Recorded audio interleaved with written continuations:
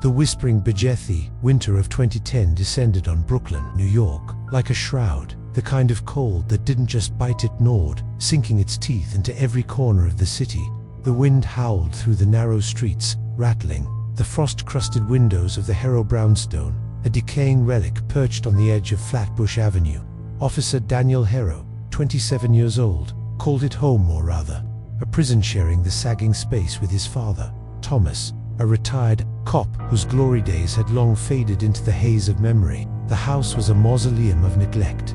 Walls sagged under the weight of decades, paint peeled in curling strips like flayed skin, and the floorboards groaned with every step, protesting their slow decay. The air inside was thick with a damp, sour stench, mildew mingling with the faint rot of forgotten things, a scent that clung to Daniel's uniform even after he left for his shifts. Thomas spent his days slumped in a threadbare armchair, his coughs hacking through the silence like a death rattle, a whiskey glass trembling in his gnarled hands, amber liquid sloshing with each shudder. Daniel, meanwhile, wore his badge like a second skin, a tarnished shield against a city that thrived on chaos, its streets a labyrinth of violence and despair. But it wasn't the streets that broke him. What was it? The streets that broke him in the dark when the sun dipped below the horizon, when the silence of the brownstone became a canvas for something far worse. Thomas had been a legend once, a hard-nosed beat cop in the 70s who'd patrolled these same streets with a steel spine and a quick fist. Back then, he'd chased down muggers, broken up bar fights, and stared down junkies with a gaze that could freeze blood. Now, at 68, he was a husk of that man.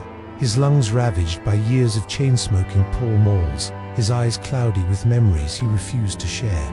His hands, once steady enough to cuff a suspect in seconds, now shook as he clutched his glass, the only tether to a past he couldn't reclaim. Sometimes, late at night, when the TV flickered with static and the whiskey loosened his tongue, he'd mutter cryptic warnings, half-formed tales of the shadows that watch, his voice a rasp over the clink of ice. "They're always there, son," he'd say, staring at the ceiling as if something stared back, his breath fogging in the chill of the unheated room. "You don't see 'em till it's too late, till they've got their hooks in you." Daniel would nod, pour him another shot, and retreat upstairs, the weight of those words sinking deeper than he'd admit, a seed planted in soil he didn't know was fertile. He'd always thought it was the booze talking, the ramblings of a mind eroded by time and regret. But after that night in March, he wasn't so sure. It happened on March 10th, a night so cold the air stung his lungs like shards of glass, the kind of cold that made you feel alive and dead all at once. Daniel was on patrol, his cruiser rumbling through the back streets, when the call came in disturbance off Flatbush, possible 10 to 34, assault in progress. He arrived alone, the backup still minutes out, and stepped into the alley, his flashlight cutting through the dark like a blade. What he found wasn't just a crime scene, it was a nightmare carved into reality. A junkie lay sprawled against a dumpster, his stomach sliced open from navel to ribs, blood frozen in jagged pools on the pavement, glinting red-black under the beam. His eyes were gone, scooped out, leaving black pits that stared at nothing, the sockets raw and ragged as if clawed by something desperate. The air reeked of copper and rot, a stench that clawed its way into Daniel's throat and stayed there. He swept the light across the scene, his breath puffing in quick bursts, and caught at a flicker, a shape in the shadows that didn't fit. It was tall, too tall, its edges blurred like smoke, and it moved or seemed to be for vanishing. When he blinked, he stood there, rooted, the cold seeping through his boots, his heart hammering against his ribs. Backup arrived, boots crunching gravel, voices barking orders, but Daniel barely heard them. The image stayed, burned into his skull like a brand, those empty sockets that flicker in the dark. The precinct wrote it off as a drug deal gone sour, another body for the morgue in a city drowning in them. Tweaker got what he asked for. His sergeant grunted, clapping him on the shoulder. Daniel didn't buy it. He saw those pits every time he closed his eyes, heard the silence of that alley like a scream that wouldn't come, felt that shape lurking just beyond his vision. Sleep became a stranger, his nights a cycle of pacing and staring at the ceiling. The brownstone's creaks and groans a mocking lullaby. The precinct shrink shoved pills at him, Xanax, Ambien, a cocktail of numb stress, she called it, her pen scratching notes in a sterile office that smelled of antiseptic and stale coffee. "Take some time off, Officer Harrow," "You're burning out." He didn't. The pills sat unopened in his locker, a silent accusation. Instead, he found something else, something darker, something that called to the void that Case had carved into him. It started in a dive bar near the precinct, a grimy hole called the Rusty Anchor, where off-duty cops swapped war stories over cheap beer and cheaper lies. One night, a grizzled sergeant half-drunk, eyes bloodshot from too many doubles, leaned close, his breath sour with hops. "You ever hear of the Hollow Choir?" he slurred, tapping his temple with a scarred finger. "Dark web, shit not for the faint of heart. You've got to know where to look." Daniel didn't ask questions. He went home, fired up his ancient Dell, its fan worry like a dying breath, and started digging. Finding it wasn't easy. The dark web wasn't Google. You didn't just type a search and hit enter. It was a labyrinth, a maze of dead links, encrypted forums, and coded invites passed through shady chat rooms like contraband. He barely slept, his eyes red-rimmed, his fingers trembling as he clicked deeper, the glow of the screen painting his face in sickly hues. It took weeks, nights of coffee gone cold, cigarette butts piling in the ashtray, the brownstone shadows stretching longer with each passing hour. Finally, one sleepless night, the screen flared to life, a sickly green glow. Text crawling like worms across the page, jagged and uneven. The Hollow Choir wasn't just a forum. It was an abyss, a digital crypt where the lost traded secrets, too vile for the light of day. Posts about rituals, curses, sacrifices, things that made his stomach churn but held his gaze like a car wreck you couldn't look away from. At first, it was a distraction, a way to numb the void, to drown out those eyeless sockets staring back from his dreams. Then the voices came. They weren't typed words. They were realo, guttural whispers seeping from his speakers, curling around him like smoke in the stale air of his room. "Daniel," they purred, soft as a lover's breath, sharp as a blade. "We've been waiting for you." He froze, heart hammering, staring at the screen, the cursor blinking like a pulse. The room was silent, but for that sound, a chorus of unseen throats humming through the static, vibrating in his chest. He yanked the headphone jack, expecting relief, his hands shaking as he fumbled with the cord. The whispers didn't stop. They spilled from the speakers anyway, louder, sharper, threading through the air like threads of a web. "You're one of us now," they hissed, and the screen flickered, plunging into black before snapping back with a new thread. The offering. He should have shut it down, smashed the computer to pieces, called a priest, something, anything to break the spell. But curiosity is a cruel master, and Daniel was its slave, his mind a tangle of exhaustion and dread. 3 beers deep, the room spinning, his vision blurring at the edges. He clicked. The screen crackled, static buzzing like a swarm of flies, and the whispers turned to a command, a snarl that sank into his bones. "Find her," they demanded. "Bring her to us." A photo loaded, grainy, shadowed, taken from a distance through a telephoto lens, but her face cut through the haze like a knife. Lila Monroe, the barista from the diner on 23rd Street. She was 24, maybe 25, with hazel eyes that sparkled. When she smiled, her voice soft as she handed him his black coffee every morning with a quiet, "Stay safe out there, officer." He'd noticed her, how could he not? Her warmth, a fleeting reprieve from the gray of his days. Now, her image stared back from the abyss.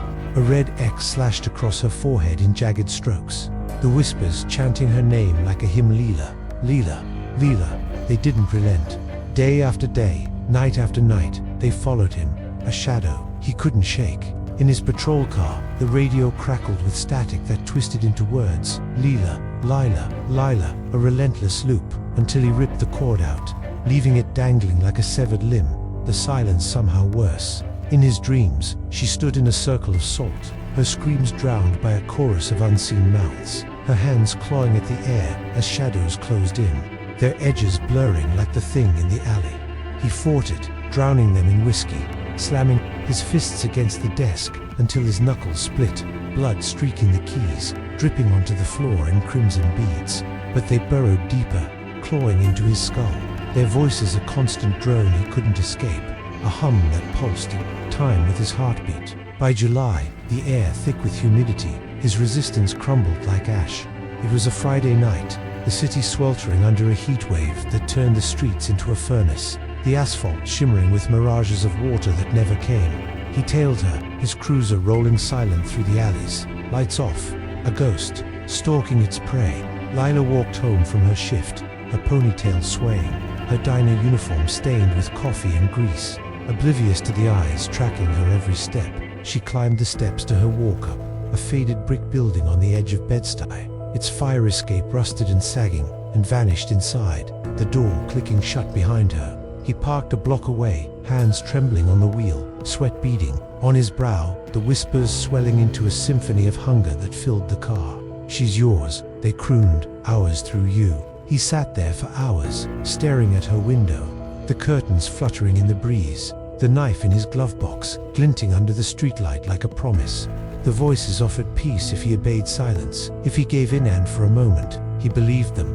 Mara saw the fracture first. She was his wife, 26, a nurse with dark hair and a steady hand, the one who'd pulled him through the academy with late-night coffee and quiet faith. Her touch a balm to his restless soul. She'd weathered his long shifts, his brooding silences, the way he'd come home smelling of smoke and despair. But this was different, something deeper, darker. The man who'd once kissed her goodnight became a stranger, his eyes darting to corners where shadows pulsed, his hands shaking as he poured his morning coffee, the mug clattering against the counter. "What's wrong, Dan?" she'd ask, standing in the kitchen doorway, her voice a lifeline he couldn't grab, her scrubs still crisp from her shift. "Work," he'd mutter, avoiding her gaze, the lie bitter on his tongue, his jaw clenched tight. But Mara wasn't blind. She saw the way he flinched at sounds she couldn't hear, the way he'd sit in the dark, staring at nothing, his breath uneven. One night, she found his laptop open, glowing in the dark of their bedroom, a gallery of Lila's life spilling across the screen in stolen snapshots, each one a violation. Lila pouring coffee at the diner, her apron tied tight, jogging in Prospect Park, earbuds dangling, sleeping behind a cracked window, her breath fogging the glass in the night, unaware of the lens trained on her. The photos weren't random, they were a timeline, a map of obsession, dates scribbled in the margins in Daniel's jagged scrawl. "What the hell is this?" Mara demanded, slamming the lid shut, her voice trembling with fury and fear. The room buzzed, a faint hum like flies, swarming a corpse, vibrating through the walls, the floor, her bones. "It's nothing," he snapped, lunging for the device, his hands clawing at the air. But his voice cracked, and his eyes betrayed him, wild, hollow, not his own. Pupils dilated to black pools. She pressed harder, her nurse's instincts kicking. In years of triaging emergencies, sharpening her resolve. "You're scaring me, Dan. Talk to me, what's going on?" He shoved past her, his shoulders slamming into hers, retreating to the basement, a damp, cluttered cave where he'd moved his rig after she'd started asking questions, the door slamming shut behind him. The whispers welcomed him, a soothing balm to her pleas, drowning out her voice with their own, a chorus that promised answers where she offered only questions. Nights blurred into a haze of screens and shadows, the voices growing bolder, more insistent, their hum a constant undercurrent to his thoughts. "She's ready," they hissed one muggy evening, the air so thick it clung to his skin like a second flesh, the brownstone creaking under the weight of the heat. "Bring her tonight." He sat there, staring at Lila's photo on the screen, a knife trembling in his hand, its blade catching the flicker of a single bulb overhead, casting jagged shadows across the concrete walls. He didn't hear Mara come down, not at first, not until her scream shattered the trance. She'd woken to an empty bed, the sheets cold as a grave, the space beside her untouched, the pillow still fluffed. A sickly yellow light bled from the basement door, ajar and swaying like a hanged man in the breeze, casting a glow that pulsed faintly, unnaturally. Barefoot, heart pounding, she descended, the stairs creaking under her weight like brittle bones, snapping one by one, each step a descent into something she couldn't name. The air thickened with every breath, heavy with damp earth and a soured metallic tang like blood left to fester, or something older, fouler, something that didn't belong in the world above. She reached the bottom and froze, her breath catching in her throat, her hands gripping the railing so tight, her knuckles whitened. Daniel knelt before a slab of plywood, an altar, crude and makeshift, ringed with black candles, their flames bending inward as if sucked by an unseen force, wax dripping in slow, deliberate trails. Symbols scarred the wood, jagged and wet, pulsing faintly with the life of their own glyphs she didn't recognize, couldn't comprehend, their edges glistening as if freshly carved. Lila's photo sat at the center, pinned with a rusted nail, smeared with something dark and glistening blood maybe, or worse, a viscous black that seemed to move when she blinked. Around the altar, the floor was dusted with salt, a jagged circle that shimmered faintly, and the air buzzed with that hum. Louder now, a chorus of flies or voices, or both. He turned, his face a mask of sweat and terror, eyes black as oil slicks, reflecting nothing, not her, not the light, not even himself. "They want her," he whispered, his voice a hollow echo, not his own, "and they'll take me if I don't." His hands clutched the knife, knuckles white, the blade trembling as if alive, its tip stained with that same dark smear. Mara stumbled back, her scream swallowed by the hum that filled the rumor, sound like 1,000 flies buzzing in unison, vibrating through her bones, her skull, her soul. She clawed her way upstairs, her nails scraping the wood, her breath ragged. Grabbed her phone, no signal, the line dead, the screen flickering with static, hand bolted into the night. Her bare feet slapping the pavement, the cold biting into her soles. She found a payphone 3 blocks away, the receiver slick with grime, coins jingling in her shaking hands, and dialed the precinct, her voice breaking as she sobbed into the mouthpiece. "He's lost it. He's got pictures. Blood, he's going to hurt someone. Please, hurry." The dispatcher promised help, her tone clipped and professional, but the wait stretched into eternity, the night pressing in like a living thing, the hum following her even there, a shadow she couldn't outrun. Dawn broke gray and heavy as cops swarmed the brownstone, boots thumping up the stoop, guns drawn, their breaths puffing in the chill. The air was thick with the promise of rain, the streetlights flickering out one by one, casting the street in a dull, lifeless haze. They kicked the door in, splinters flying, and stormed downstairs, their shouts echoing off the concrete walls. They found Daniel in the basement, cuffs clicking tight around his wrists, his head bowed as he stared at the altar now bare.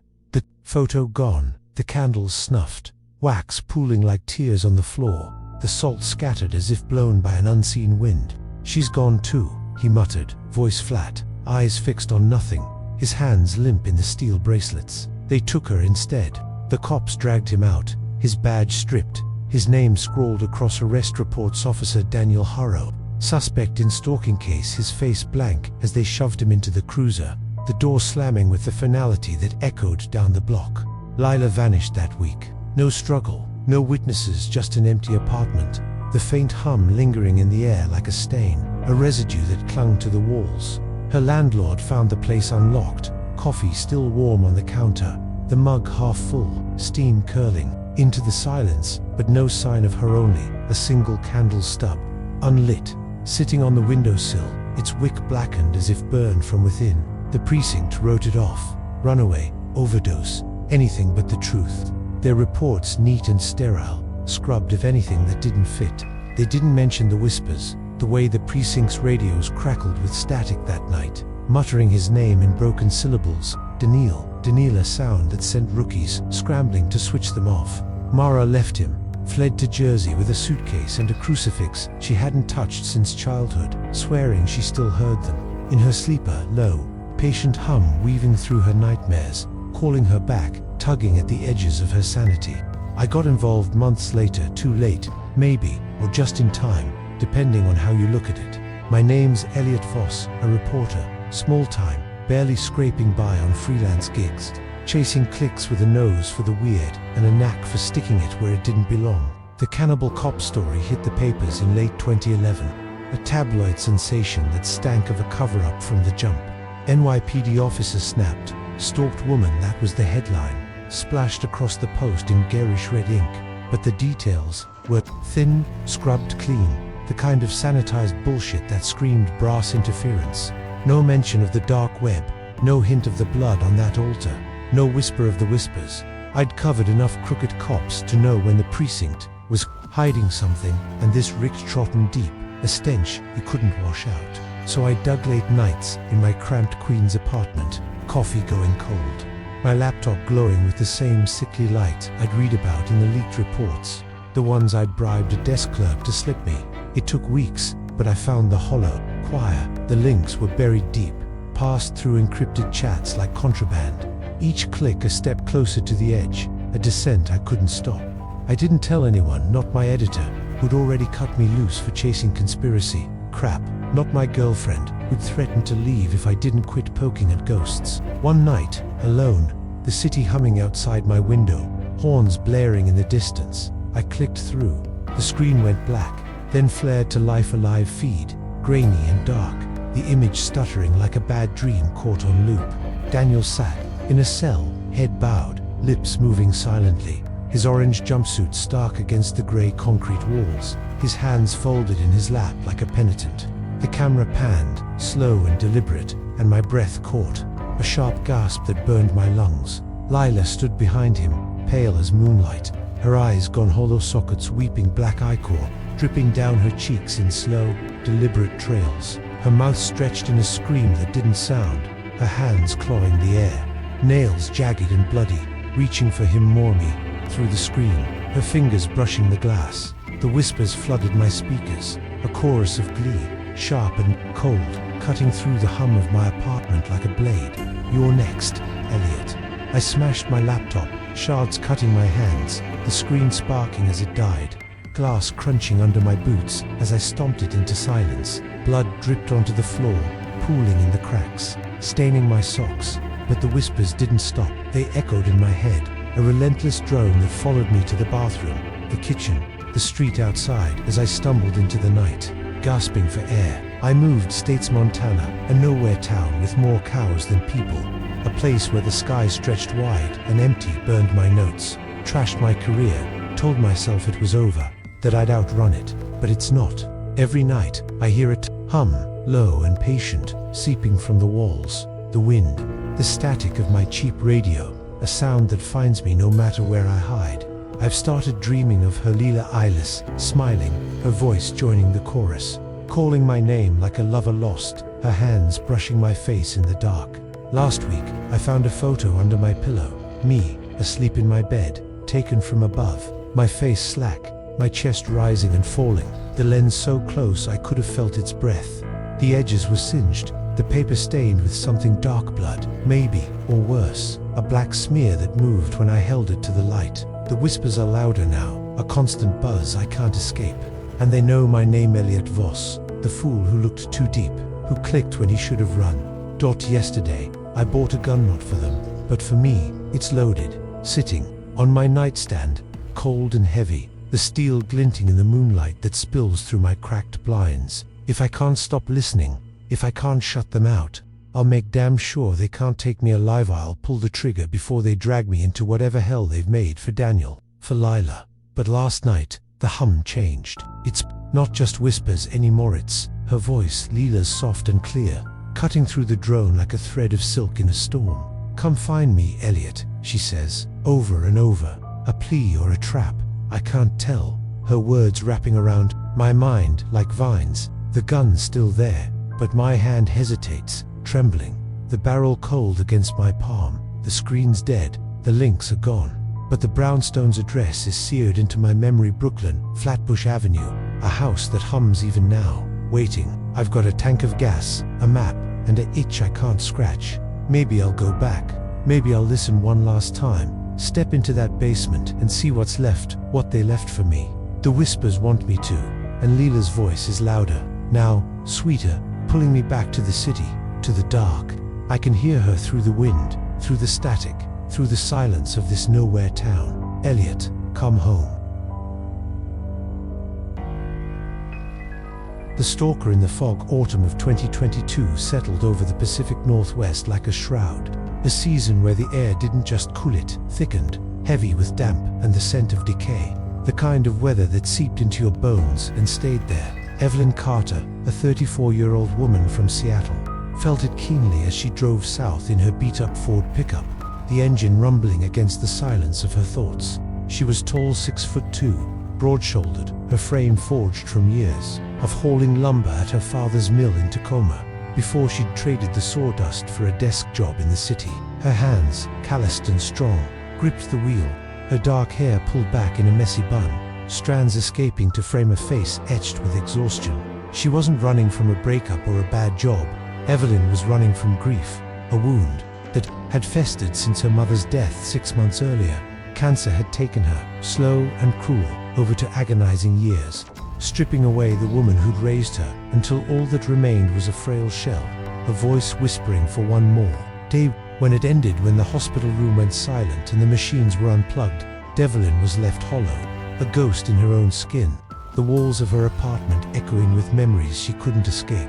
She'd found the misty pines in Online, a remote lodge tucked deep in Oregon's coastal wilderness, just off Highway 101, where the redwoods loomed like ancient guardians and the ocean roared in the distance, its waves crashing against cliffs shrouded in mist. The website promised solitude, a haven for the weary, and that's what she needed: a place to breathe, to stitch herself back together, to silence the ache that gnawed at her every waking moment. The drive took 6 hours, the road winding through forests so dense the sunlight barely pierced the canopy, the fog thickening with every mile until it swallowed the horizon whole. She arrived at dusk, in emerging from the haze like a phantom, its cedar walls weathered to a dull brown, its roof sagging under a carpet of moss, its windows streaked with salt from the sea air. The sign out front flickered faintly, buzzing in the damp, its neon letters spelling Misty Pines in a script that flickered like a dying pulse. The parking lot was a patchwork of gravel and puddles, reflecting the grey sky above, and her truck crunched to a stop beside a rusted sedan, the only other vehicle in sight. Inside, the lobby smelled of pine and mildew, a cloying mix that clung to her jacket as she stepped through the door, the bell above jingling with a hollow chime. The room was dim, lit by a chandelier whose bulbs buzzed and flickered, casting jagged shadows across the worn plaid carpet that stretched wall to wall. A fireplace crackled in the corner, spitting embers onto the hearth, its warmth barely reaching the edges of the space. Evelyn checked in with a nod to the clerk, a wiry man with a nervous tick in his left eye, his fingers drumming the counter as he slid her a key. Room 12. Up the stairs, he muttered, avoiding her gaze, his voice thin against the patter of rain outside. She took the key, its metal cold in her palm, and climbed the creaking staircase, each step groaning as if it resented her weight, the banister sticky with years of grime. Her room was small, sparse, a single bed with a quilt that smelled faintly of mothballs, a nightstand with a chipped lamp, a dresser scarred with scratches, and a window overlooking the fog-choked woods, the glass streaked with trails of salt and rain. She dropped her duffel, sank onto the mattress, and exhaled, the sound heavy in the stillness, her breath fogging slightly in the chill that seeped through the walls. This was her cocoon, her sanctuary, or so she thought. For the first night, it worked. She slept hard, dreamless, the roar of the ocean a distant lullaby through the cracked window, the fog a blanket that dulled the world beyond. Then came the second night, and with it, him. She'd gone down to the lobby after a quiet dinner in the inn's diner, a bowl of watery clam chowder that sat heavy in her stomach, its taste more salt than flavor, the kind of meal you ate to fill a void rather than enjoy. The diner was a narrow room off the lobby, its walls lined with faded photos of fishermen and boats, its tables sticky with spilled coffee, the air thick with the scent of grease and wet wool. She'd taken her tea back to the lobby, settling into a corner, with her journal, a battered leather notebook she'd carried since college, its pages filled with half-finished thoughts and sketches from better days. The fireplace popped and hissed, the few other guests, who older couples bundled in flannel, a lone trucker nursing a beer murmuring over their drinks, their voices a low hum against the patter of rain that drummed the roof. Evelyn was scribbling, nothing random lines, jagged doodles when she felt it, a prickle on her neck, sharp and cold, like a blade brushing her skin, a sensation she hadn't felt since the mill days when a saw blade had jammed too close, its whine echoing in her ears. She glanced up, her dark hair falling over one eye, and there he was, standing by the check-in counter, a wiry man in a grey raincoat who'd pulled low, his face half lost in shadow beneath the brim. He didn't move, didn't speak, just stared, his eyes locked on her with an intensity that cut through the fog curling outside the windows, a gaze that felt like it was peeling her apart, skin, muscle, bone, layer by layer, until there was nothing left to hide. She shifted in her seat, her boots scuffing the carpet, the sound swallowed by the crackle of the fire, and told herself it was nothing, paranoia, a trick of her frayed nerves after months of sleepless nights haunted by her mother's ghost. She sipped her tea, the steam curling up in wisps, her fingers tightening round the mug as she tried to focus on the page, the pen trembling slightly in her grip. But the prickle didn't fade, it sharpened, a needle under her skin, and when she looked again, he was still there, unblinking, a statue carved from the dim light, his hands buried in his pockets, his silhouette rigid against the shifting shadows of the chandelier. She stood, abrupt, her chair scraping the floor, and headed for the stairs, her journal tucked under her arm, her tea abandoned, the mug clinking against the saucer as she left. She didn't look back, not then, but she felt him, that stare trailing her like a physical weight, pressing against her spine as she climbed to her room, the door slamming shut behind her with a thud that echoed down the hall. The next morning, he was in the diner. She'd gone down for breakfast, her stomach growling despite the unease that had settled in her gut overnight. A restless sleep broken by dreams of fog and eyes she couldn't see. She took a booth near the window, the glass streaked with condensation, the world outside a blur of grey and green. The diner smelled of burnt toast and damp coats, the air thick with the chatter of a waitress bleached blonde, too much lipstick, and the clatter of dishes from the kitchen, a rhythm that should have been comforting but wasn't. He sat 2 booths away, a chipped mug of coffee cradled in his hands, steam rising like ghosts, his hood down now, revealing a gaunt face pale as chalk, with deep-set eyes that glinted like whetstones, unblinking, unwavering, fixed on her like she was the only thing in the room. Evelyn kept her head low, her fork scraping against a plate of greasy eggs and bacon, the food cooling untouched as she felt that stare boring into her, a drill through her skull, a violation she couldn't shake. She risked a glance, his lips twitched, a faint smirk curling the corner of his mouth, and her skin prickled, a shiver racing up her spine despite the diner's stuffy heat, the radiator rattling in the corner. Just a creep, she muttered, under her breath, gripping her fork tighter, the metal cold and slick against her palm, her knuckles whitening with the effort. She paid her bill in cash, a crumpled 10 slapped on the table, and left the eggs congealing, the bacon untouched, her boots thudding against the linoleum as she hurried out, back to the safety of room 12. The creak of the floorboards echoed behind her like footsteps. She couldn't place a rhythm that matched her pulse, quick and uneven, her breath fogging in the chill of the hall despite the heat from below. She locked the door, checked the window secure. The latch rusted but firm and sank onto the bed, her journal falling open to a blank page, her hands trembling as she gripped the pen. She wrote nothing, just stared at the lines, the doodles, from last night, jagged and dark, her mind replaying that smirk, those eyes, the way they'd followed her without a sound. She told herself it was nothing, overreacting, seeing threats where there were none, but her gut, honed by years of working late shifts at the mill, whispered otherwise, a warning she couldn't ignore. The days blurred into a slow, creeping unease, a descent into a nightmare she couldn't name, a coil that tightened with each passing hour, each fleeting glimpse. He was everywhere, always a few steps behind, his boots silent on the warped floorboards, his presence a shadow stitched into the fabric of the inn, inescapable. By the 3rd day, she'd started counting 5 sightings, 6, 7, 8 each, one closer, each one bolder, a pattern she couldn't deny. She'd see him in the parking lot, leaning against a rusted pickup parked beside hers, his hood up against the drizzle, watching as she crossed to her truck for a drive into Newport, the engine rumbling to life as she sped away, his figure shrinking, in the rearview mirror but never quite gone. She'd spot him in the diner at odd hours, 3 p.m, 11 o'clock p. Amy doors, Amy nursing that same mug, the coffee cold and untouched, steam long gone, his eyes never leaving her, tracking her every move as she ate, as she paid, as she fled. In the halls, she'd catch his reflection in the cracked mirrors that lined the walls, old, warped glass that distorted everything but his gaze, a fleeting glimpse of grey before he slipped around a corner, vanishing into the maze of corridors, leaving only the echo of his silence. At night, the inn became a different beast, its creaks and groans sharpening into something alive, something watchful. She'd wake to the sound of breathing, soft, rhythmic, just outside her door, her heart pounding as she pressed her ear to the wood, listening, waiting, her breath held tight in her chest. She'd fling it open, knife in hand, from her duffel, its blade nicked from years of use, but the hallway was always empty, the fog pressing thick against the glass, swallowing the world beyond in a grey void that seemed to pulse faintly, like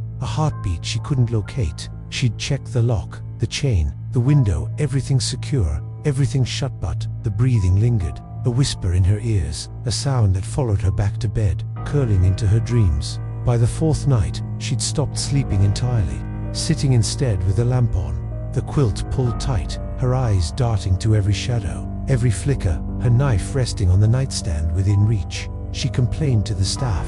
On the fifth day, her voice sharp with frustration, her hands clenched into fists at her sides, nails digging into her palms until they left crescent marks. "There's a guy following me, grey coat, hood, skinny as hell. He's everywhere I go, watching me, all the damn time." The manager, that wiry man with the twitching eye, frowned, flipping through a leather-bound guest log with yellowed pages, his fingers trembling slightly as he traced the names, his breath quick and shallow. "No one like that's checked in, ma'am," he said, his tone apologetic but firm, his eyes darting to the window as if expecting something to peer back through the fog. "We've got 10 guests, total 5 rooms, and I know 'em all by sight. 2 couples, a trucker, a writer, youth, that's it. Maybe it's the fog playing tricks, makes folks see things out here, especially this time of year when it gets thick."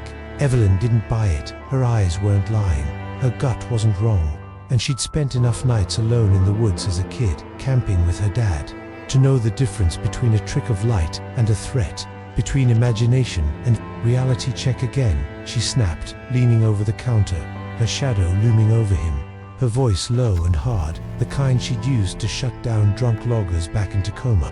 He did, muttering under his breath, flipping pages, running a finger down the list again, but came up empty, shrugging helplessly, his tick twitching faster now, his face pulling. "Nothing, Mama, I swear. No one knew since Tuesday, and that was you."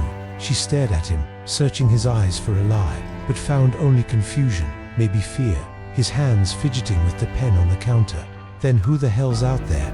she pressed, her voice rising, echoing in the empty lobby, the chandelier buzzing overhead. He shook his head, helpless, and she nodded curtly, retreating to her room, the lock clicking shut with a hollow thud that reverberated in her chest, her jaw tight with a mix of anger and dread, her mind racing with questions she couldn't answer. She checked the window again, locked, the latch rusted, but Furman sat on the bed, her knife in her lap, her journal open to a page she wouldn't write on, her breath fogging in the chill that shouldn't have been there, not with the heat, cranked up downstairs. The sixth night brought a storm, a tempest, rolling in from the coast, fierce and unrelenting, the kind that made the earth tremble and the sky weep, a fury that matched the chaos in her head. Rain lashed the windows in furious rivers, streaking the glass with trails that blurred the world outside into a grey smear, and thunder rumbled low, shaking the walls, rattling the lamp on her nightstand until it flickered and died. Evelyn sat on her bed, a quilt pulled tight around her shoulders, her breath fogging in the chill that seeped through the cracks. The room colder now despite the radiators hissed downstairs. She'd picked up a paperback thriller from the lobby shelf, a dog-eared copy of The Fog by James Herbert, its cover creased and faded, but the pages lay unread, her eyes darting to the window with every gust, every clap of thunder that shook the inn to its bones. The power flickered, the lamp buzzing like a dying insect before plunging the room into dark, leaving only the faint glow of a battery lantern she'd bought in Newport, its beam casting long shadows that danced like specters across the walls, twisting and writhing in the storm's rhythm. A soft rustle came from the door, a note slipped under the gap, its edges curling from the damp, scraping the floor with a whisper that cut through the roar outside. She hesitated, her breath hitching, her fingers tightening on the quilt until her knuckles whitened, her pulse pounding in her ears. The storm howled, a clap of thunder shaking the inn, the lantern flickering as if it too feared what lay on that paper. She knelt, slow and deliberate, her boots scuffing the floor, and retrieved it, the paper trembling in her hands as she unfolded it, the damp ink smudging under her touch. Scrawled in jagged strokes, the letters uneven and sharp. It read, "Watched you bloom, Evelyn. Soon, you'll wither for me." Her blood ran cold, the words searing into her mind. Her name, a violation on that page, a claim that sank into her bones like ice, her stomach twisting into a knot that wouldn't unravel. She bolted the lock, checked the chain, rattling it to be sure, and dialed the front desk, her voice a raw shout over the storm, her hands shaking as she gripped the receiver. "Someone's outside my room, get up here now." The clerk's voice crackled through, thin and strained, barely audible over the wind. "We'll sweep the halls, ma'am, stay put." Minutes dragged into an eternity, the storm howling outside, drowning her thoughts. The lantern's glow flickering as shadows stretched and snapped, her knife clutched tight in her free hand, its blade glinting faintly in the dark. The staff arrived, 3 of them this time. The twitchy manager, the cook from the diner, burly and red-faced, and a night porter with a flashlight that trembled in his grip. They searched, their boots thumping down the corridor, their voices muffled by the wind, their beams slicing through the dark as they checked every door, every corner. They found nothing, no man, no footprints, just the fog curling thicker beyond, the windows swallowing the inn in its maw, a grey void that pressed against the glass like a living thing, pulsing faintly with each gust. They knocked, apologetic, their faces pale in the lantern light, rain dripping from their coats onto the floor. "All clear, ma'am," the manager said, his twitch more pronounced, his eyes avoiding hers, his voice unsteady. Maybe it blew in from outside, storms a mess, papers flying everywhere. Evelyn stared at him, her jaw tight, her knife still in hand, and nodded curtly, shutting the door with a slam, the lock snapping into place, the sound swallowed by the thunder. She didn't sleep, just sat, the lantern casting shadows that twisted and writhed, her heart pounding against her ribs like a caged animal, her breath shallow and quick.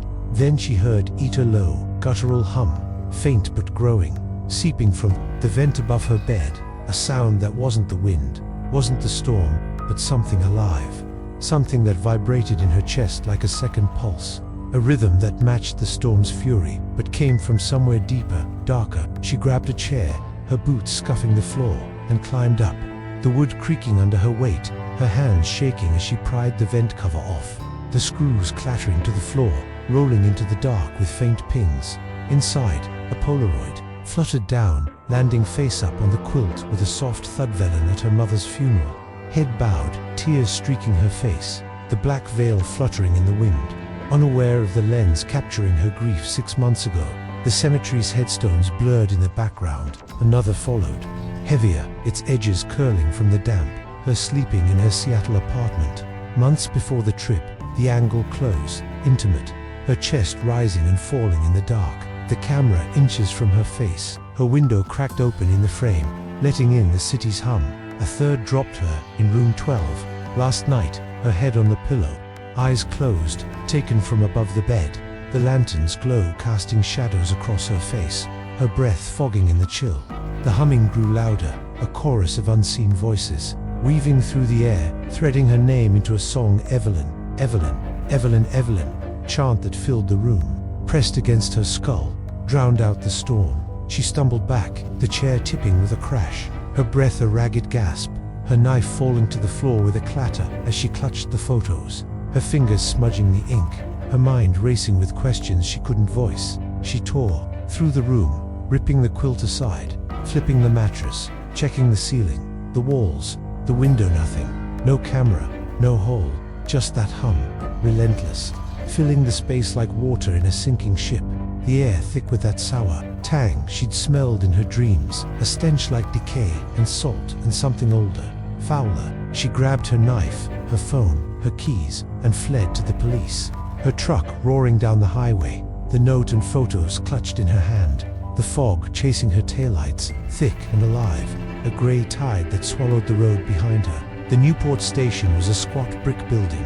its lights harsh against the night, cutting through the haze like a beacon, and she spilled everything, the man, the stalking, the hum, the photos, to a grizzled sergeant who chewed a toothpick and frowned, his brow furrowing deeper with every word, his pen scratching notes on a yellow pad. "We'll check it out," he grunted, spitting the pick into a trash can with a faint plink, dispatching a patrol to the inn with a crackle of his radio, his voice steady but his eyes uneasy. They raided the place at dawn, tearing through every room, every closet, every crawl space, their flashlights slicing through the fog that clung to the lodge like a shroud, their boots leaving muddy prints on the carpet. They found his lair in the attic, a shrine of photos, hundreds of them, maybe thousands, mapping her life in obsessive detail, pinned to the rafters with rusted nails, their edges curling from the damp, some yellowed with age. Evelyn at work, her fingers on a keyboard in her Seattle office, the fluorescent lights harsh above. At the grocery store, pushing a cart through aisles of canned goods.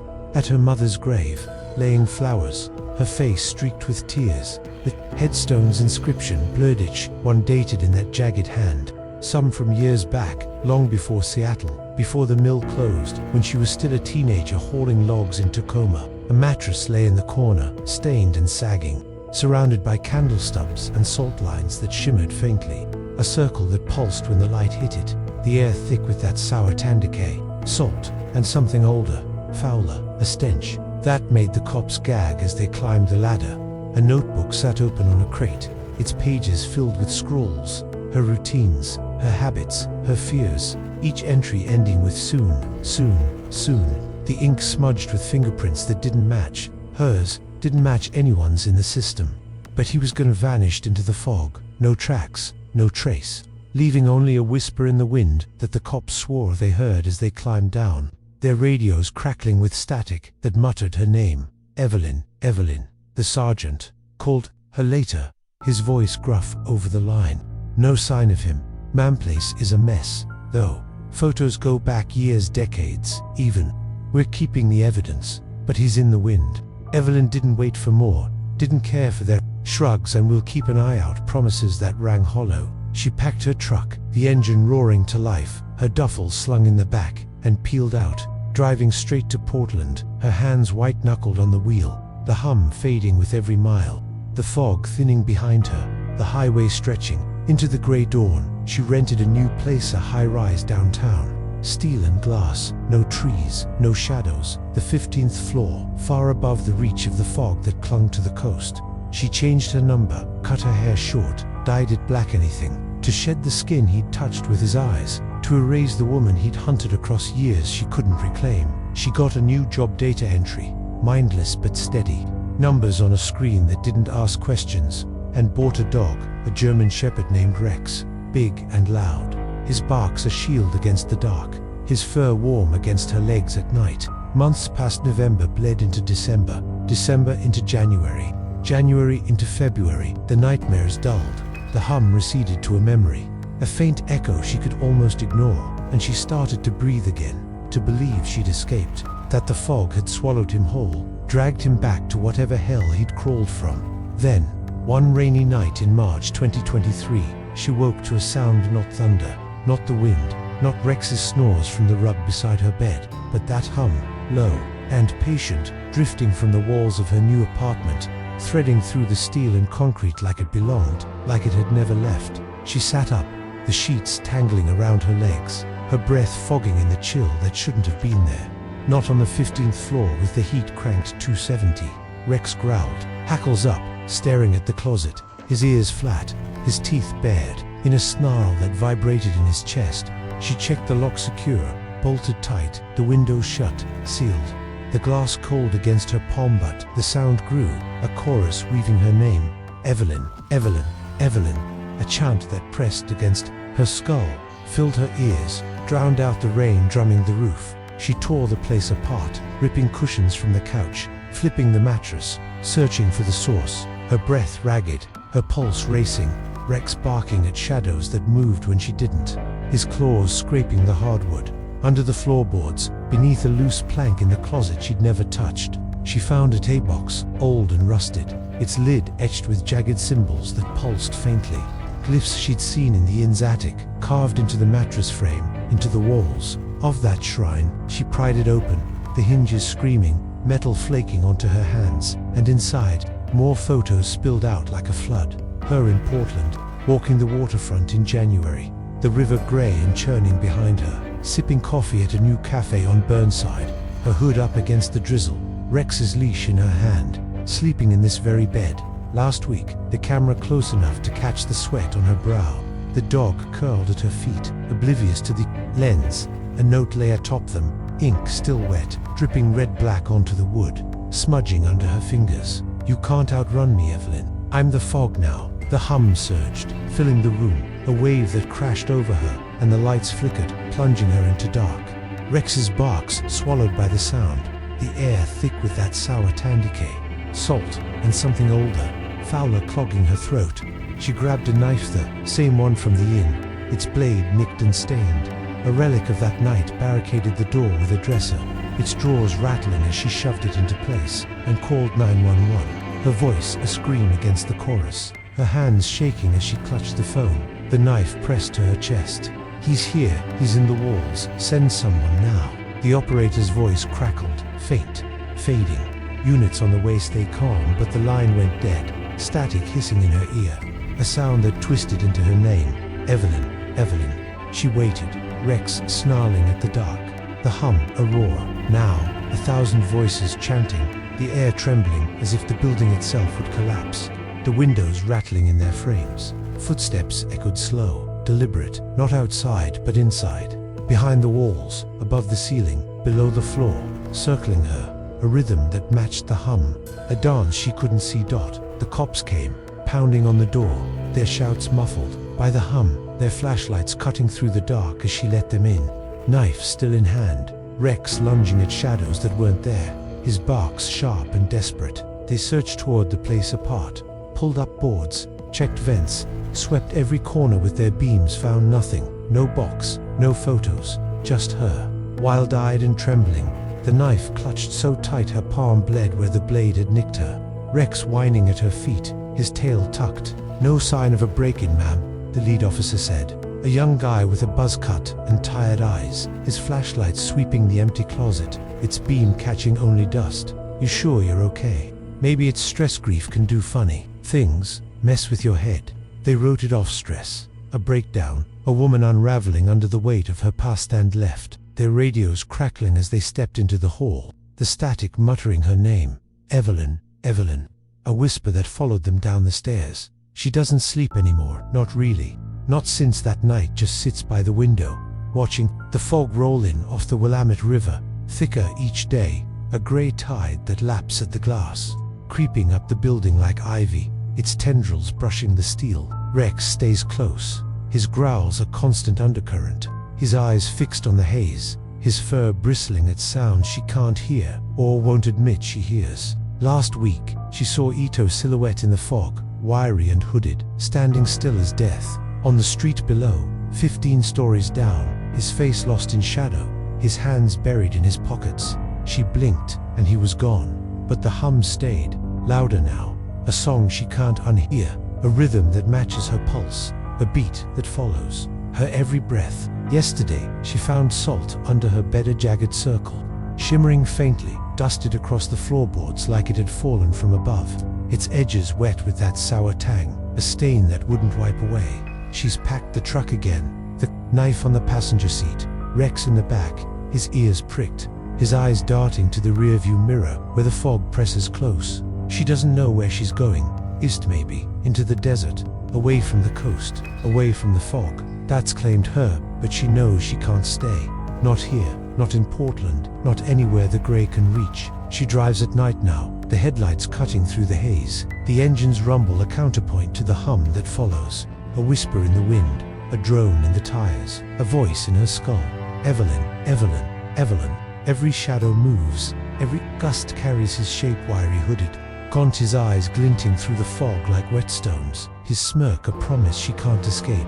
The fog's alive, she feels it, knows it, a living thing that swallowed him, made him its own, and he's in it, waiting, patient as death, his hands reaching through the gray to claim what he's watched bloom, to drag her into the haze where she wither at last.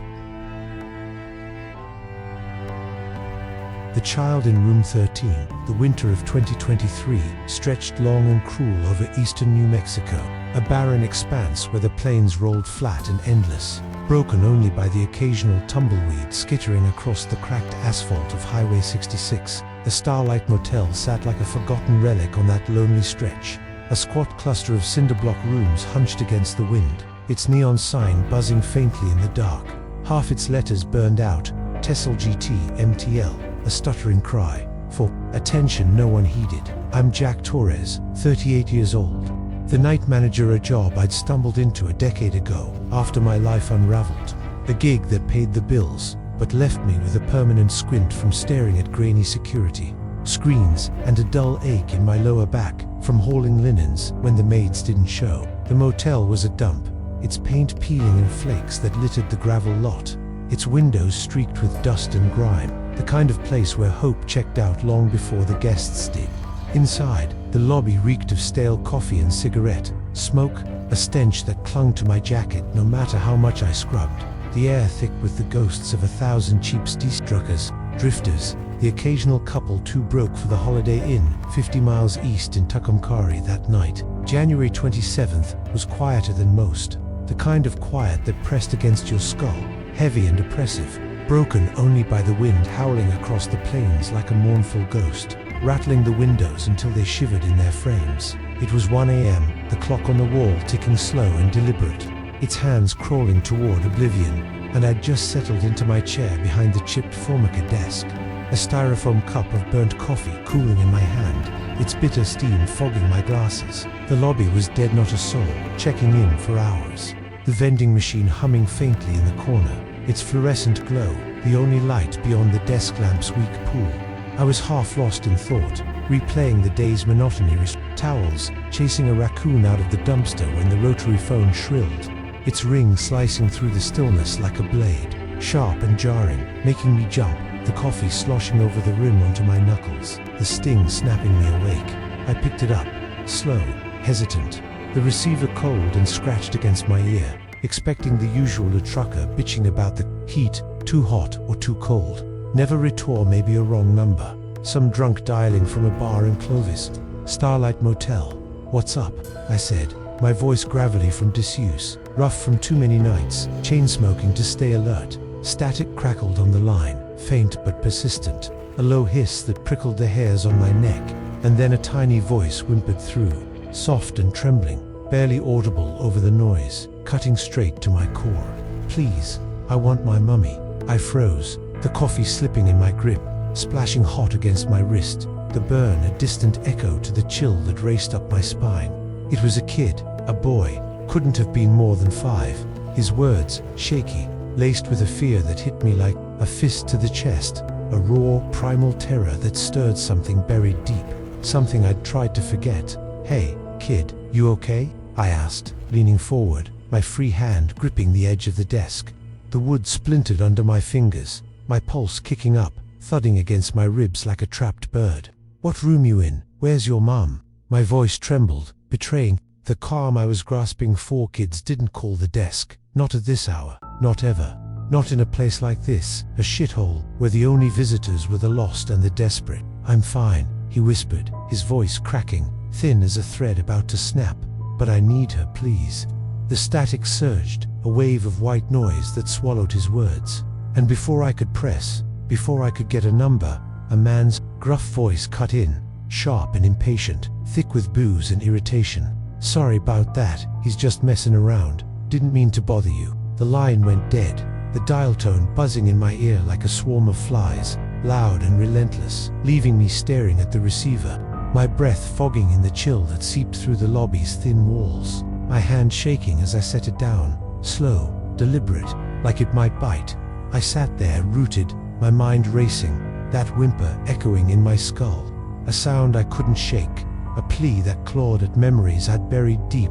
My daughter, Mia, gone 8 years now, taken in a car wreck on this same damn highway, cries ringing in my ears as the truck spun out, metal crunching, glass shattering, her voice fading into silence I couldn't outrun. I'd seen plenty in 10 years at the Starlight, drunks puking in the lot, hookers working the back rooms, a dealer stabbed in 17 over a bad batch, his blood staining the carpet in room 9 until we ripped it out. But a kid calling like that was new, and it was wrong, a wrongness that settled in my bones like damp rot, cold and heavy, spreading fast.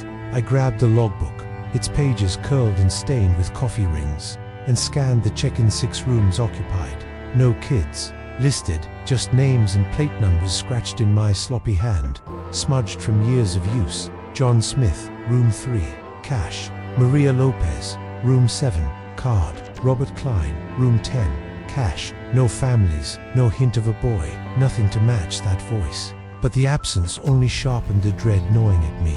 I started with Rosa, the night maid, catching her by the ice machine, her mop sloshing in a bucket of grey water, her hands red from the cold. "Rosa, you see a guy with a kid today?" I asked, my voice sharper than I meant. my hands stuffed in my jacket pockets to hide the shake, the wind whistling through a crack in the window behind her. She shook her head, her eyes tired, her apron stained with bleach, her grey hair pulled tight in a bun. No hayphage, just the usual. Truckers, that weird writer innate scribbling all day. Nobody with a Nina. Her voice was flat, resigned, the kind of tone you get after too many nights cleaning up other people's messes.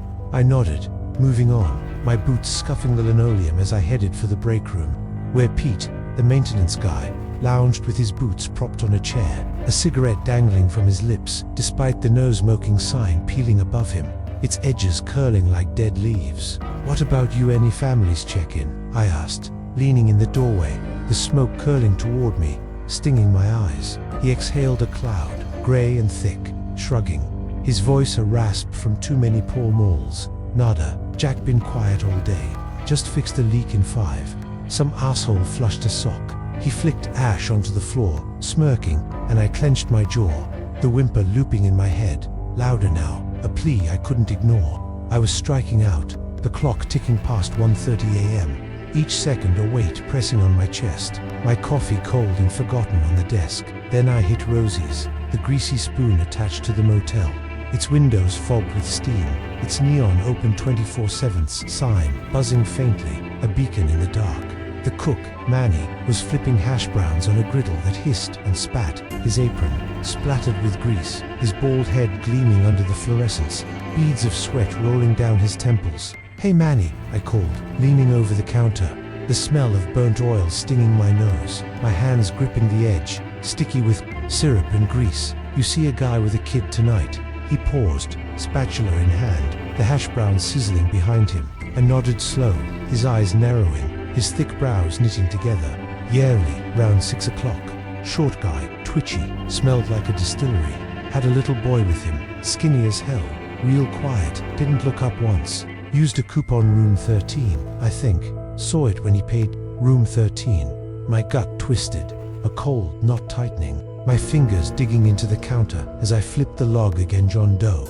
Room 13, cash payment, no ID. Checked in at 5:45 p.m, no mention of a kid. No details, just a blank space where answers should have been, but Manny's word was gold, and that coupon tied it to 13. A room at the far end of the row, its window cracked from a storm last spring, its door chipped and dented from years of kicks and neglect, a faded 13 stenciled in black above the frame. I grabbed Mike, our night bouncer, 6'4", arms like tree trunks, a guy who'd broken up more fights than I could count, his knuckles scarred from bar brawls. He never talked about hand-headed up, my boots crunching gravel as we crossed the lot, the wind biting my face, tugging at my jacket with icy fingers. The hall reeked of mildew and stale beer, a sour tang that clung to the air, the lights flickering like a bad horror flick, casting shadows that danced and stretched along the cinder block walls, their edges jagged and shifting. I clutched a stack of spare towels as a cover, my excuse if this went south, the fabric damp with sweat under my arm, my pulse thudding in my ears as we approached, a rhythm that matched the wind's howl outside. "Wait here," I told Mike, nodding to the end of the hall, his bulk a reassurance against the dark, his shadow swallowing the light from the bulb above. He nodded, crossing his arms, his eyes narrowing as he leaned against the wall, a silent sentinel. I knocked, sharp and loud, the sound echoing off the cinder block reverberating down the empty corridor like a gunshot. "Housekeeping," I called, my voice steady despite the shake in my hands, the towels slipping slightly, my grip tightening to hold them. The door creaked open, slow, reluctant, a sliver of yellow light spilling out, and there he was, short, sweaty, reeking of cheap gin and desperation, his shirt stained yellow under the pits, his eyes darting like a cornered rat, bloodshot and wild. He grunted, his voice thick, slurring, his breath sour enough to make me step back, my stomach churning. Behind him, on the bed, a sagging mattress with a threadbare blanketta, frail boy sat, his knees pulled tight to his chest, his skin mottled with bruises, purple, blue, black spreading across his arms, his legs, his neck like a map of pain, his eyes hollow, staring at nothing, his frame so thin I could see the ribs poking through his torn shirt. The fabric ripped at the collar, stained with dirt and something darker. "Towels you asked for," I lied, forcing a smile. My teeth gritted, my free hand clenched into a fist in my pocket, nails digging into my palm until it stung. He scowled, his lip curling, and snatched the stack. His fingers brushing mine cold, clammy, trembling, and slammed the door. The lock clicking with a snap that reverberated in my chest, a sound that landed like a stone in my gut. I stood there, rooted, staring at the chipped paint, the image of that kid searing into my mind, those bruises, that emptiness, a mirror to Mia's face in my nightmares, pale and pleading, her voice echoing from that wreck 8 years back, a sound I'd never outrun. I turned, bolted downstairs, my boots pounding the stairs, each step a jolt that rattled my spine. The lobby rushing up to meet me as I grabbed the rotary, my hands shaking, fumbling the receiver as I dialed 911. My voice breaking as I barked, into it. Starlight Motel, room 13, there's a kid in trouble. Bruises all over him, man's got him locked up, hurry please. The dispatcher's voice was calm, clipped, cutting through my panic. Units en route, stay put, don't engage him. I hung up, the receiver clattering back into place, my hands trembling, sweat beading on my brow despite the chill, dripping into my eyes as I paced the lobby, the clock ticking slow, each second a knife twisting deeper, my coffee cold and forgotten. On the desk, a dark ring staining the formica where it sat. I'd seen abuse before, wives with black eyes stumbling in with their husbands, junkies with needle tracks begging for a room, a woman in 19 who'd locked herself in 6 to escape a boyfriend with a switchblade. But this was different. This was a kid, and that whimper wouldn't leave me, looping in my head, louder than the wind outside, a plea that clawed at my chest, demanding I act, demanding I not fail again like I had with Mia. Her screams still ringing when I closed my eyes.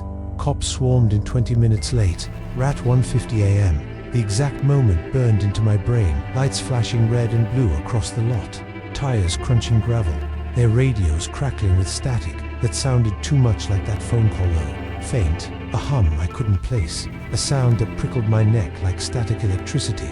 They moved fast, a dozen of them spilling from 3 cruisers, guns drawn, boots stomping up the stairs, fanning out across the motel like ants on a corpse, their shadows stretching long and jagged under the flickering lights. They didn't wait the door in after he refused to open, 3 sharp bangs unanswered, the wood splintering with a crack that echoed through the night, shouts and crashes spilling out as they stormed inside, their voices sharp, barking orders over the chaos. I followed, against the dispatcher's orders, my heart pounding, my fists clenched, needing to see it through, needing to know that kid would be okay, my boots slipping on the stairs as I climbed. Mike trailing behind, his breath heavy, his eyes wide. The room was a war-zone, curtains torn from the rod, fluttering in the wind through the cracked window. A lamp shattered on the floor, its bulb sparking faintly.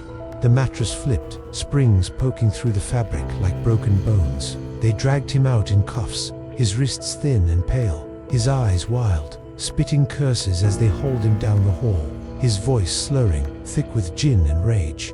I didn't do nothing, get off me, you bastards, he snarled, his feet dragging, kicking at the air, his sneakers scuffing the linoleum. A Kappa woman, young, her face hard, her ponytail swinging, ran out, with the boy cradled in her arms, his head lolling against her shoulder, barely conscious, his skin cold and clammy against her uniform, his breaths shallow, ragged, a faint wheeze escaping his lips. She didn't stop, didn't look back, just bolted for the ambulance parked crooked in the lot, its sirens wailing as paramedics swarmed, their hands quick, efficient, strapping him to a gurney, an oxygen mask pressed to his face. They rushed him out, the ambulance peeling away, red lights swallowed by the dark, the wind howling after them, a mournful cry that matched the one in my head, the cruiser following close with the man inside, his head slamming the frame as they shoved him in, his shouts muffled by the slamming door, fading as they tore down 66 toward Clovis. I stood there, frozen,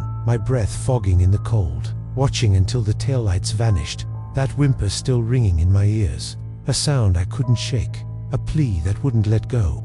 The cops cordoned off room 13, yellow tape stretching across the door like a scar, their flashlights sweeping the scene as they collected evidence, blood on the sheets, dried and dark, smeared in streaks, a belt with a buckle bent from use, its leather cracked, lying coiled on the floor, A half-empty bottle of gin rolling under the bed, clinking against the frame.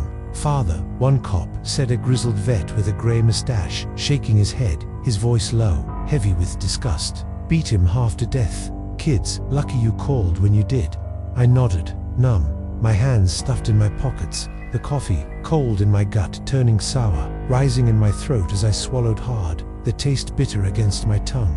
They cleared out by 3 a.m., leaving the motel quiet again, too quiet. The wind the only sound, a wail that carried across the plains, tugging at the tape on 13, making it flutter like a warning flag. I locked the lobby, turned off the lights, the darkness swallowing the desk, the phone, the logbook, and trudged to my trailer out backer, rusted single-wide parked behind the dumpster, its siding dented from years of storms. I collapsed on the couch, Rex, my old mutt, snoring by the door, his grey muzzle twitching, oblivious to the night's weight.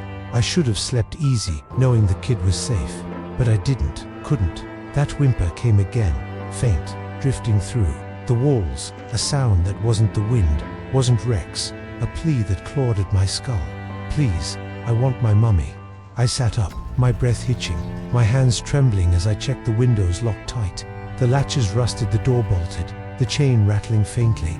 It grew louder, sharper, a whisper weaving through the trailer, threading through the hum of the fridge, the creak of the floor. I tore the place apart, flipping cushions, checking vents, pulling drawers until they clattered to the floor, my breath ragged.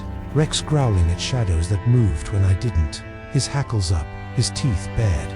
Under my bed, I found it in the wood, fresh, raw, spelling mummy in jagged letters, deep enough to splinter the grain, dust settling in the grooves like it had been there forever. The edges wet with something dark, sweat, maybe, or worse. I stumbled back, my heart hammering, my voice a croak as I grabbed my phone. Dialed the precinct again, my words tumbling out. "It's Jack Starlight, something's here." Under my bed scratches, it says, "Mummy, send someone." They came, 2 deputies this time, their flashlights cutting through the dark, their boots heavy on the trailer's steps, their faces skeptical but tense. They searched, crawled under the bed, tapped the walls, swept the vents, found nothing. No scratches, no dust, just bare wood, and my word against the silence. Rex whining at my feet, his tail tucked. "Stress," the older one said, a guy with a scar across his cheek, his voice flat. "Trauma from last night, get some rest. Torres, call if it's real trouble." They left, their radios crackling, the static muttering faintly as they climbed. Into their cruiser, a sound that prickled my neck, too close to that hum. I sat there, the trailer dark, the whimper fading, the silence worse, heavier, pressing against my chest like a weight I couldn't shift. Days later, I dug into the motel's history-old records, yellowed files stuffed in the office basement, their pages brittle and stained with mold, their edges crumbling under my fingers as I flipped through. Room 13 had a past 1978, a kid vanished, 5 years old. Last seen with a drifter who'd checked in under a fake name, paid cash, no ID, gone by morning. No body, no arrest, just a mother's plea in the Clovis News Journal. A grainy photo of a boy with hollow eyes, bruises on his arms, his shirt torn at the collar, a face that matched the one from last night, down to the shadows under his cheekbones. The staff rose a Pete, even Manny swore. The room was cursed, had stories going back decades, whimpers in the night, shadows that didn't match the light, a hum in the walls they couldn't explain, a sound that followed them home some nights, faint but persistent. I didn't believe it, not then, not when I took the job, not when I laughed at their ghost stories over beers at Rosie's Butt. Now I do. Now I feel it, a weight that's settled in my bones, a truth I can't unlearn. Last night, the phone rang again, 1 a.m. No caller ID, just static, and that voice, small and scared, cutting through the hiss like a blade. "Please, I want my mummy." I didn't answer, couldn't, my hand frozen above the receiver, my breath caught in my throat, the hum filling the lobby, a chorus of whispers weaving through the dark, threading through the wind outside, calling me to room 13. I checked the log, no one in 13, not since that night. The tape still up, the door still shut, but the light flickered through the crack, yellow and sickly, pulsing faintly like a heartbeat. I grabbed a flashlight, my boots crunching gravel as I crossed the lot, the wind tugging at my jacket, the hum growing louder, sharper, a song that pulled me closer, step by step. The door was locked, the key cold in my hand, but it creaked open. When I turned it, slow, reluctant, a sliver of light spilling out, stinging my eyes. Inside, the room was empty, bed made, curtains still, no blood, no belt, no gin, but the air buzzed, thick with that sour tense, a stench like decay and salt, and something older, fouler, clogging my throat. Scratches marred the walls, names, dates, pleas for mummy etched, deep, decades old, fresh as if carved yesterday. Dust settling in the grooves, shimmering faintly in the flashlight's beam.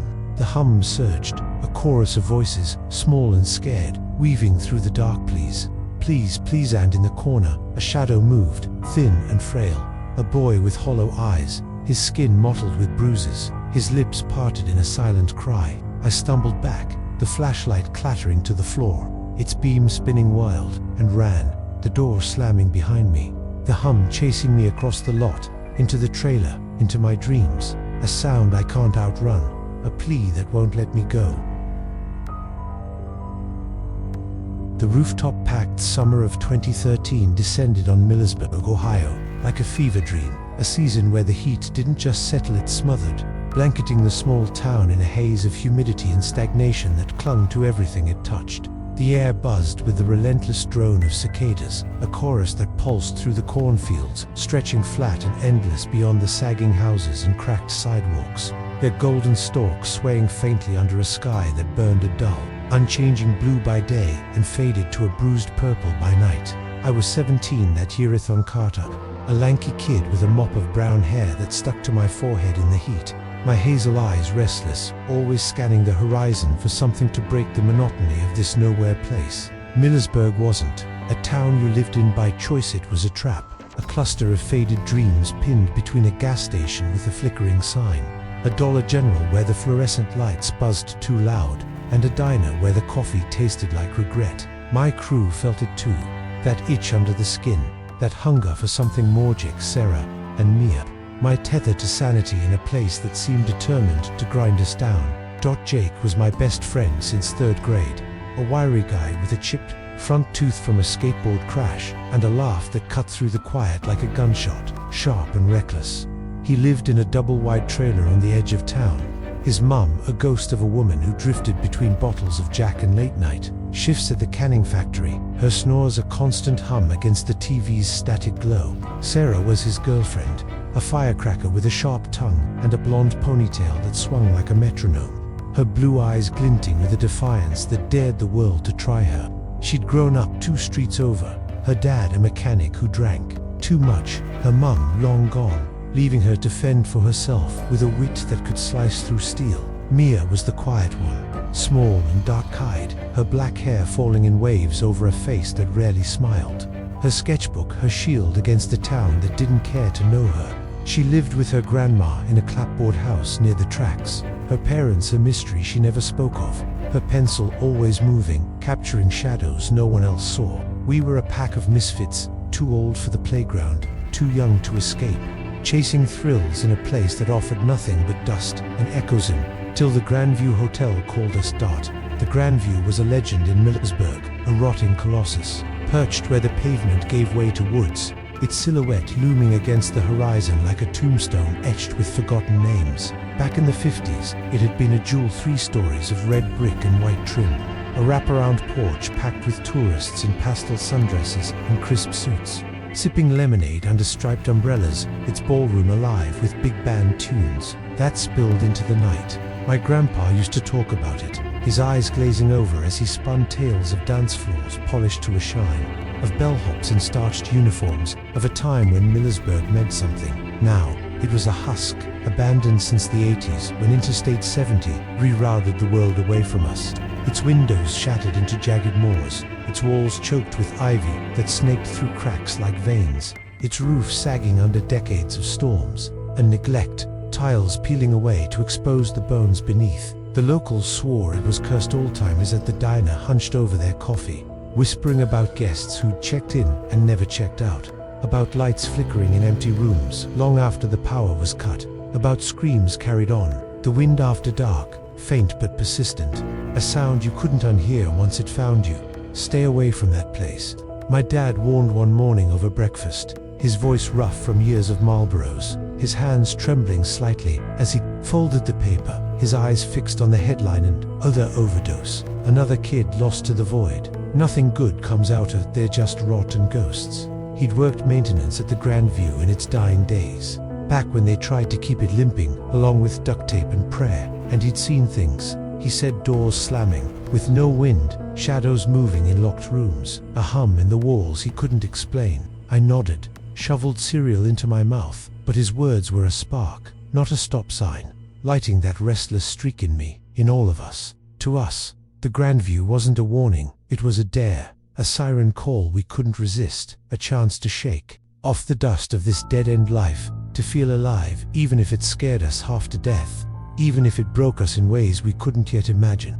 We planned it for a Friday night, July 19th, the date etched in my mind like a brand, the moon, a thin crescent barely piercing the haze, its light swallowed by the fog that rolled in thick and low, curling around our ankles like smoke as we met at Jake's place. His mum was passed out on the couch, a bottle of Jack tipped over beside her, amber pooling on the carpet, the TV blaring infomercials into the dark. Some guy, hawking knives that could cut through tin cans, his grin too wide, too fake.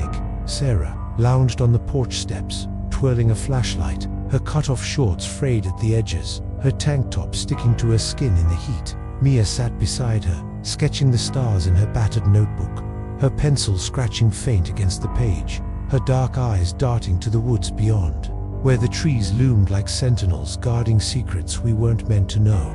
Ready to see some ghosts? Jake grinned, slinging a backpack over his shoulder water, a bag of Doritos, a cheap pocket knife he'd swiped from the hardware store, its blade dull but gleaming in his hand like a trophy. Only if they're hot. Sarah shot back, smirking, her voice cutting through the cicadas' drone, her flashlight beam slicing the dark. Mia just nodded, quiet, closing her sketchbook with a soft thud, her fingers tracing its worn cover.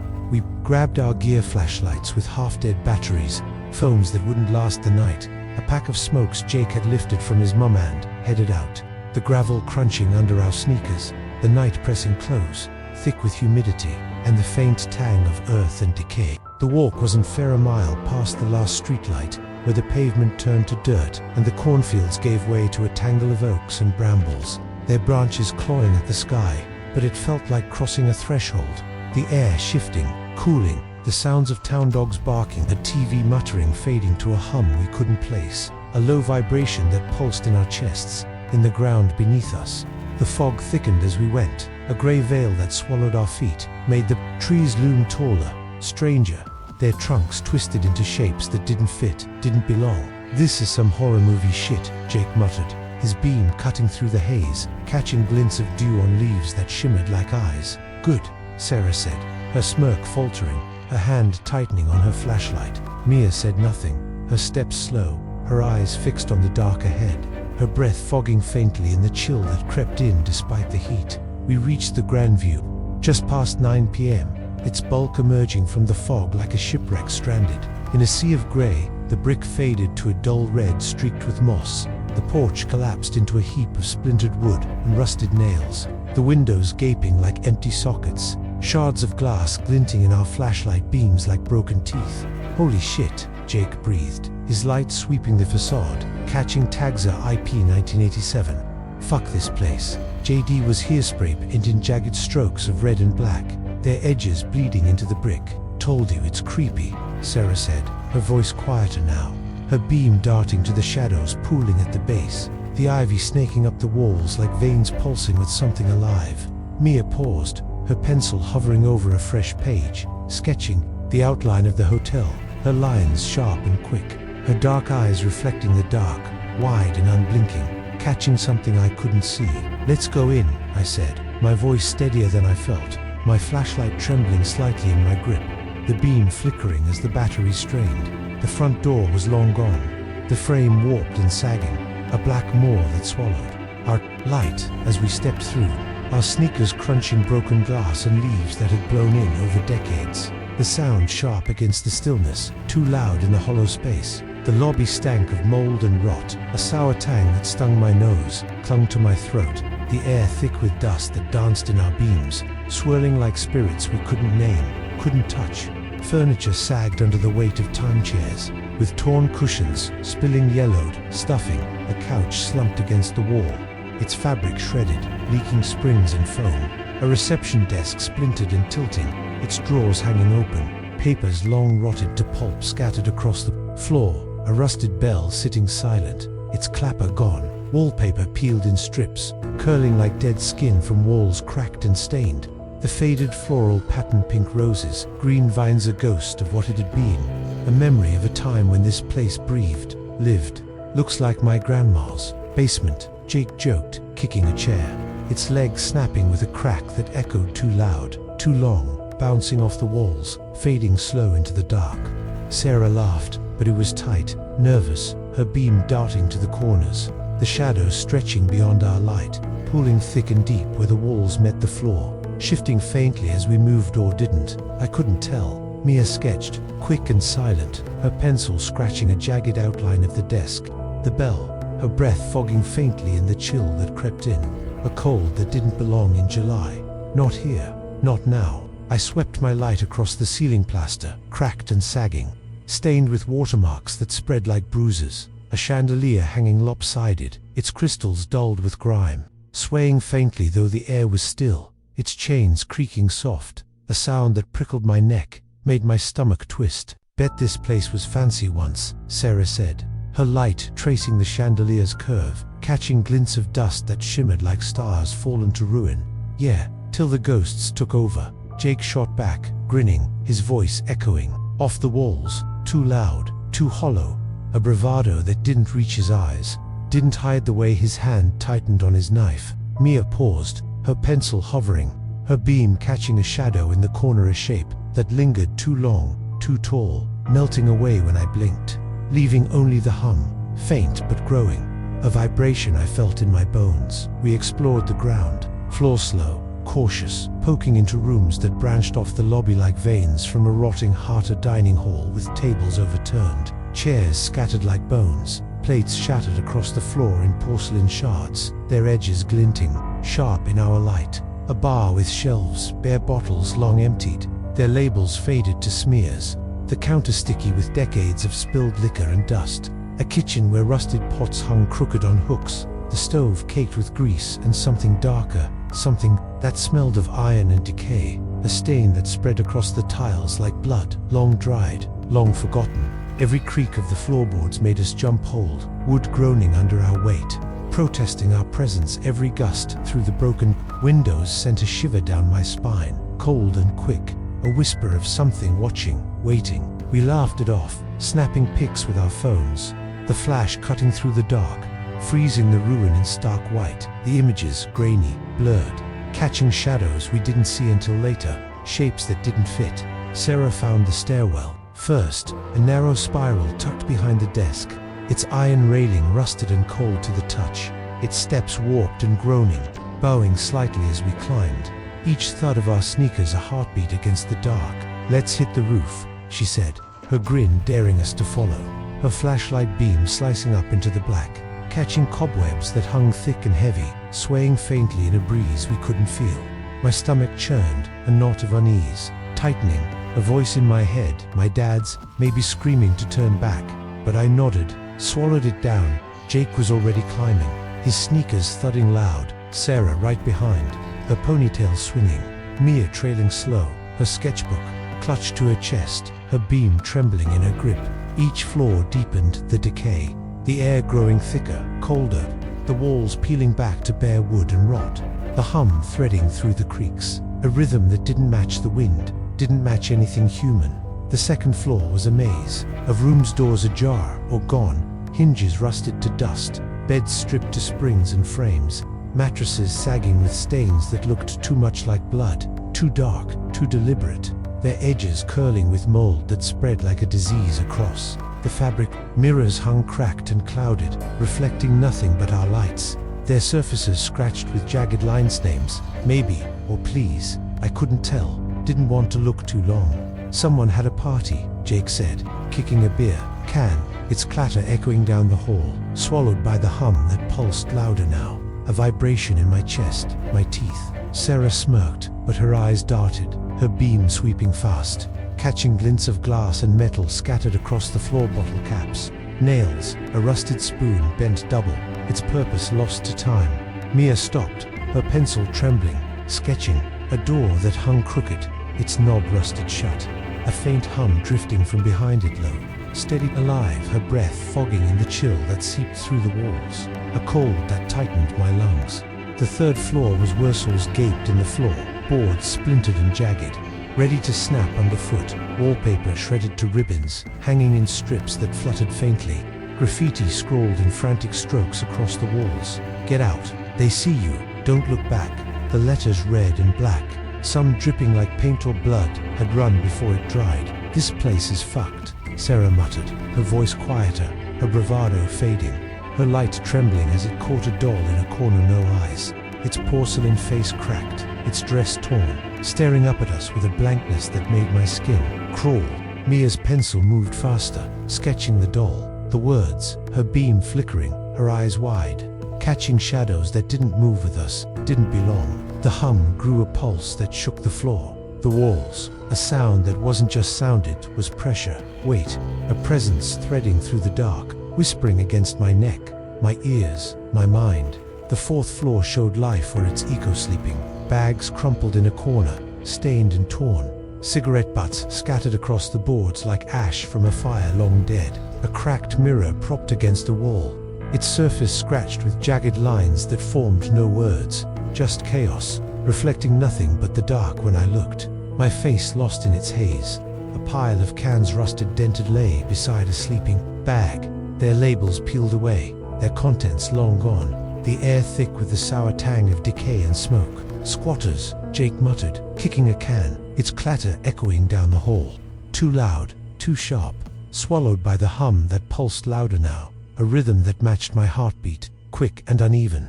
"Or junkies," Sarah added, her voice hushed, her beam darting to the shadows, the hum weaving through her words, a chorus I couldn't unhear. My skin prickled, a chill racing up my arms. Despite the sweat on my brow, I felt it. Eyes on us, a weight in the dark we couldn't see, couldn't name, a presence that pressed closer with every step, every breath. The rooftop door was at the end of the hall, rusted and warped, its hinges screaming as Jake shoved it open with his shoulder, the sound cutting through the hum like a knife, a wail that echoed into the night. We spilled out onto the roof, the fog hitting us hard, thick and cold, curling around us like fingers, swallowing the edges of the building, the woods beyond a blur of gray and black that pulsed faintly, alive. The view was breathtaking, stars piercing the haze, faint and distant, the town a dim glow on the horizon, the cornfields stretching into nothing, their golden tips lost in the fog, but it felt wrong, too quiet, too still. The hum, louder now, a vibration in my ears, my chest, my bones. The tar was cracked, littered with debris, rusted vents, broken bottles, a bird's skeleton picked clean, its bones gleaming white in our beams. We stood there, giddy, invincible, our lights sweeping the expanse, catching glints of glass and metal, our breaths fogging in the chill that didn't belong. Not in summer, not here. Worth it, Sarah grinned, snapping a pic with her phone, the flash blinding us for a second, her laugh sharp against the silence, her ponytail swinging as she spun, her beam tracing the parapet crumbling at the edges, bricks loose and jagged. Jake climbed up, balancing on the ledge like a tightrope walker, his arms outstretched, his silhouette stark against the fog, his chipped tooth glinting as he grinned down at us. "King of the world," he shouted, his voice echoing into the haze, swallowed fast by the hum that pulsed louder, sharper, a rhythm that didn't match his bravado, didn't match anything human. Mia sketched, her pencil flying over the page, capturing the stars, the roof. USA, moment of triumph I wanted to hold on to, a memory to keep when this town tried to bury us. I swept my beam across the tar, catching a symbol scratched into it, circle, jagged lines inside, wet with something dark, something fresh, a mark that prickled my neck, made my stomach twist. Then, it came, voices, low and guttural, drifting up from below, a chant that wasn't words, wasn't English, wasn't anything I knew, a sound that crawled into my skull and stayed there, heavy and wrong, a rhythm that matched the hum. wove through it, became it. Jake froze, his beam dropping to the courtyard below, his face paling as he peered over the edge, his hands trembling, his grin gone. "Guys, we gotta go. Now," he hissed, his voice cracking, his sneakers scuffing as he jumped down, landing hard, his knife slipping from his grip, clattering across the tar.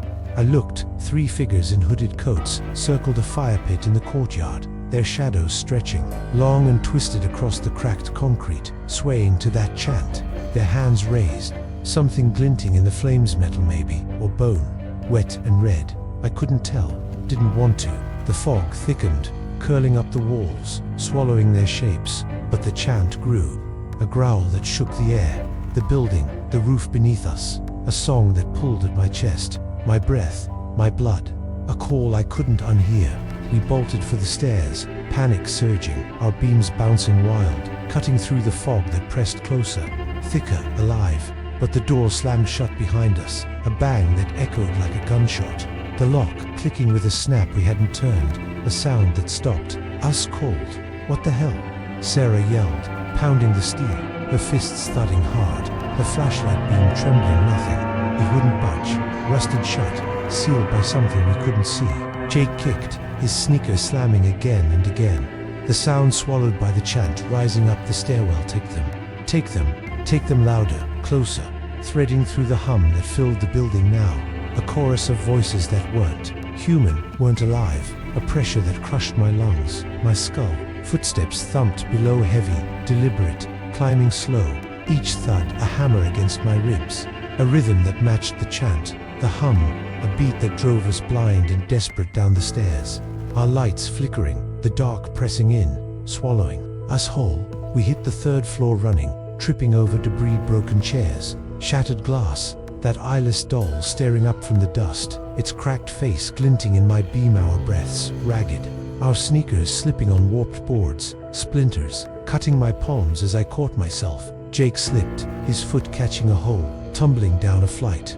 His scream cut short as he hit the landing hard, a sickening crunch echoing up his leg, twisted wrong, bone jutting through skin, blood pooling fast on the wood, dark and glistening, spreading like ink. "Jake!" Sarah shrieked, scrambling down, her hands shaking as she grabbed him, his face pale, his eyes wide, his breath hitching in gasps, blood smearing her fingers, her shirt, her face as she pressed against the wound, sobbing his name.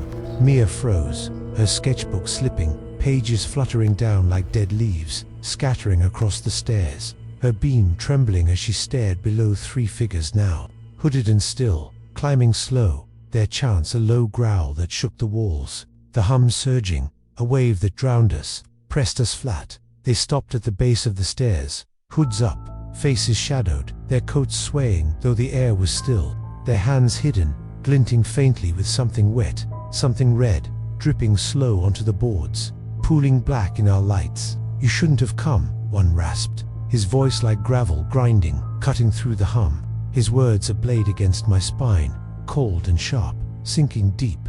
I stepped forward, my voice shaking, my flashlight beam trembling on their hoods, catching glints of eyes. Too many, too bright, wet, and unblinking. "We'll leave, just let us go. He's hurt, we're not here to mess with you." He laughed, a sound like breaking glass, sharp and cold, his head tilting, the others swaying, their chant rising. "Take them, take them, take them," a hymn to something ancient, something hungry, the hum swelling, the air turning icy, a chill that burned my lungs, froze my blood. From the dark behind them, a woman's voice whispered Jake's name, soft, sweet, wrong, a sound that wasn't there, wasn't real, curling round us like smoke, threading through the chant, calling him, calling us all. Sarah screamed, dragging Jake up, his blood smearing her hands, her arms, his leg limp, dragging useless, his groans fading to whimpers, his eyes fluttering shut, his skin graying fast. I grabbed Mia, her arm cold under my grip, her beam flickering out, her breath a sob as I pulled her with me, hauling Jake between us, his weight dragging, his blood soaking my shirt, warm and wet against my skin, his head lolling against my shoulder. We stumbled down, blind and desperate, tripping over boards, glass cutting our sneakers, our hands, the chant chasing us, the hum a roar that shook the stairs, the walls, the floor beneath. a pressure that crushed my chest, my skull, my soul. The lobby loomed, glass crunching, dust swirling. The figures behind us closer now, their shadows stretching long, their footsteps thudding, their chant a hymn to something ancient, something that didn't die, didn't sleep, just waited. We burst into the fog, thick and alive, curling around us, tugging at our legs, our arms. The courtyard swallowed in grey, the fire pit cold, empty, no ash, no bone, no sign of them, but the hum stayed. The woman's voice whispering Jake's name, Jake, Jake, Jake, over and over, a plea or a promise, a call that followed us as we dragged him to the road. A mile of stumbling, falling, his blood leaving a trail. The fog swallowed fast, Sarah sobbing, Mia silent, her eyes hollow, her hands trembling. We flagged a trucker, some grizzled guy hauling cattle, his rig stinking of manure and diesel, his radio blaring country as he called 911, his voice steady where ours cracked, broke, shattered. The ambulance came, sirens cutting the fog, paramedics swarming. Jake's leg a mess of bone and blood, his face grey, his eyes shut, tubes and masks strapped to him as they loaded him in. The doors slamming shut with a thud that echoed in my chest. He lived barely hours of surgery in Columbus, a steel rod in his femur, weeks in a hospital bed, with tubes snaking from his arms. His laugh gone, his chipped tooth the only thing unchanged, a relic of the kid he'd been. The cops searched the Grandview, found nothing, no fire pit, no figures, just squatters' trash, and our footprints pressed into the dust. The case closed as a teen accident, a lie we didn't fight, couldn't fight, our words too broken, too small against what we'd seen. Jake swears something followed us home, a shadow in his room, a hum in his dreams. That woman's voice calling him back, Jake, come back, soft and sweet, promising things he won't say, won't look at me when he tries. Sarah dumped him. A month later, moved to Dayton, her texts to me short, clipped, can't sleep. Here it's still her nightmares, too much to share, too heavy to carry with him. Mia stopped sketching, stopped talking, her eyes darting to corners now. Her silence a weight that presses on us all, a quiet that screams louder than words. I hear it tooth a hum, faint, drifting through my trailer at night, threading through the wind, the TV static, the creak of the floor beneath my bed, a sound that finds me no matter where I hide, no matter how loud I turn the radio, how hard I shut my eyes. Last week, I found a sketch under my bed, not mine. Not me, as a pencil drawing on yellowed paper, its edges curling, damp with something dark. US on that roof, our faces sharp, Jake falling, his leg bent wrong, blood pooling black. 3 hooded figures below, their hands dripping black, their hoods hiding too many eyes. A woman's shadow behind them, tall and thin, her eyes hollow, her mouth open in a scream that doesn't sound, her hair flowing into the fog like threads of night. The hum's louder now, a song I can't unhear, a rhythm that matches my pulse, my breath, my fear. And every night I dream of the Grandview, the roof, the fog, her voice seeped and comebacks, soft and sweet, pulling me into the dark, into the grey, into something I can't escape, something that's waited too long to let us go. The winter of 2019 descended on upstate New York with a vengeance, a season where the cold wasn't just a sensation, it was a living thing, a relentless force that clawed its way through the cracks of every building, every window, every breath you dared to take outside. Snow fell in heavy, unyielding sheets, blanketing the small town of Pine Hollow in a silence so thick it felt like a shroud, a quiet that pressed against your skull, heavy and oppressive, until it ached with the weight of it all. The wind howled through the skeletal pines that ringed the town, their branches snapping under the ice, their shadows stretching long and jagged across the frozen ground. A chorus of whispers carried on every gust. I was 18 that year, Lily Harper, a scrawny kid with a wild tangle of red hair that stuck out like fire against my too pale skin. Freckles dotting my cheeks and nose in a pattern my mum once called kissed, though I'd always hated how they made me look younger, softer than I felt. My green eyes were sharp, restless, always darting, searching for something I couldn't name, a way out of this nowhere place I'd been born into, a town that clung to its edges like it was afraid to let go. Pine Hollow wasn't much a speck on the map, 2 stoplights blinking yellow against the dark, a diner with cracked vinyl booths and coffee that tasted like burnt regret, a hardware store that doubled as a post office where old men swapped stories over rusted nails and fishing line. The biggest event was the annual ice fishing derby on Lake Morin, a black slab of water just outside town, its surface frozen solid by December, ringed by pines that loomed like silent sentinels, their needles glinting with frost under a sky that stayed grey for months. I'd grown up here, daughter of Tom and Ellen Harperdad, a mechanic who spent his days under rusted trucks. Mum, a nurse who worked doubles at the county hospital 30 miles south. Good people, steady people, who wanted me to go to college, get out, make something of myself beyond the sagging porches and dead-end roads of this place.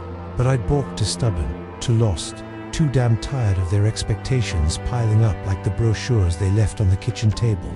Glossy promises of campuses I'd never see. So I took a job instead, night clerk at the Pine Hollow Inn, a ramshackle motel off Route 12 that squatted on the edge of town like a forgotten dream. Its cedar siding weathered to a dull grey, its roof sagging under snow and neglect, its neon vacancy sign buzzing faintly in the dark, half its letters flickering out like a dying pulse. A beacon for the lost, the desperate, the damned. The inn was a relic, built in the 60s when Route 12 still carried traffic before the interstate rerouted the world away from us, leaving it to rot in slow, quiet increments. Its 20 rooms, stretched in a single row, cinder block walls painted a peeling beige, windows streaked with salt and grime, doors chipped and dented from decades of kicks and neglect. Inside, the lobby was a time capsule faded plaid carpet curling at the edges, a Formica desk chipped and stained, a rotary phone that hadn't been updated since Nixon was in office, its receiver scratched and yellowed, its cord tangled from years of restless hands. The air reeked of mildew and burnt coffee, a sour temps that clung to my uniform, a faded blue polo with a name tag that read Lily, night clerk in chipped white letters, the kind of stench you couldn't scrub off. No matter how hard you tried. I worked the graveyard shift, 11 p.m. to 7 a.m., a gig that paid minimum wage plus $1 for the late hours, enough to keep me out of my parents' house, away from their disappointed sighs, their quiet hope that I'd change my mind, pack a bag, and leave this town behind. Most nights were slow truckers stumbling in with bleary eyes and crumpled 20s, drifters with cash and no questions, the occasional couple too drunk or too broke to drive home, their laughter echoing down the hall until it faded into snores. I'd seen my share of weirdos in the 6 months I'd been here, a guy who paid in rolled quarters, muttering about aliens in the pines, his eyes darting to the windows like they'd burst through any second. A woman who cried all night in room 4, her sobs seeping through the walls until dawn, her checkout a silent shuffle with no explanation, a drifter who left a bloody shirt in the trash behind room 10, gone by morning, the stain dark and wet when I found it, a mystery I didn't want to solve. I'd dodged the grossest gigs, cleaning up puke after a bender in room 7, scrubbing toilets when a junkie missed the bowl in 15, hauling linens when the day maid called out, sick sticking to the desk where I could read, sip coffee, keep my head down. My dad had taped a snub-nose .38 under the counter after a robbery 2 years back. A twitchy guy with a ski mask who'd waved a knife, taken $50 and bolted, insisting I keep it close, his voice gruff over breakfast. "You're alone out there, Lil, don't hesitate if it gets bad." I'd laughed it off then, but I checked it every shift, my fingers brushing the cold grip, a reassurance I didn't know I'd need until January 15th.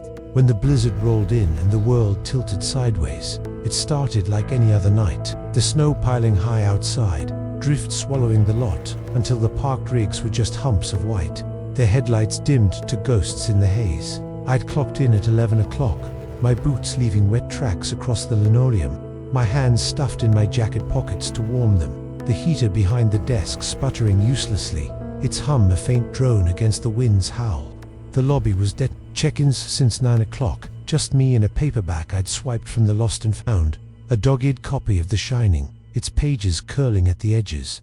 Jack Torrance's descent into madness, a mirror to the quiet I'd settled into, my eyes blurring. As I fought to stay awake, the words swimming under the desk lamp's weak glow. I'd made coffee in the ancient pot by the vending machine, black, bitter, scalding, pouring it into a styrofoam cup that burned my fingers through the thin walls. The steam fogging my glasses as I sipped, the taste sharp against my tongue, grounding me in the stillness. The clock ticked slow, its hands crawling past midnight. 12:15, 12:30, 1 o'clock, the silence heavy, broken only by the wind rattling the windows. The hum of the fluorescent lights overhead, flickering faintly, casting shadows that danced across the carpet, stretching long and jagged like fingers reaching for something they couldn't grasp. Around 2 a.m., the bell above the door clanged, a harsh jangle that snapped me upright, my book slipping to the floor with a soft thud. Pages splaying open on the linoleum, page 47. Jack hearing voices in the overlook, a line I'd never finished that night. Two guys stomped in, snow clinging to their bulky coats like ash, their boots leaving muddy smears as they shook off the cold, their breaths puffing in the chill that followed them inside. A gust that rattled the windows harder, sharper, carrying a hum I couldn't place, low and faint, threading through the wind's wail. The taller one, scar across his cheek, jagged and red, eyes dark and glinting like wet stones, grin too wide, his teeth yellowed, crooked, his coat unzipped to show a stained flannel shirt stretched tight over a barrel chest, his hands big, knuckles scarred, flexing as he stepped closer. The shorter one was leaner, twitchy, his hands buried in his pockets, his hood up, shadowing a face I couldn't quite see, his boots scuffing the floor as he shifted, restless, his eyes darting under the brim, catching the light in flashes of white. "Got a room?" Scarface asked, his voice rough, gravelly, thick with beer and something sharper meth. Maybe, or worse, his breath washing over me, sour and warm, his eyes locking on mine, lingering too long, peeling me apart in a way that made my skin crawl, my stomach twist into a knot I couldn't untie. I nodded, swallowing the unease creeping up my throat, my hands trembling slightly as I slid the logbook across the desk, the pen skittering across the formica, my fingers brushing its cold barrel as I gripped it, steadying myself. $40, cash up front, I said, keeping my tone flat, my customer service smile plastered on, brittle and fake, my lips tight, my eyes avoiding his, focusing on the page 6 names scratched in my sloppy hand. No vacancies left but one, room 2. The last key on the rack. They paid crumpled bills, damp from the snow. A 20, a 10, a stack of crumpled 5s, checked in under John Smith and Mike Jones. Names as fake as their grins, scrawled in ink that smudged under my thumb, their hands brushing the desk, leaving smears of dirt and damp. I handed over the key, its metal cold in my palm, my voice steady despite the shake in my chest. Room 204 up the stairs, left down the hall, I said, pointing to the staircase behind me. Its railing rusted and peeling, its steps warped from years of boots and neglect, creaking faintly under every weight. Scarface took the key, his fingers brushing mine cold, rough, lingering too long. A touch that sent a shiver racing up my arm, my gut clenching and winked. A slow, deliberate gesture that made my skin crawl, my breath hitch, his grin widening as he muttered, "Cute kid," low and thick, his buddy snickering, a sound like nails scraping glass, sharp and jagged, cutting through the hum that pulsed louder now, a vibration I felt in my teeth, my bones. They trudged up, their boots thudding heavy on the stairs, their shadows stretching long and jagged across the wall, swallowed by the dark at the top, their voices drifting down low, laughing, a murmur I couldn't catch but didn't like, didn't trust. I shook it off, grabbed my book, flipped it open, page 47.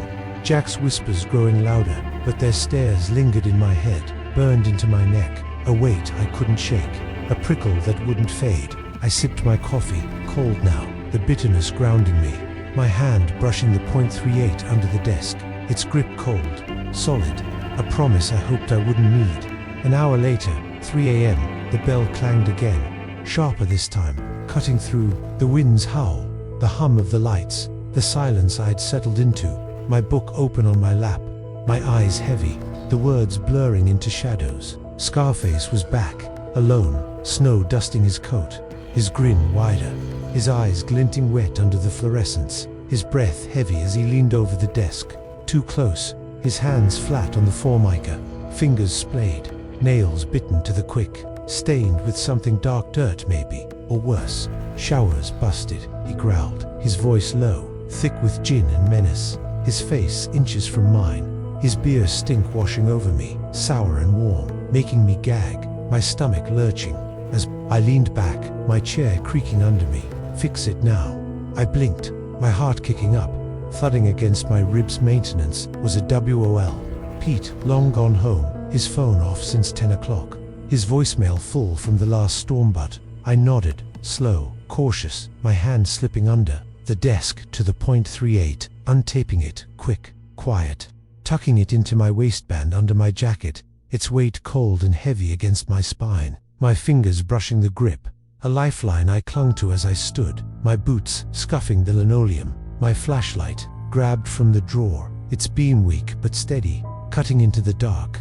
He led me up, his boots thudding ahead, my steps slower, deliberate, my beam sweeping the stairwell dark, narrow, the walls stained with watermarks that spread like veins, the air colder, thicker, the hum louder now, threading through the creaks, a sound I couldn't place, didn't like, a vibration that pulsed in my chest, my skull, my teeth, the hole stretched long and dim, lights flickering overhead, casting shadows that danced and stretched, the carpet curling at the edges, stained with years of spills and neglect.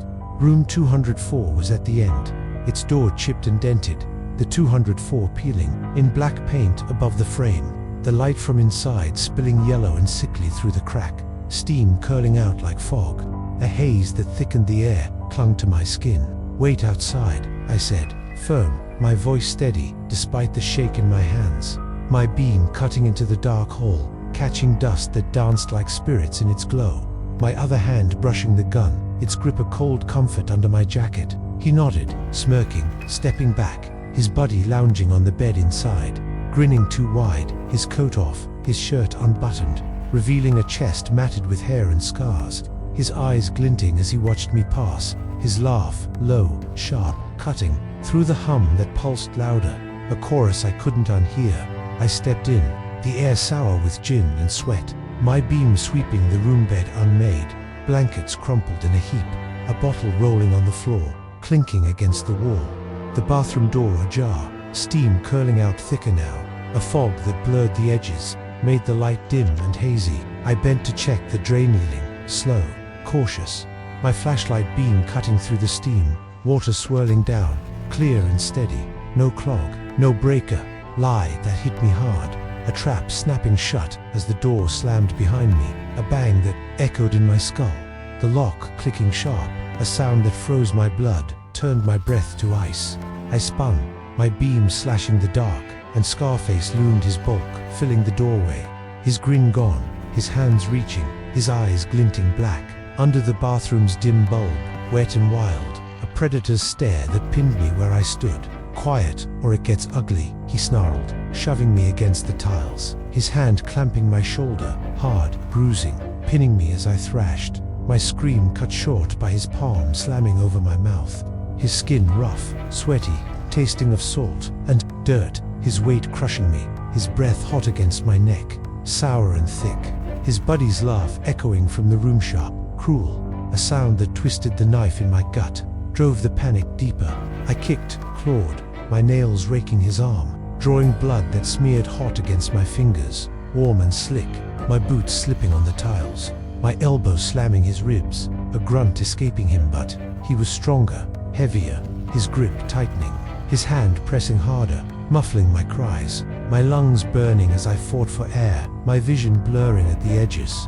His body stepped closer, his shadow stretching across the tiles, his laugh rising, a chorus that matched the hum pulsing louder, threading through the steam, the dark, a sound that wasn't just sound, it was alive, a presence that pressed against my skull, my chest, my soul.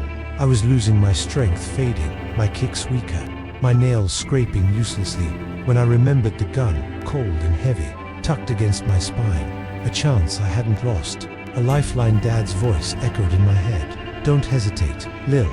I yanked it free, my hand shaking, jamming it under his chin, the barrel pressing hard into flesh, my finger on the trigger trembling as I screamed into his palm, muffled, raw, a sound that tore my throat, a cry that broke through the hum, the laugh, the weight. I fired, the blast deafening, a roar that drowned everything, blood spraying hot across my face, my chest, my hands, a crimson flood that soaked my jacket, my shirt, his body crumpling, gurgling, his grip loosening as he hit the floor, red pooling fast on the tiles, spreading like ink, soaking my sneakers.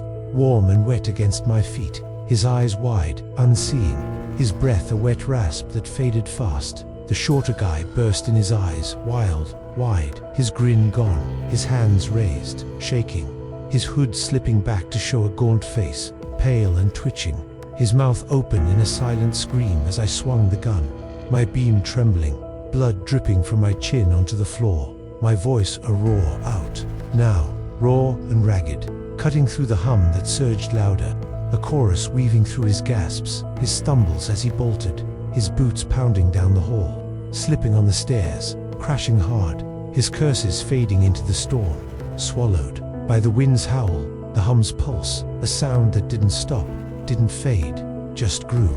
I staggered out, blood slick on my hands, my face, my shirt, the gun shaking in my grip, my flashlight clattering to the floor, its beams spinning wild across the walls, catching guests peering from their doors, wide-eyed pale, whispering their voices drowned by the hum that filled the hall, the inn, my skull, a vibration that pulsed in my chest, my ears, my bones. Room 204 loomed behind me, its door ajar, blood pooling out, a dark tide seeping into the carpet, the steam curling thicker, alive, threading through the hum, a chorus of whispers now, faint but growing. Lily, a sound that wasn't the wind, wasn't the guests, wasn't anything I knew. I stumbled down the stairs, my boots slipping on blood and snow, my breath hitching, my hands trembling as I hit the lobby, slamming the door shut behind me, the bell clanging sharp, a scream against the hum, my knees buckling as I grabbed the rotary phone, my fingers fumbling the receiver, slick with red, dialing 911 with a sob. Shots fired.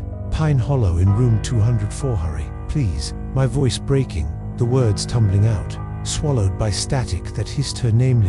Lily, a sound that wasn't the operator, wasn't human, a whisper that threaded through the line, pulsed in my ears. Cops swarmed in flashing red and blue through the snow, cutting the fog, tires crunching ice as they spilled from cruisers, boots stomping up the stairs, their radios crackling with that hum, their guns drawn, shouts echoing down clear, suspect down, their beams slicing the dark, finding Scarface alive, barely, his chest heaving, blood bubbling at his lips as he muttered the call, take her, his eyes wild, unseeing, his hands twitching as they cuffed him, dragged him out, blood trailing red across the snow, soaking into the drifts, steaming faintly in the cold. The shorter guy got nabbed 2 miles out, his truck, stuck in a snowbank, engine dead, raving about a voice in the walls. Take her first. His hands shaking, his hood still up, shadowing eyes that wouldn't meet theirs, his breath fogging fast as they hauled him into a cruiser,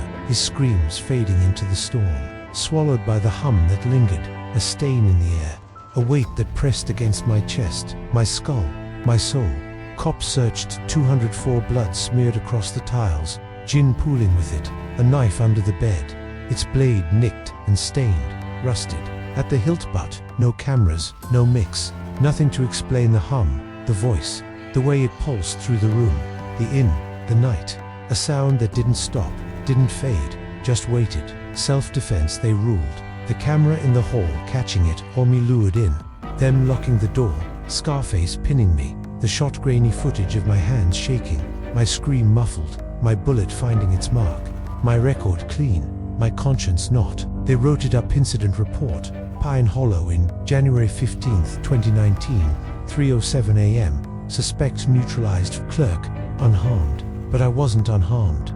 Not really. My sleep gone, my nights broken by that hum, that whisper. Lily threading through my dreams, my trailer, my skull, a sound I couldn't outrun, couldn't silence, a weight that clung to me like the blood I couldn't wash off. No matter how hard I scrubbed, how hot the water burned. I quit a week later, January 22nd, my last shift, my hands still trembling as I turned in my key, my tag, my resignation scrawled on a napkin. Can't do it anymore. Sorry. Anne packed my bags, my parents' relief, a quiet hum against my silence, their voices soft as I enrolled at community college in Rochester. English, something safe, something far, a chance to start over, to write my way out of this. I moved into a dorm, a concrete box with thin walls and a roommate who snored, my books piling up, My .38 locked in a safe under my bed, its grip cold when I checked it. A habit I couldn't break.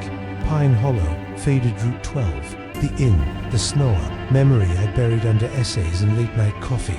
My hands steadying with every page, every word, a lifeline I clung to. But the hum followed, faint, patient, a whisper in the wind, the static of my cheap radio. The creak of the dorm floor lily, a sound that found me no matter where I hid. No matter how loud I turned the music, how hard I shut my eyes against the dark.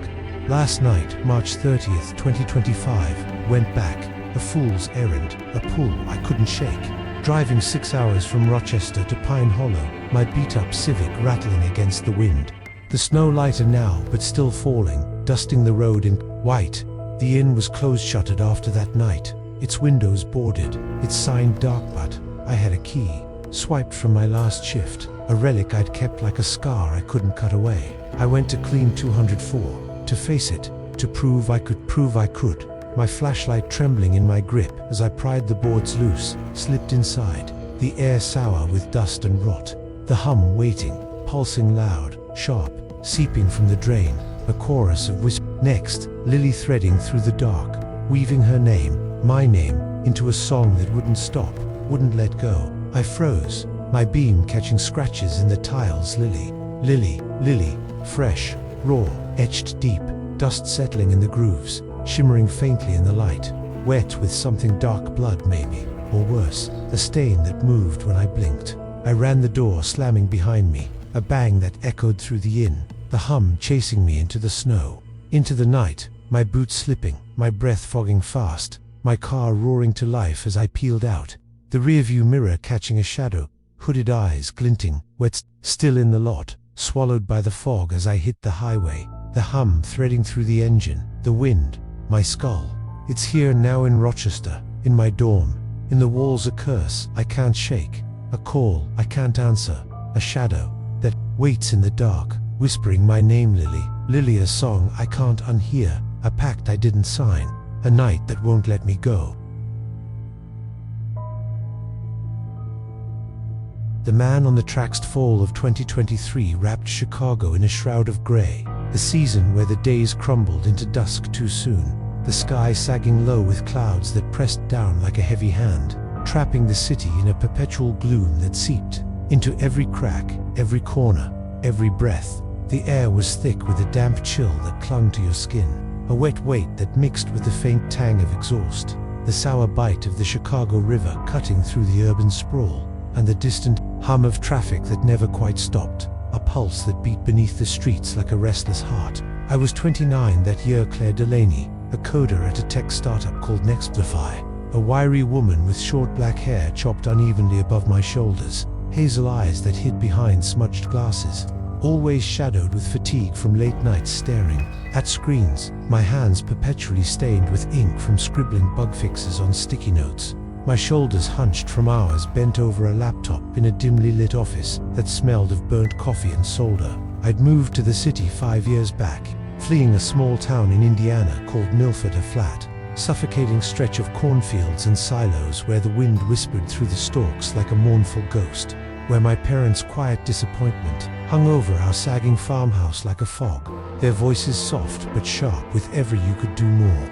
Claire that chased me out the door when I turned 24, my beat-up Honda Civic packed with clothes and a laptop, my escape a one-way ticket to a life with noise, with purpose, with something to drown the silence they'd left behind. Nextlify was my lifeline, a buzzy startup nestled in the warehouse district on Fulton Market, a place that thrived on chaos and ambition, promising disruptive AI with a swagger that matched its graffiti-tagged brick walls and open-plan sprawl. Its high ceilings strung with exposed pipes and Edison bulbs that flickered when the wind blew too hard. I'd landed the gig after a string of freelance jobs, web scraping for shady e-commerce sites, fixing apps for cash-strapped non-profits drawn in by the promise of stock options and the thrill of building something from scratch, even if it meant trading sleep for black coffee, daylight for the glow of dual monitors, sanity for lines of code that crashed more often than they ran. The office was a converted warehouse, its red brick scarred with decades of wear, its windows rattling in their frames, letting in drafts that carried the scent of grease from the meatpacking plants next door, its interior echoing with the hum of servers, dozens of them, stacked in racks along the back wall.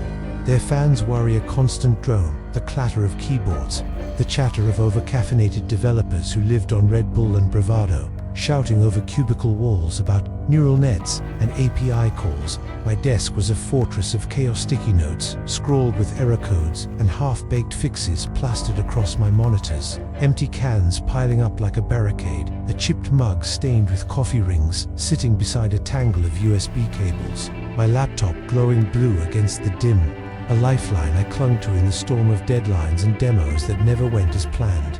I lived in a cramped studio in Logan Square, a fourth-floor walk-up on a street lined with brick 3-flats and sagging porches, its walls peeling paint in flakes of white and yellow, its radiator hissing more than it heated, spitting steam that fogged the single window overlooking the L tracks snaking through the neighborhood. The trains rattled past every 15 minutes blue line, inbound and outbound, their screech a rhythm I'd learned to sleep through, a heartbeat I'd made my own, their lights cutting through the dark like knives, illuminating the graffiti. Walls beyond my glass, live fast, die young.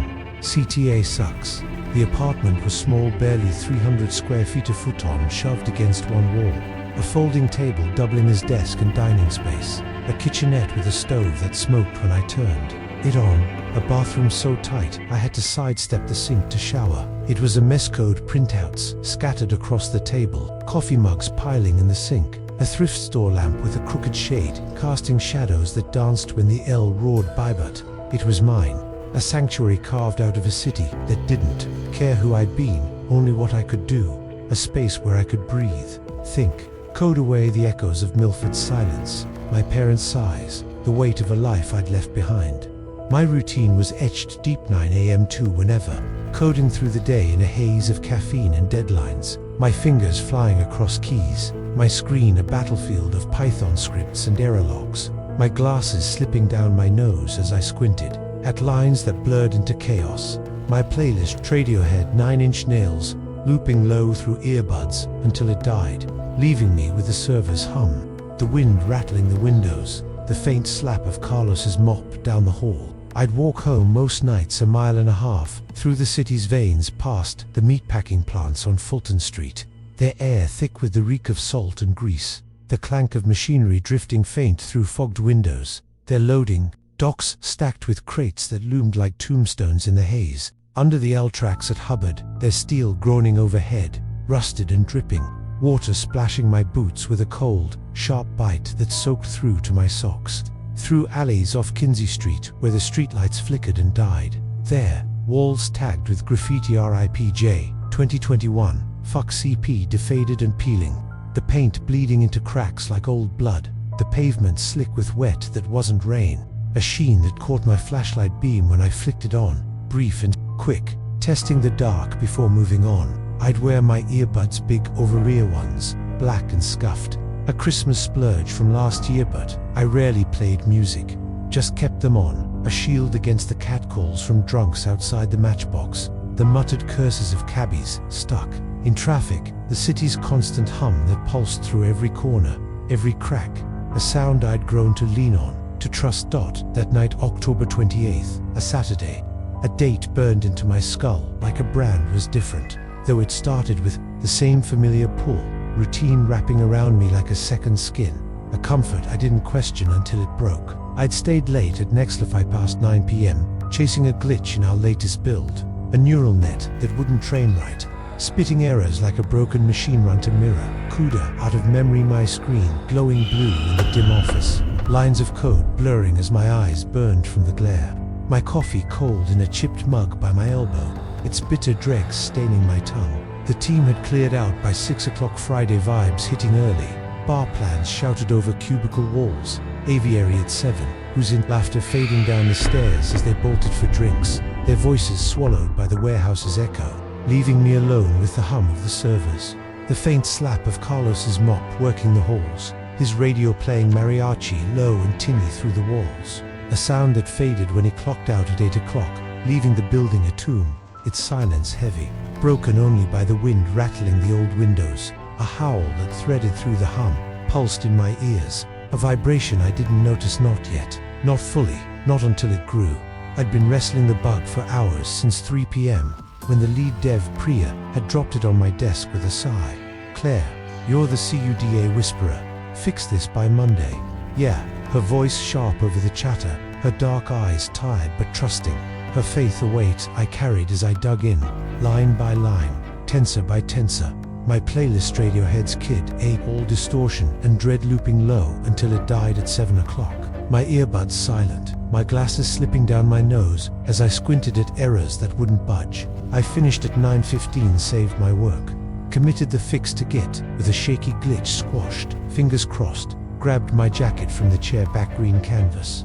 Too big, a thrift store steal from Wicker Parket's Creek, grounding me as I shrugged it on, the weight a shield against the fatigue pulling at my edges, my hands trembling from too much coffee, too little sleep, my glasses fogging as I exhaled hard. The fix a fragile victory I didn't trust. Not yet. I locked the office door, the key clicking sharp in the silence, my boots echoing down the concrete stairs, scuffed docks, black and worn.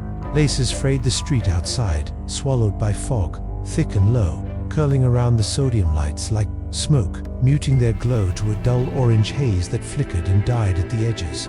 The city quieter, heavier, the usual bustle dulled, cars hushed, horns faint, the chatter of late-night crowds, a distant murmur swallowed by the grey. I pulled my hood up, my earbuds snug over my ears, no sound, just habit. A trick I'd learned after a guy grabbed my arm on Halstead 2 summers back. His slur drowned by my scream, my elbow to his gut sending him stumbling shield against the city's noise, its threats, its hum that pulsed through every corner, every crack. My hands stayed deep in my pocket, skis in my right, flashlight in my left, clipped to my belt, a cheap LED I'd bought after that scare. Its beam off but ready, a precaution I clung to like a lifeline, my breath fogging fast in the chill. That crept in with October's end, sharper now, biting my ears, my neck, my face as I stepped into the fog, its weight pressing close. Alive, a presence I couldn't name, didn't want to. The streets were emptier than they should have been Saturday night, sure, but muted.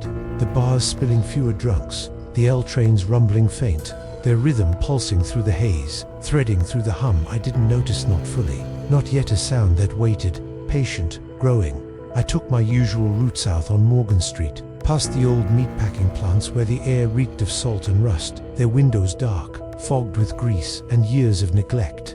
The faint clank of machinery drifting through like a ghost of the day shift, a sound swallowed by the fog. The loading docks, stacked with crates that loomed like tombstones, their edges blurred, their shadows stretching long and jagged under flickering lamps. Under the L tracks at Hubbard, their steel groaning overhead, rusted, pitted, dripping water splashing my boots with a cold, sharp bite that soaked through to my socks. The platform's lights dim pinpricks through the haze, a faint promise of safety I didn't know I'd need. Cutting through an alley off Kinsey Street, its walls tagged with graffiti IPJ, 2021, fuck CPD. Luna was here, faded and peeling, the paint bleeding into cracks like old blood, the pavement slick with wet that wasn't rain or sheen, of oil, maybe, or something darker catching my flashlight beam when I flicked it on.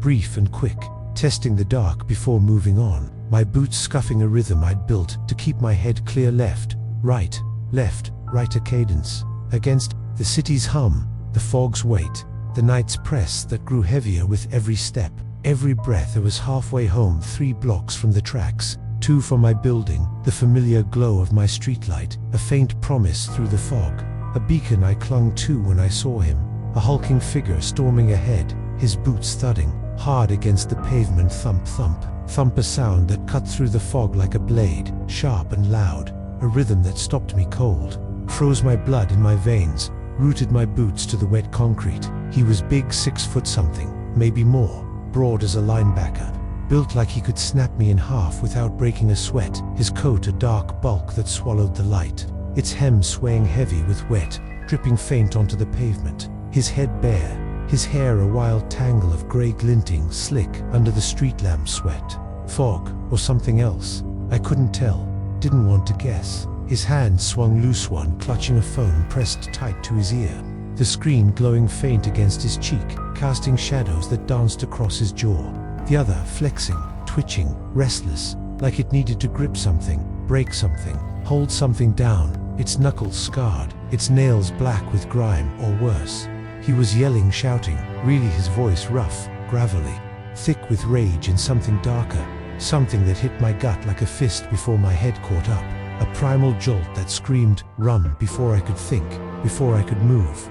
I did my part, he bellowed, his words echoing off the alley walls, brick and concrete scarred with tags, streaked with grime, bouncing back sharper, louder, a roar that drowned the else rumble, the wind's hum, the city's pulse, a sound that sank into my bones, heavy and real, a weight I couldn't shake, couldn't unhear. Dump the body already, don't care how, just make it gone.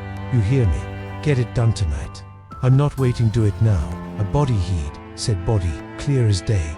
A word that landed like a punch, a brick, a blade, a threat that cut through the fog, the hum, the night, pinning me where I stood, my boots scuffing the pavement, my breath catching in my throat, fogging, fast in a chill that didn't come from the weather, not anymore, not with that word ringing in my ears, my skull, my chest. He spun sudden, sharp, a predator's pivot catching my eye, his face a mask of fury under the lamp pale, gaunt eyes sunken deep, glinting wet like stones in a riverbed, unblinking, too bright, too many, his jaw clenched tight, his lips curling into a snarl that showed teeth, yellowed and jagged, too sharp, a grin that wasn't human, wasn't right, a stare that peeled me apart, skin, muscle, bone, layer by layer, until there was nothing left to hide, nothing left to shield me, a gaze that sank into my gut, twisted the knife, drove the panic deep.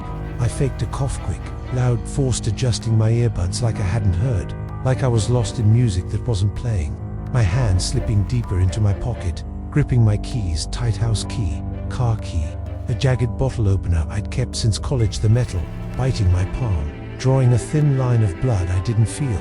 Not then, my flashlight trembling as I flicked it on, its beam cutting wild through the fog, catching glints of trash cans, wrappers, a broken bottle rolling slow, but not him, not yet, not fully, the light too weak, too shaky to hold him. I crossed the street faster, fast, my boots slipping on wet pavement, my beam bouncing, my hood slipping back, the cold biting my ears, my neck, my face, the fog curling closer, thicker, a living thing that pressed against me, swallowed my steps, my breath, my pulse. The tracks loomed ahead 50 yards, 40 there, steel a skeleton against the haze. The platform's lights dim pinpricks through the grey, a promise of safety I raced toward, 30 yards, 20 my boots thudding harder, my heart a drum, against my ribs, my breath fogging sharp, quick, a rhythm I couldn't control, couldn't slow, couldn't stop. He didn't follow at first, standing under the lamp, staring, his phone still pressed to his ear, his voice dropping low, a mutter I couldn't catch, couldn't hear over the hum pulsing louder now, insistent, threading through the fog, the wind, the tracks groan, a sound that wasn't just sound, it was alive, a vibration I felt in my chest, my skull, my teeth, a presence that pressed against me, pulled at me, whispered things I couldn't name, didn't want to face. His eyes locked on me, wet, unblinking, too bright, peeling me apart, a gaze that sank into my skin, my bones, my blood, a weight I couldn't shake, couldn't outrun, a threat that pulsed with the hum, matched, its rhythm wove through it, became it. I kept moving 10 yards, 5 the platform stairs rusted and slick, my boots slipping as I climbed, my hands gripping the rail, cold, wet, rusted flakes cutting my palms, the train screeching in blue line, inbound, its lights cutting, the haze, a roar that drowned the hum for a heartbeat, a second, a chance I seized. He started my way slow, deliberate, his boots thudding soft but steady, 5 yards, 3 his grin back, wider, his teeth glinting, his voice curling through the fog, you heard me, huh? Low, thick, a taunt that sank into my gut, twisted the knife, drove the panic deeper, a sound that pulsed with the hum, a song that pulled at my blood, my breath, my fear, a call I couldn't unhear, couldn't escape. I sprinted, lungs burning, boots slipping, my flashlight dropping, clattering down the stairs, its beam spinning wild, catching steel and rust and fog, my hands shaking as I hit the platform, the train doors hissing open, the crowd spilling out, commuters in coats, drunks swaying, a guy with a guitar case bumping my shoulder, my breath ragged, my glasses slipping as I dove inside, shoving past bodies' bags, a woman cursing as I elbowed through, the doors slamming shut behind me, thuda, sound that echoed in my chest, a barrier between me and him, a shield I clung to, my palms slick, with sweat and blood pressing against the glass, my eyes darting, searching. There he was, on the platform still, staring, his coat swaying in wind that didn't blow, his grin wide, unblinking, his phone gone, his hands flexing, wet with something dark, blood maybe, or worse, a glint that caught the train's lights as it pulled away slow, then fast, his figure swallowed by the fog, the hum fading faint, but there pulsing in my ears, my skull, my bones as I slumped into a seat, hard plastic, sticky, with gum, my breath fogging fast, my hands trembling, my keys cutting deeper, blood dripping onto the floor, red and real, a mark I couldn't erase, a stain that followed me home. I got home, Logan Square, 4th floor, 9:45 p.m. My doorbell locks a chain, my windows locked tight, the L rattling past, 9:03 p.m. Right on time, its rhythm a comfort I gripped hard, my studio a mess of code and coffee cups, my laptop glowing on the table, open to a blank terminal, cursor blinking, my sanctuary now a cage, its walls too thin, too close, the fog pressing against the glass, thick and grey, swallowing the tracks, the streetlights, the world beyond. I didn't sleep, sat by the window, legs pulled up, watching the hazy streetlights dimming to picks, the tracks a skeleton in the dark, the hum lingering faint, patient to whisper in the wind, the static of my radio tuned to nothing, hissing low, the creak of the floor, Claire, a sound that wasn't the city, wasn't me, a call I couldn't unhear, couldn't silence, a weight that settled in my chest, my gut, my skull, a pulse that matched my heartbeat, quick and uneven, a rhythm I couldn't shake. I cleaned my hand, water hot, soap stinging, the cut shallow but sharp, a red line across my palm, blood crusted under my nails, wrapped it in gauze from a first aid kit under the sink, my fingers trembling, my glasses fogging as I breathed, too fast, too hard, the hum threading through my pulse, my thoughts, my fear, a sound that wouldn't stop, wouldn't let go. Next day, Sunday, October 29th, the news hit, a blur buried on the Tribune's site, a headline that stopped my breath, my blood body found near CTA tracks, West Loop, unidentified male, mangled, police investigating, no photo, no name, just a location, Hubbard and Morgan, 2 blocks from where I'd walked, where he'd yelled, where the hum had pulsed loudest, a coincidence I couldn't swallow, a truth I couldn't face, a weight that landed like a brick in my gut, twisted the knife deeper. The article was thin, discovered for AM, severe trauma, possible hit and run, CTA cooperating, no details, no face, just words that gnawed at me, mangled, unidentified, a match to his snarl, his grin, his hands flexing wet in the fog, a shadow that loomed in my skull, my dreams, my code. I scrolled X tweets from locals, heard something last night, West Loop, creepy AF, CTA tracks, a damn graveyard now, no photos, just whispers, echoes, a thread I couldn't follow, didn't want to pull. I went to work Monday, next Lify, 9 a.m, my desk, my code, my hands, steadying with every line, every fixiv, X, then Y, LZ, a rhythm I forced myself into, a shield against the hum, the whisper, the grin I saw in every shadow of the warehouse, too dark, too quiet, flickers on my screen when I blinked, reflections in the glass when I turned away, my coffee cold, my glasses slipping, my breath fogging slow, a routine I clung to, a lifeline I couldn't let snap. But it's here tonight, March 31st, 2025, 6 months later, coding late again, 11:47 p.m.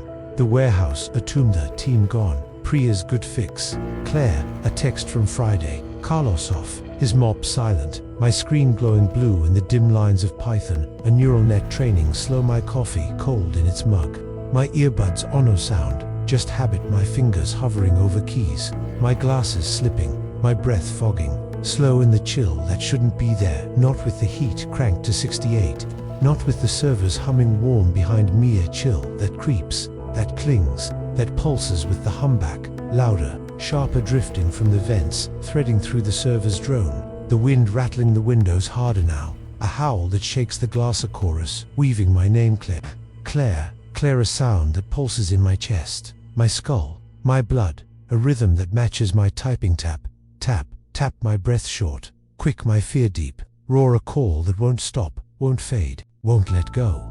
I froze, my beam from the desk lamp trembling, catching scratches on my screen clear fresh. Roar, etched into the glass deep. Jagged dust settling in the grooves, shimmering faintly in the light. Wet with something dark coffee, maybe, or worse, a stain that moves when I blink, spreads when I breathe, drips slow onto the keys. Red, black, alive. I tore the place apart, desk drawers yanked open, papers scattering, code printouts, old notes. My chair tipped, crashing hard, my flashlight beam slashing the dark across the warehouse. The walls, the servers, nothing, no tool, no the scratches, the hum, the whisper growing clear, clear threading through the vents, the walls, the floor, a sound that shakes the glass, pulses in my teeth, my bones, my skull, a chorus that won't stop, won't fade. I ran out the door, down the stairs 3 flights, my boots pounding concrete, my jacket flapping, my glasses slipping, my keys cutting deeper, blood dripping. Warm, wet, hit the street. Morgan, Hubbard, Kinsia, Maze. I stumbled through fog, rolling thick, alive, swallowing the tracks, the lights, the world. My breath, fogging fast, my hands shaking, my beam lost, dropped somewhere, clattering, gone. He's there, tall, hulking, grinning, standing still in the hazy. Morgan and Hubbard, where it started, his coat swaying in wind that doesn't blow it, heavy, his hands flexing, dripping dark blood, oil, something worse, his eyes glinting to many, 2 bright whetstones in a river of fog, his grin wide, jagged, a snarl that cuts through the hum. You heard me, his voice weaving through the fog. The night, the hum, a sound that pulses with it, matches it, becomes it, a curse I can't outrun, a call I can't silence. Clear, clear threading through the tracks. Groan, the winds howl, the city's hum, a song that pulls me back to that night, that alley, that moment, a pact I didn't sign, a truth that won't let me go, a shadow that waits in the fog, the dark, my skull watching, whispering, growing. The grocery gulf, summer of 2008, scorched its way through rural Kentucky with a slow, unyielding fury that seemed to seep into every corner of Barlow County, a heat that settled deep into the earth like a fever that refused to break, burning through the days with a relentless intensity that left the air shimmering and the ground cracked. It was the kind of season where time itself seemed to melt, each day stretching long and sticky under a sun that hung high and merciless in a sky bleached pale by the glare. Its light, a harsh, unblinking white that stung your eyes if you looked too long, the air so thick with humidity it felt like breathing through a damp cloth, heavy and suffocating, clinging to your skin until you couldn't tell where you ended and the heat began. A weight that pressed down on your shoulders, your chest, your skull, making every movement feel like wading through molasses. The scent of it all was inescapable, dust swirling up from the gravel roads that snaked through the county like cracked veins, kicked into clouds by every passing truck that rumbled down Route 52, their tires grinding the stones into a fine, red powder that settled on everything: porches, pickups, kids like me who ran barefoot through it all. The sweet, cloying tang of wild honeysuckle bursting over ditch banks in tangled clumps of yellow and white, their blooms drooping under the weight of the sun, their nectar a faint promise of sweetness that drew bees in lazy, buzzing circles, and the faint, acrid bite of tobacco curing in barns that dotted the landscape, weathered hulks of splintered wood and rusted tin baking under the relentless glare, their roofs glinting silver when the light hit just right, their shadows stretching, long and jagged across the fields as dusk crept in, a slow bleed of orange and pink that offered no relief, only a deeper, heavier kind of heat that clung to the night. I was 11 that year. Tommy Grayson, a scrawny kid with a mop of sandy hair that flopped into my eyes no matter how often Mum took her dull kitchen scissors to it in a huff, muttering under her breath, "You look like a shaggy dog." "Tommy, hold still." Her hands quick but unsteady as she snipped, the blades catching strands unevenly, leaving me with a jagged fringe I'd push back every 5 minutes, only for it to fall again, tickling my forehead, sticking to my skin with sweat. Freckles spattered across my nose and cheeks like a constellation of every sunburn I'd earned running wild through the fields. My bare feet toughened by gravel and dirt, my knees scabbed from falls I didn't bother to cry over, my hands always grubby black, dirt packed under my nails, calluses rough on my palms from climbing sycamores that leaned crooked over the creek behind our trailer, their branches creaking under my weight as I scrambled up to the highest ones, the ones that swayed in the wind and gave me a view of the whole county fields rolling out flat and endless, barns dotting the distance, the dark line of pines against the horizon, or digging in the muddy banks for crawdads that skittered away from my fingers, their claws snapping faint snap as I chased them through the shallow, murky water, my sneakers sinking into the silt with every step, the cool mud squishing between my toes, a relief against the heat until I'd trudge back home. Mom, scolding Tommy, "You're a mess." Her hands on her hips, her voice sharp but her eyes soft, always soft, even when she was mad. Barlow County was my whole world, a nowhere stretch of rolling hills and tobacco patches about an hour south of Lexington. A place where the horizon was stitched with sagging barbed wire fences that rusted in the rain, their posts leaning like old men too tired to stand straight, silos that groaned in the wind creak, grown like they were too stubborn to fall despite the years, and fields that rolled out flat and endless until they hit the tree line, dark pines standing tall and silent against the sky, their needles a deep green that looked black in the dusk, their shadows stretching long and jagged across the earth. Time moved slow, here slower than the tractors rumbling down Route 52, their engines coughing black smoke as they hauled hay or grain, kicking up clouds of red dust that settled on everything. Porches where old men rocked in creaking chairs, sipping sweet tea from mason jars, pickups parked crooked in driveways, their beds piled with feed sacks or scrap wood, kids like me who ran barefoot through it all, the grit sticking to our shins, our shirts, our lives, a fine layer of Barlow that marked us as its own. It was a town of 2,000 souls, give or take a tight knot of folks who lived in a web of familiarity, where everyone knew your name, your kin, your troubles, whether you wanted them to or not, their lives bound by the rhythms of the place church suppers on Sundays at First Baptist, where the preacher's voice droned long and low over folding tables piled high with fried chicken, mashed potatoes, and collard greens steamed soft with bacon fat, the women fanning themselves with hymnals in the sticky heat, their voices a hum of gossip. "She's been at it again." You know, Friday night football games under the flickering lights at Barlow High, where the stands rattled with cheers for the Bulldogs, their green jerseys streaking across a field patchy with dirt, the crowd's shouts echoing "Go, Bulldogs," and whispers swapped over picket fences, or at the diner counter, heard Bill missed another payment on that truck, saw Jenny sneaking a bottle of Jim Beam last week, gossip that spread like wildfire through a dry field, quick and relentless, a currency as real as the crumpled dollars in their pockets, a way to pass the time in a place where time seemed to stand still. My family didn't stand out much in Barlow. Dad, Roy Grayson, worked the night shift at the Barlow feed mill, a hulking concrete beast 5 miles out of town, where the air always smelled of grain, dust and diesel, loading 50-pound sacks onto flatbeds until dawn broke gray and hazy over the hills, his hands calloused and stained with dust that clung like a second skin no matter how hard he scrubbed, the lines of his palms etched deep with years of grit, his voice a gravelly rasp worn raw by years of camel light smoked on our sagging porch after supper.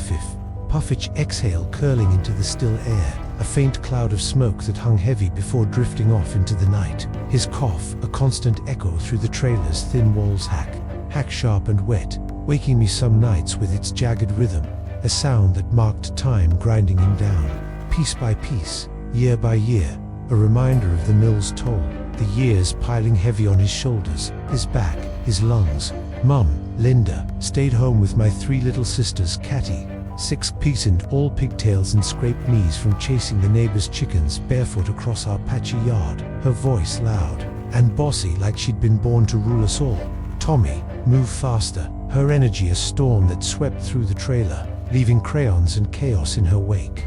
Lucy, for quiet and shy, her dark eyes peering out from under bangs she wouldn't let Mum cut, always clutching a stuffed rabbit she'd named Bun Bun, its ears chewed to threads, its fur matted from her constant, desperate grip. Her silence a contrast to Katie's noise, a stillness that felt heavy, watchful, and Ellie, just one, chubby and clingy, her blonde curls a sweaty tangle sticking to her forehead, her sticky fingers tugging at my shirt or Mum's apron whenever she wasn't napping in her crib, her baby babble a ceaseless hum, ba, That filled our days like a radio stuck on static, a sound that drilled into my ears, my patience, my skull, until I couldn't tell where it ended and I began. Her presence, a weight I carried literal, heavy everywhere I went. We got by on Dad's paycheck, $12 an hour, steady but stretched thin as a wire across a month of Bill's electric water, the loan on the trailer that never seemed to shrink. One more year, Dad'd say, but it was always one more and Mum's knack for making do. Her hands quick with a needle to patch our clothes with scraps from old sheets good enough. Her fingers deft as she sewed, her stitches uneven but strong, her stove turning leftovers bits of chicken, a scoop of beans, a handful of rice into casseroles that somehow tasted better than they had any right to, the flavors blending under her careful hand, a little salt, a little pepper. It'll do, her voice soft over the table. Eat up, it's what we've got, a mantra we lived by. A prayer we swallowed with every bite, a promise that we'd make it through another day, another week, another month, even when the fridge was near empty, even when the heat pressed so hard it felt like the world might crack open beneath us. Our trailer was a patchwork of grit and hope set back off Barlow Road on a quarter-acre of scrubgrass and dirt. Its tin siding dented from storms, bang, its roof rattling in every gust like it might peel off and take flight. Into the hills rat-a-tat, leaving us bare under the sky. Its windows cracked but propped open with sticks or old spoons to catch whatever breeze dared stir the heat, whoosh-letting in the hum of cicadas. Soaring through the night's easy zzz's, their song a constant drone that filled the dark. Its floors creaking under every step, creak, groaner, song of wear and tear we'd learned to ignore, a melody of survival we'd made our own. Its walls thin enough to hear Dad's cough, hack Mum's sighs. Lord help us, Katie's chatter, I'm telling, Lucy's quiet hum, Ellie's babble, a chorus that held us together when the world outside pressed too hard, too close, too hot. A family bound by the noise we made, the noise we lived, the noise we survived. Barlow wasn't a place for Grand Germain Street, was a half-mile strip of faded brick storefronts and leaning telephone poles, strung with sagging wires that buzzed faint when the wind picked up BZZZ, a single stoplight blinking yellow at the intersection of Route 52 and Church Road, its rhythm, a lazy pulse blink flickering day and night like it couldn't decide whether to care. A post office with a flag that hung limp stars and stripes faded to pink and grey, its paint chipped and peeling from decades of sun and neglect. A Baptist church with a steeple that tilted left from a storm in '95. Tornado nearly it, Dad'd say, pointing as we drove past, its white siding flaking like dry skin under the heat. Its sign out front reading Jesus saves in letters that faded more each year. JSSSVs, a promise worn thin by time, by weather, by the weight of a town that kept going because it didn't know how to stop. Grayson's Grocery sat at the end of the stripper squat, single-story building with a faded red sign that read Grayson's in chipped white letters, its windows streaked with dust and fly specks, carcasses dotting the sills like tiny black graves, its door propped open with a cinder block to let the heat bleed out into the street. Whoosher, bell jingling sharp every time you pushed through, ding, a sound that cut the stillness like a knife through cloth, its echo lingering faint against the hum that pulsed inside. Low, steadier sound I didn't notice, not yet, not with the heat pressing, the walk looming, the weight settling, the errand pulling me forward, step by step, into the store, into the cool, into the humtummy. To me a whisper I didn't hear, not yet, not with the gravel crunch, the sun, the weight, not with what waited, watching, whispering. That day, July 17th, a Thursday, a date burned into my skull like a cattle brand, was hotter than most, the kind of heat that turned the asphalt into a shimmering mirage, liquid black dancing under the sun's glare like water you couldn't touch, wouldn't reach, the kind that drove you inside, or under shade porches with sagging roofs where old men rocked in creaking chairs, sipping sweet tea from mason jars, their voices a low hum of complaints. Hotter in hell today, trees with leaves drooping limp like they'd given up, their branches sagging under the weight of the sun anywhere but the open burn that baked the earth until it cracked open in jagged lines, cracked the grass until it yellowed to straw, brittle underfoot, snapped the air until it scorched your lungs with every breath, sharp tasting of dust and sweat and desperation, a heat that pressed down like a hand you couldn't push off, a weight that sank into your bones, your blood, your skull until you couldn't think straight, couldn't move fast, couldn't breathe easy, a heat that made the world feel smaller. tighter, heavier, like it might crack open beneath you if you stood still too long. Mum had sent me to Grayson's that afternoon, 2 p.m. The clock on our kitchen wall ticking slew, its hands warped from years of humidity, sticking to the trailers, its face smudged with fingerprints, from Katie trying to turn it back for more playtime. I want to play more. Her voice awind her fingers, leaving streaks. Mum's voice tired over the table where she sat with a damp rag pressed to her forehead. Tommy, I need milk, bread, diapers, take Ellie, I've got a headache. And Katie and Lucy are driving me up the wall. Her hands rubbing her temples, slow circles against the ache, her eyes squinted shut against the light streaming through our cracked window, its frame rattling faint, tap-tass the wind. Tried and failed to stir the heat, its glass fogged with years of grime no one bothered to wipe. Her breath huffing short, can't take it today, her patience gone, her hands waving off the girls, go with Tommy, her voice fading as I turned to the chaos. Katie and Lucy sprawled on the floor, crayons scattered across linoleum, patched with duct tape, red, blue-green rolling under the table, their paper, a mess of smudged horses and dogs. Mine's better. No, mine's a pony. Their voices a buzz-sharp drilling. Tommy, tell her, no, you. A storm I couldn't calm, not with Mom's grown enough. Cutting through low, sharp her hand, slamming the table, the sound that shook the air, the girls, the quiet knot, with Ellie fussing Ma, her hands sticky with mashed peas from lunch, mearing green across her tray, her whines piercing Ma, a sound that gnawed deprot my nerves, my patience, my bones, her blonde curls a sweaty tangle, her cheeks flushed, her chubby legs kicking, thumping against the chair's edge, her babble threading, ba, a hum, matching the ache, my head, my chest, my armor weight.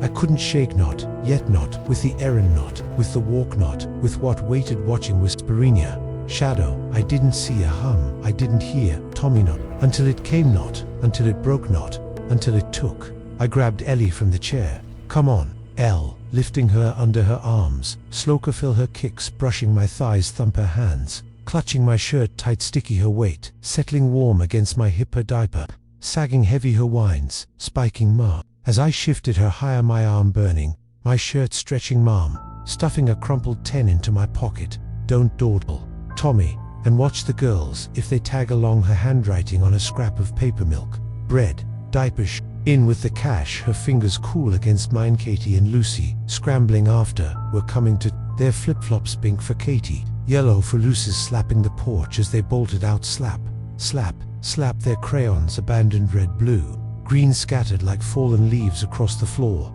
their energy a storm. I couldn't match, not with the heat pressing thick, not with Ellie's weight, not with the ache creeping up my legs, my back, my armor weight. I carried step by step down Barlow Road, gravel crunched us, kicking up, sticking to my shins, my sneakers, old Conversos worn thin laces, frayed grey from dirt, my shirt damp clinging, the sun, high merciless baking the gravel, the fields, the trailer roofs, flashing silver in the distance, the air shimmering heat waves, dancing ghosts, daunting water that wasn't there, my breath, huffing short, sharp Ellie, tugging Katie, it's hot.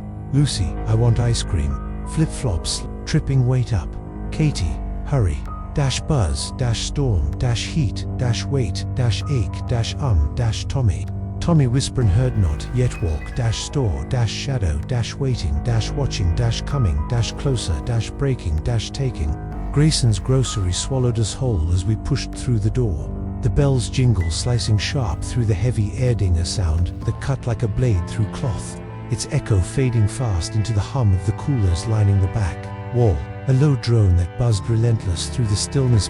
Zzz, fighting the summer's press with a rhythm that pulsed steady, unyielding, their glass doors fogged thick with condensation, beads of water dripping slow and deliberate, drip, drip down the panes like tears on a window pane, their contents locked behind the haze milk in heavy glass jugs, their caps red and crusted with age, pop in sweating aluminum cans, their labels peeling at the edges from years of damp, beers in brown bottles, glistening faint with a chill that promised relief, but never quite reached through the smudged glass to the air beyond. The air inside was cool, sharp against the heat we dragged in from Barlow Road, but thick, stale with dust that settled heavy on every surface. A fine grey film coating shelves and cans like ash after a long-forgotten fire, mingling with the faint sour rot of overripe fruit wilting in a bin near the entrance, tomatoes bruised soft, their skins splitting open to weep red juice onto the splintered wood below, their smell threading through the space like a whisper that stung your nose and lingered in your throat, mixing with the tang of metal from cans stacked crooked in the aisles, spam with its silver gleam dulled by time, potted meat in squat tins that rattled faintly when brushed, Vienna sausages packed tight in rows like soldiers long past their prime, their labels yellowed, peeling, faded from years of hands brushing past, grabbing quick for a supper no one wanted to cook, a snack no one wanted to claim, their edges curling up like old paper left too long in the sun. The aisles were narrow, too tight for two to pass without brushing shoulders, cluttered with bags of rice, slumped against each other like old men too tired to stand straight, white sacks, 10 pounds each, their corners torn open by careless fingers reaching for something cheap, something fast, something to fill a belly on a night too hot to care about cooking proper. Tap, tap, tap, their white dust spilling faint onto the linoleum below, a fine powder that stuck to the soles of my sneakers, old Converse, soles worn thin, laces frayed and grey from dirt mixing with the grit I'd carried in from the gravel road outside. A rack of candy stood near the back, Tootsie Rolls twisted, tight in brown wax paper, their ends curled like tiny scrolls. Jolly Ranchers glinting bright in red and green cellophane, their colors sharp against the faded gray of the store. Temptations that caught the light, caught the eye, caught Lucy's attention as she trailed behind me. Tommy, can we get some? Her voice a whine hype leading, her small hand reaching out, fingers brushing the wrappers. Katie, cutting in. No, he won't. You're dumb. Sharp, bossy. Her tone a whip cracking through the air, their flip-flops slapping, the linoleum slap, slap, slap. Pink for Katie, yellow for Lucy, their chatter a buzz rising and falling like cicadas outside. I want gum. No, candy's better. A storm of noise. I tuned out my focus, slipping to the list, scratched on Mum's scrap of paper tucked in my pocket. Milk, bread, diapers to Ellie's weight, pressing harder against my side to the hum to me. Tommy pulsing faint, low, sharper whisper threading through the air, the walls, the floor a sound I didn't notice, not fully, not yet, not with their voices, not with the store, not with the heat lingering, my shirt wet, my skin sticky, my skull throbbing, the hum, weaving, pulsing, watching, waiting a call I didn't hear, not until it grew, not until it broke, not until it came. I set Ellie higher on my hip, her weight shifting, her chubby hands clutching my collar. Baba, her voice a high-pitched hum that softened as I bounced her down, up, down, a rhythm I'd learned to keep her calm, to quiet her whines, to ease the ache that burned deeper into my arm, raw and throbbing now, a fire creeping up my shoulder, down my back, my shirt stretching under her sticky grip, blue, faded, too big from Dad's old stash, its fabric damp with sweat from the half-mile walk down Barlow Road, clinging to my chest, my back, my shoulders like a second skin I couldn't peel off, no matter how much I wanted to, the heat seeping through, the cool air of the store lingering in my bones, my blood, my skull, a weight that pressed down, heavy and unyielding. My voice came low, we're almost done, my breath huffing short, sharp, choppy, catching in my throat as I grabbed a basket. Plastic cracked, its handle sticky with the grime of countless hands, years of sweat and dirt, embedded deep into the grooves like a stain that wouldn't wash out. My fingers brushing it, recoiling faint at the tacky feel, a shiver running up my arm despite the heat, my steps slow shuffling through the clutter past shelves that leaned slightly left, warped by time and the weight of too many cans, too many summers. There would groaning faint creak under the burden past cans of spam and potted meat that teetered on the edge, clink threatening to fall with every vibration of the coolers. Hum past bags of rice slumped against each other, white dust spilling faint onto the linoleum below. Tap, their corners torn open by careless fingers reaching for something cheap, something fast, something to fill a belly on a night too hot to care about cooking proper. The dust mixing with the grit I'd carried in from the gravel road outside, sticking to the soles of my sneakers, old Converse, soles worn thin, laces frayed and grey from dirt, leaving faint trails of Barlow behind me as I moved. I grabbed the Milk First style tooth, the cooler at the back, its glass cold biting, fogging fast against my palm, beads of water dripping, drip down my wrist, a faint chill that ran up my arm, a relief against the heat that still clung to my skin, A gallon jug I balanced against my Hippoly's legs, kicking faint thump. Thump her whines, spiking ma. High sharp her hands, tugging my shirt, stretching blue faded, too big my arm. Burning wrath robbing my steps, shuffling slow awkward basket, banging my neat thud. Thud as I moved to aisle 4 bread white Generica. Day old but soft, its plastic crinkling crinkly crinkle as I wedged it under my arm, milk sloshing faint, sloshing louder. As I shifted my breath, huffing short Ellie's weight, shifting her, Babel turning, ma. Wine sharp piercing, her cheeks flushed pink, her curls, damp sweaty, my arm, trembling deeper or screaming, diapers next aisle, 3 near the Candia. Small pack Pampers, the only size Ellie fit, its price tag, $8.99. In red ink, just under mom's crumpled 10, my fingers fumbling plastic, crinkling crinkle, shoving it, in basket tipping milk, tilting sloshly's hands, but tugging, pulling my voice, hold on, L low dash shaky dash cracking, dash Katie, and Lucy, Tommy, Candy, no, gum, their flip-flop slap, slap, slap Lucy grabbing, please, Tommy, her voice whining, hey Katie, he won't, stop it, dummy, sharp bossy, their buzzer drone rising falling, my focus slipping the counter, Grace and Dad, looming, my sneakers scrape dragging, my arm screaming Rother, heat lingering, my shirt wet, my skin sticky, my skull throbbing, pounding, Tommy pulsing, threading a whisper, fen sharp eye, couldn't place, not yet, not with the walk, back the gravel, the sun, the weight, not with Ellie, not with the hum, matching, her matching, meat matching, something dash waiting, dash watching, dash growing, dash threading, dash pulsing, dash a shadow coming closer, call to me, Tommy, not heard, not yet, not with the noise, not with the store, not until her old man Grayson stood at the counter, grey hair thinning under a faded John Deere cap he'd worn since I could walk. Its green brim cracked at the edges, glasses perched low on his nose, sliding down with every turn of the page, his hands flipping through a Field and Stream magazine, yellow, curling at the corners, pictures of trout leaping from streams, deer standing stiff in snowy woods, blurring under his fingers as he tapped, slow tap, tap, tap, tap rhythmics, Teddy, his radio playing Merle Haggard, low and tinny through static, that hissed faint mama tried, a hum that fought the cooler's drone bee, zzz threading, through the air, the walls, the pulsing, faint sharper sound that wasn't Merle, not the store, not anything I knew, not with Grayson's grunt breaking through, hot out there, Tommy, his eyes flicking up over his glasses at me, at Ellie perched on my hip, his voice rough, worn gravelly from years behind that counter, decades, bringing up smokes, beer, bread for folks who'd known him since he was a kid, running barefoot through these same aisles, since his daddy ran the place with a firmer hand, since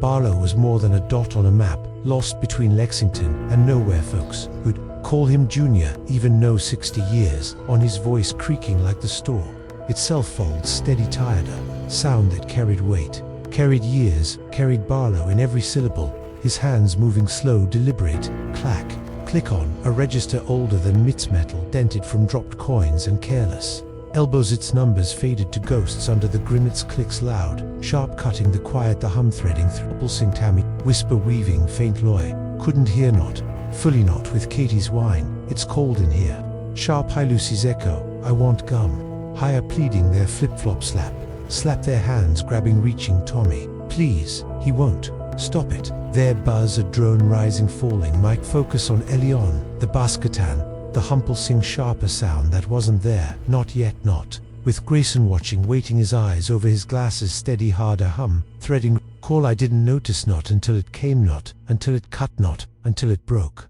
Dad was there, Roy Graysonen, a rare day shift, grabbing unfiltered, the kind he smoked, slow, deliberate, before heading back to the mill, leaning against the counter, his flannel shirt, unbuttoned red plaid flapping open over a stained white tea-sweat beading on his neck, dripping faint drip down, his collar staining darker, his light as silver clack open shutter, rhythm steady short, his hands rough calloused fingers, thick scarred from years at the mill, his eyes, tired dreadroom bags, dark deep, but soft, watching me, nodding, good job, Tommy, keep in line, his voice rough, warm gravel grinding deeper, grin tugging his lips, crook slow showing teeth, yellowed stained from years, decades of camels, his hand ruffling Ellie's curls, hey, little bug, slow fingers brushing light, her giggle breaking high sharp, bright cutting her, fussing lifting her, whines easing, my chest stiffed only a second, his hand clamping, you're a good big brother, firm grounding, his voice low steady, his camel pack crinkling, crinkle tucking it pocket, his lighter click,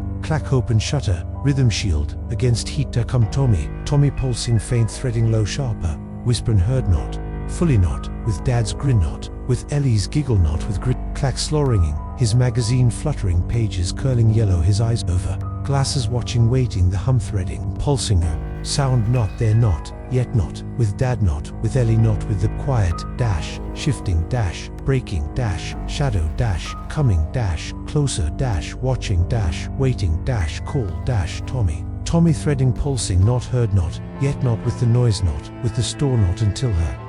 Then prickle neck sharp cold blade, brushing chiller on July, heat dash, thick dash, air dash, stagnant dash, sun dash, glaring dash, windows dash, spotlight dash, burning dash, weight dash, pressing dash, sound dash, Tommy louder sharp earth, threading, hum coolers, radio merle, fading, mama, tried static bzzz rising whisper weaving, cutting sinking, I turn slow cautiously bouncing, ba dash tugging dash weight dash burning dash arm dash screaming dash roar dash there dash behind dash inline eyes Ellie dash unblinking dash wide dash wet dash glinting dash fluorescence dash glass dash sun dash piercing dash cutting dash sinking dash twisting dash woman 40s thin to thin cheeks hollow skin pale stretched bones dash jutting dash jaw dash eyes dash wrists dash hair dash gray dash bun dash tight dash painful dash strands dash wild dash face dash no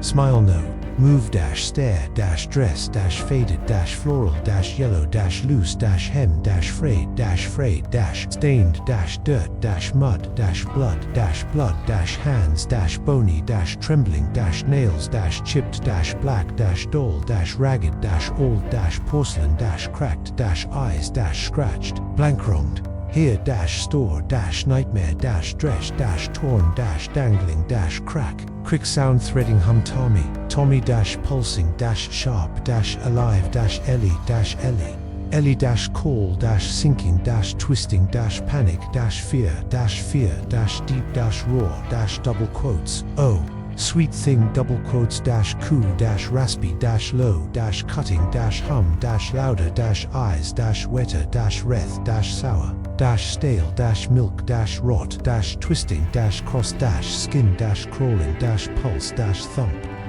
dash hands dash reaching dash fingers dash close dash doll dash swaying dash crack dash blank dash hung dash Tommy Alili Cora sharp eye no back off yelp jerkingly dash clutching dash arm dash buckling dash basket dash tipping dash milk dash splash dash Grayson hey bread diapers dad what's your deal growl hum Tommy louder she sorry double quotes dash cracking dash eyes dash darting dash doll dash crack dash fingers dash snapping dash hum dash watching I ran dad dash bag dash girls dash bell dash ding dash heat dash hit dash hit dash hit dash hit dash hate dash hit dash faint dash her dash highs dash doll dash call dash Tommy pulse gongle waiting whispering Ali I could say it you forever we stumbled out into the heat gravel crunching under our sneakers crunched the sun slamming back like a fist thick and burning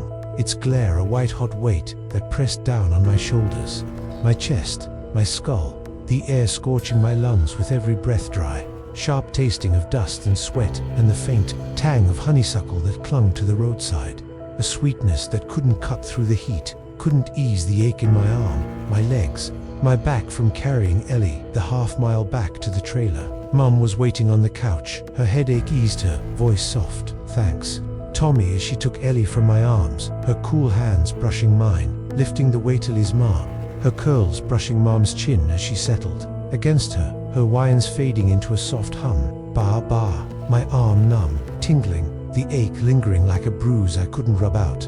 Katie and Lucy spilled back to their crayons. She's creepy, yeah, creepy. Their flip-flop slap-coing as they ran to the floor, their paper a mess of smudged colors. I'm drawing her. No, me. There chatter, a buzz I couldn't hear not over the hum Tommy threading faint patience through the trailer, the wind rattling the tin roof tap a sound that pulsed low, sharp, alive, weaving through the walls, the air, the quiet, a whisper I couldn't shake, didn't want to name not, yet not, with Mum's sigh, "You okay, Tommy?" Her eyes soft, worried not, with Dad's grunt nutcase. "Stay clear." His lighter clicked, clack open, shutter rhythm fading as he stepped out, not with the Tommy. Tommy waiting, watching, growing a call. I didn't hear, not fully, not until the night, not until it broke. That night, dark still, the heat pressing even through the dark. Ellie, asleep in her cribbets.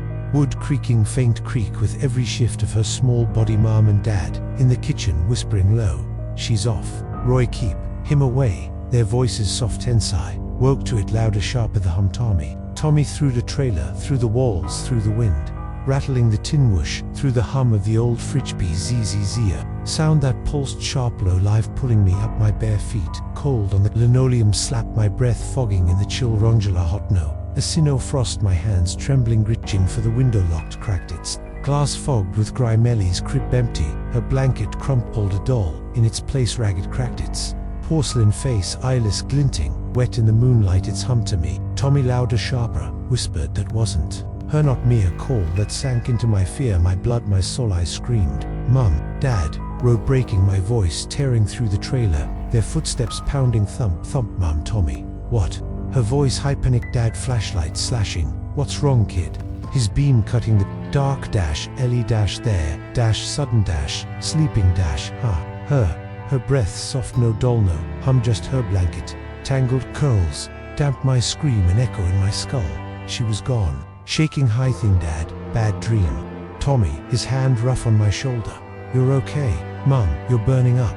Her hand cool on my forehead, her eyes worried, tired. The hum gone, faint, patient, waiting. Tommy threading through my pulse, my fear a whisper. I couldn't unhear a call, I couldn't shake a shadow. I couldn't name, not yet, not with their voices. Not with the dark, not with the hum. Dash, pulsing, dash, watching, dash, waiting. Days that followed were heavy. Ellie wouldn't sleep, wouldn't stop. Ma, ma. Her cries, sharp hairs in her hands, tugging her eyes wide, staring at corners, shadows. I couldn't see, dark pools that didn't move with it. Lighter, small body, trembling. Ma. Her voice, a plea of fear. I didn't understand, not then, not with the Tommy. Tommy threading through her cries, through the trailer, through the wind. Whisper, only I heard, only I felt a presence that pulsed. Dash low, dash sharp, dash alive, dash watching, dash waiting, dash growing, dash a call that sank into my skull, my chest, my bones, a shadow I couldn't name, didn't want to face, not yet, not with Ellie's eyes, not with the hum, not with the memory of Hervé, the doll of the blankness, of the whisper. Tommy threading, pulsing, a call I couldn't unhear, her wait I couldn't shake, a fear I couldn't name, not yet, not until the news, not until the truth, not until the shadow came closer, came clearer, came for us. Weeks later, third, the news hit, a whisper rippling through Barlow, a headline in the Barlow Gazette: toddler missing, Barlow County.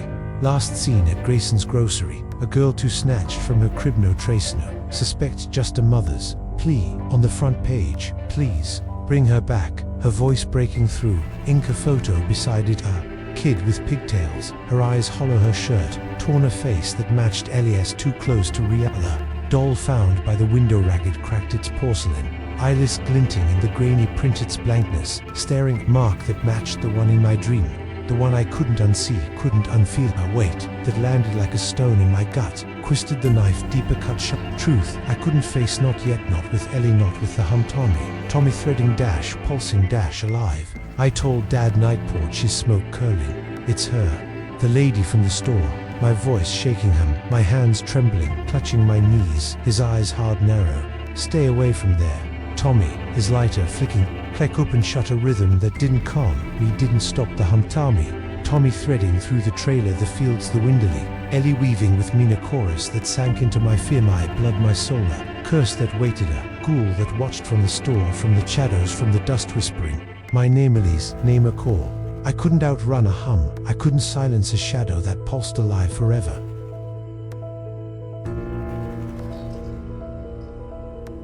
The whisper in the woods, autumn of 2015, wrapped the Pacific Northwest in a heavy veil of mist and shadow. A season where daylight faded quickly and darkness lingered, the air saturated with a damp chill from rain that fell in a steady, unending drizzle, soaking through everything, clothes, skin, bones, leaving a cold that settled deep, a cold that felt alive. whispering through the trees with a voice I couldn't quite identify, a voice that seemed to know my name, a voice that sent shivers down my spine even before I understood its meaning. I was 28 that year. Lydia Harper, a park ranger stationed at Mount Rainier National Park, a wiry woman with dark brown hair pulled back in a tight braid that reached down my back, its strands always damp from the mist that clung to the park. Like a second skin, my hazel eyes sharp from years of scanning trails for signs of trouble-broken branches, fresh tracks in the mud, a hiker's misplaced step that could lead to disaster, my hands calloused from hauling gear and clearing brush, my fingers rough with scars from thorns and rocks that had marked my skin over the years, my boots worn from countless miles hiked through the park's rugged terrain, black leather, scuffed at the toes, laces tied securely, their soles caked with mud that never fully washed away, a testament to the miles I'd walked, the trails I'd patrolled, the lives I'd saved. The park was my world, a vast wilderness of jagged peaks that pierced the sky like the teeth of some ancient creature.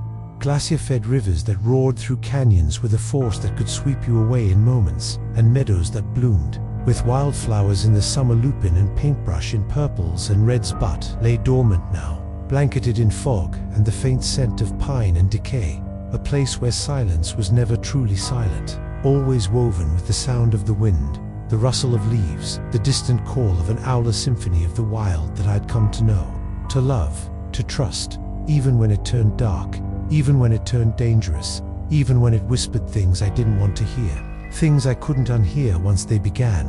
Mount Rainier National Park wasn't a place for the unprepared. Its trails wound steep and narrow through forests that could engulf you entirely, their canopies so dense that sunlight rarely reached the ground, casting the paths in constant shadow, the underbrush thick with ferns and salal that brushed against your legs as you walked, their leaves wet and cold, leaving trails of damp on your pants. Its rivers flowed cold and swift, their currents powerful enough to pull a grown man under in seconds, their banks slick with moss-covered rocks that glistened in the faint light, a beauty that was as deadly as it was breathtaking. Its peaks stood tall and unyielding, their snow-capped summits often hidden in clouds, a beauty that demanded respect, demanded caution, demanded you know your place, a beauty that could end you if you didn't. I'd been a ranger here for 5 years, stationed at the Longmire Ranger Station, a small, weathered building of stone and wood nestled at the park's southwest entrance, its walls lined with maps marked with red tacks to indicate trails and hazards, radios that crackled with static, and shelves of field guides worn from use, their pages daubed, their covers faded from years of hands flipping through them, its windows fogged with the breath of rangers coming in from the cold, their faces flushed, their voices low, storms coming, their hands wrapped around mugs of coffee too, warmed their fingers, its air heavy with the smell of coffee brewing on an old, battered pot, and the faint tang of wet wool from our uniforms drying by the heater, a space that felt like home, a space that felt like duty, a space that felt like the edge of the wild, a space where I'd learned to listen, to watch, to survive. My days followed a steady rhythm of patrols checking trails for fallen trees, their trunks covered in moss, their branches blocking paths like natural barriers, their roots upturned from storms that had swept through the park weeks ago, leaving scars in the earth that wouldn't heal for years, their bark slick with moisture, their weight a challenge as I dragged them aside, my hands gripping tightly, my gloves sliding on the wet surface, my breath visible in the chilly air, my boots sinking into the mud, the trail slick and treacherous, every step a careful movement, my eyes scanning for signs of trouble-broken branches, fresh tracks, a hiker's misplaced step, my hands brushing against ferns as I moved, their fronds wet, cold, leaving trails of damp on my gloves, the forest alive with the sound of the wind, the rustle of leaves, the distant call of a ravana, rhythm I knew, a rhythm I trusted, a rhythm that felt like home, even when it turned dark, even when it turned dangerous, even when it whispered things I didn't want to hear a whisper. I couldn't place knot yet knot with the trail knot, with the work knot, with the fog pressing. My nights were quieter paperwork by lamplight, the scratch of my pen on forms, logging trail conditions, wildlife sightings, hiker incidents, the crackle of the radio breaking the silence with updates from other stations, bear sighting, near paradise, keep an eye out, the hum of the forest outside a constant companion, a sound I'd learned to read like a book, its whispers telling me when a storm was coming, when a hiker was lost, when something was wrong. Silence too deep to still, a silence that meant trouble, a silence that meant I needed to move, to act, to find, a silence that meant the park was holding its breath, waiting for something to break, waiting for something to take. That day, October 12th, a Monday, a date etched into my memory like a scar, was colder than most. The kind of cold that bit at your fingertips even through gloves. The kind that made your breath fog thick in the air, a visible reminder of every exhale. The kind that made the forest feel alive, watchful, its shadows stretching long and jagged across the trails as the sun dipped low, barely piercing the fog that hung heavy over the park. A grey veil that swallowed sound, swallowed sight, swallowed hope. A veil that felt like it was breathing, a veil that felt like it was watching, a veil that felt like it was waiting. I'd been at Longmire since dawn, 6 a.m, the sky still dark, the stars hidden behind clouds, the station quiet except for the hum of the heater kicking on and the faint crackle of the radio, as I checked the day's assignment's trail maintenance. On the Wonderland Trail, a 93-mile loop that circled the mountain, its paths steep and slick with mud this time of year. A task I'd done 100 times, a task I could do in my sleep, a task that felt like breathing, like living, like being part of the park in a way I couldn't explain, a task that felt like home, even when the park turned dark, even when it turned dangerous, even when it whispered things I didn't want to hear a whisper. I couldn't place, not yet, not with the work, not with the trail, not with the fog pressing. I'd packed my gear, radio clipped to my belt, its weight a comfort against my hip, flashlight tucked in my pack, its beam strong when I tested it, first aid kit in a side pocket, its contents shifting slightly, a coil of rope slung over my shoulder, its fibers rough against my jacket, its weight a reminder of the climbers I'd pulled from cliffs, a map I didn't need but carried anyway, folded tightly in my pocket, its creases worn from years of use, my hands moving quickly, automatically, my boots black, scuffed, laces tied securely pressing against the wood floor as I headed out, the door creaking shut behind me, the fog swallowing me whole as I stepped into the grey, the forest looming dark, silent, waiting, its branches dripping with moss that swayed gently in the wind, its needles a deep green that looked black in the dim light, its shadows stretching long and jagged across the path, a maze of shapes that shifted with the fog, a maze that felt alive, a maze that felt like it was watching, a maze that felt like it was waiting. I'd been on the trail for hours, checking for downed trees, their trunks covered in moss, their branches blocking paths like natural barriers, their roots upturned from storms that had swept through the park weeks ago, leaving scars in the earth that wouldn't heal for years, their bark slick with moisture, their weight a challenge as I dragged them aside, my hands gripping tightly, my gloves sliding on the wet surface, my breath visible in the chilly air, my boots sinking into the mud, the trail slick and treacherous, every step a careful movement, my eyes scanning for signs of trouble, broken branches, fresh tracks, a hiker's misplaced step, my hands brushing against ferns as I moved, their fronds wet, cold, leaving trails of damp on my gloves, the forest alive with the sound of the wind, the rustle of leaves, the distant call of a ravana, rhythm I knew, a rhythm I trusted, a rhythm that felt like home, even when it turned dark, even when it turned dangerous, even when it whispered things I didn't want to hear a whisper.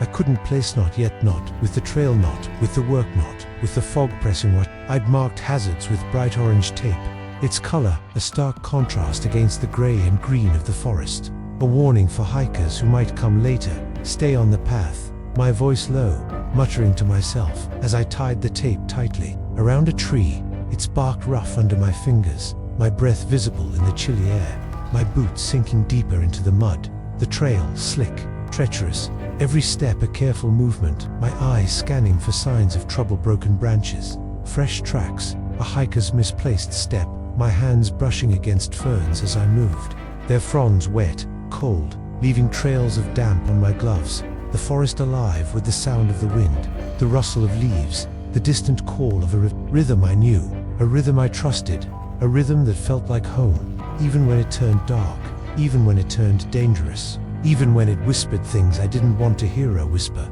I couldn't place not yet not with the trail not, with the work not, with the fog dash, pressing dash, watching dash, waiting dot. The call came through at 2 p.m, the radio crackling, sharply. Lydia, you there? Ranger Mike's voice, tense, urgent, cutting through the hum of the forest. We've got a missing hiker. Last seen near Cougar Rock Campground. Female, 30s, named Sarah Ellis, reported missing by her hiking partner. I froze mid-step, my hand tightening on the radio, my voice steady copy. I'm on it, but my heart racing. A missing hiker in October, in this fog, in this cold, was bad news. The kind of bad news that could turn worse quickly. The kind of bad news I'd seen before hikers lost to hypothermia. Their bodies found curled under trees, their faces blue, their hands stiff. 2 falls, their bones broken on rocks below cliffs, their screams swallowed by the wind. To the park's unforgiving wild. Its trails a maze that could engulf you entirely if you didn't know where you were going, if you didn't respect its rules, its power, its silence, a silence that could kill as surely as a storm, as surely as a bear, as surely as a whisper. Whisper I couldn't place not yet, not with the call, not with the search, not with the fog pressing, watching, waiting. I knew Cougar rocked miles from my position. A campground nestled in a clearing near the Nisqually River, its sides ringed by towering firs, their trunks thick with moss, their branches heavy with needles that blocked the sky, casting the clearing in shadow even on clear days. Its trails branching off into the forest, steep and slick, easy to lose your way if you didn't know where you were going, easy to disappear if the fog rolled in thick, as it had today, a grey veil that swallowed sound, swallowed sight, swallowed hope. A veil that felt alive, a veil that felt like it was breathing, a veil that felt like it was watching, a veil that felt like it was waiting. I headed out quickly, my boots pressing firmly into the trail, my pack shifting against my back, my breath visible in the chilly air, the forest closing in, the fog thickening with every step, the trees looming taller, darker, their branches dripping with moss that swayed gently in the wind, their needles a deep green that looked black in the dim light. Their shadows stretching long and jagged across the path, a maze of shapes that shifted with the fog, playing tricks on the eye, making every rustle, every movement feel like a threat, a warning, a whisper I couldn't quite identify, a whisper that pulsed low, sharp, alive, weaving through the forest. The fog, the quiet, a call I didn't notice, not fully, not yet, not with the trail, not with the search, not with the fog pressing, watching. I reached Cougar Rock by 2:30, my boots sinking into the muddy clearing. The campground quiet, empty. The campsites abandoned this late in the season. Their fire pits cold, their picnic tables slick with damp. The river, a faint roar in the distance. Its waters cold and fast. A sound that drowned out everything else. A sound that made my stomach twist. Sarah, my voice echoing Sarah Ellis, bouncing off the trees, swallowed by the fog. No answer, only the whisper Lydia, Lydia weaving faintly, a low, sharp sound I didn't notice, not yet, not with the search, not with the river, not with the fog dash closing dash watching dash waiting dot. I started at the trailhead West Side Road, a steep path that wound up into the forest. Its markers faded, its dirt slick with mud and fallen leaves, my flashlight cutting through the fog, its beam weak, flickering, barely piercing the gray. My eyes scanning for signs, footprints, broken branches, a scrap of fabric, anything. Sarah, my voice raw. Sarah, can you hear me? No answer, only the whisper Lydia, Lydia, Lydia, louder, sharper, weaving through the trees, the fog, the quiet, a sound that wasn't the wind, not the leaves, not the river, a sound that sharp, aliver, whisper I couldn't place, not yet, not with the trail, not with the search, not with the fog pressing. I moved faster, my boots sliding on the slick ground, my breath visible in the chilly air, my heart racing, the forest closing in, the trees looming taller, their branches reaching, their shadows shifting, a maze of shapes that played tricks, made every rustle, every movement feel like a threat, a warning, a whisper Lydia, Lydia, Lydia, louder, sharper, weaving, pulsing, a call I didn't hear, not fully, not with the search, not with the fog, not with the forest watching, waiting. I reached a fork West Side Road, splitting left to the river, right up the ridge, my map crumpled in my pocket. Left, I muttered, rivers closer, my boots turning, the path steeper, more slippery, mud clinging to my soles, my flashlight beam flickering, weaker now, batteries dying. Damn it, my voice low, sharp, my hand tightening on the radio. Mike, I'm at the fork, heading to the river. Any updates? Static. Mike, negative. Keep looking. Backups on the way. His voice tense, fading. Static. The whisper. Lydia. Lydia, louder, sharper, weaving through, pulsing. A lever whisper, cutting, sinking. I moved faster, my boots sliding, my breath visible, my heart racing. The forest closing, trees taller, branches reaching, shadows shifting. A maze, tricks, rustle, movement, threat, warning. Whisper. Lydia. Lydia, louder, sharper, weaving, pulsing, call, sinking, fear, deep. Row. I couldn't place, not yet, not with the river, not with the search, not with the fog. Dash, pressing, dash, watching, dash, waiting, dash, coming, dash, closer. Dot. The river came into view. Nisqually, its waters cold, fast, a roar that drowned the whisper. Its banks slick, rocks gleaming, my boots sliding, my flashlight beams sweeping, catching something red, a scrap, fabric, caught on a branch. Sarah, my voice, raw. Sarah. I ran, grabbing red scarf, hers. Sarah, no answer. Whisper. Lydia. Lydia, louder, sharper, weaving, pulsing. A live eye turned beam, sweeping, catching. Her Sarah slumped, rock, her leg twisted, blood. Sarah. I ran, kneeling. I'm here. Her eyes open wide. It spoke, her voice shaking. It whispered. Whisper. Lydia. Her eyes, the woods. Whisper. Lydia. Lydia, louder, sharper, weaving, pulsing. A live eye turned flashlight. Nothing. Fog, tree shadows. Lydia. Sarah. It said. Lydia. Whisper. Lydia. Lydia, louder, sharper, weaving, pulsing. Olivier froze. Dash fear, dash deep, dash raw, dash whisper, dash Lydia. Lydia, dash weaving, dash pulsing, dash alive, dash forest, dash watching, dash waiting, dash coming, dash closer, dash breaking, dash taking, dash me. I radioed Mike. Found her Nisqually, injured, need medevac. Static. Mike, copy on the way, his voice tense, fading. Sarah, knows your name, her voice shaking. Whisper. Lydia. Lydia, louder, sharper, weaving, pulsing. Olivia, turn flashlight. Nothing. Fog, trees, dash shadows, dash watching, dash waiting, dash coming, dash closer, dash breaking, dash taking, dash me. My heart raced faster, a cold sweat breaking out across my forehead despite the chill. My hands trembling as I gripped the radio, the weight of Sarah's words sinking into me like a stone. Heavy, unyielding, a truth I didn't want to face, a truth I couldn't ignore. Not now, not with a whisper. Lydia.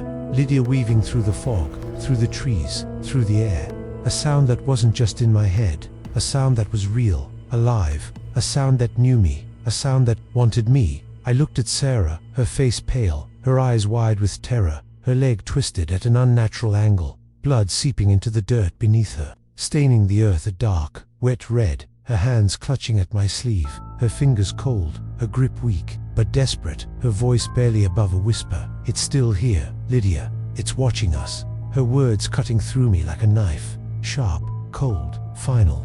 A warning I couldn't ignore, a warning I didn't want to believe, a warning that made the whisper. Lydia. Lydia, louder, sharper, closer. A sound that seemed to come from everywhere and nowhere, a sound that seemed to know me, a sound that seemed to want me.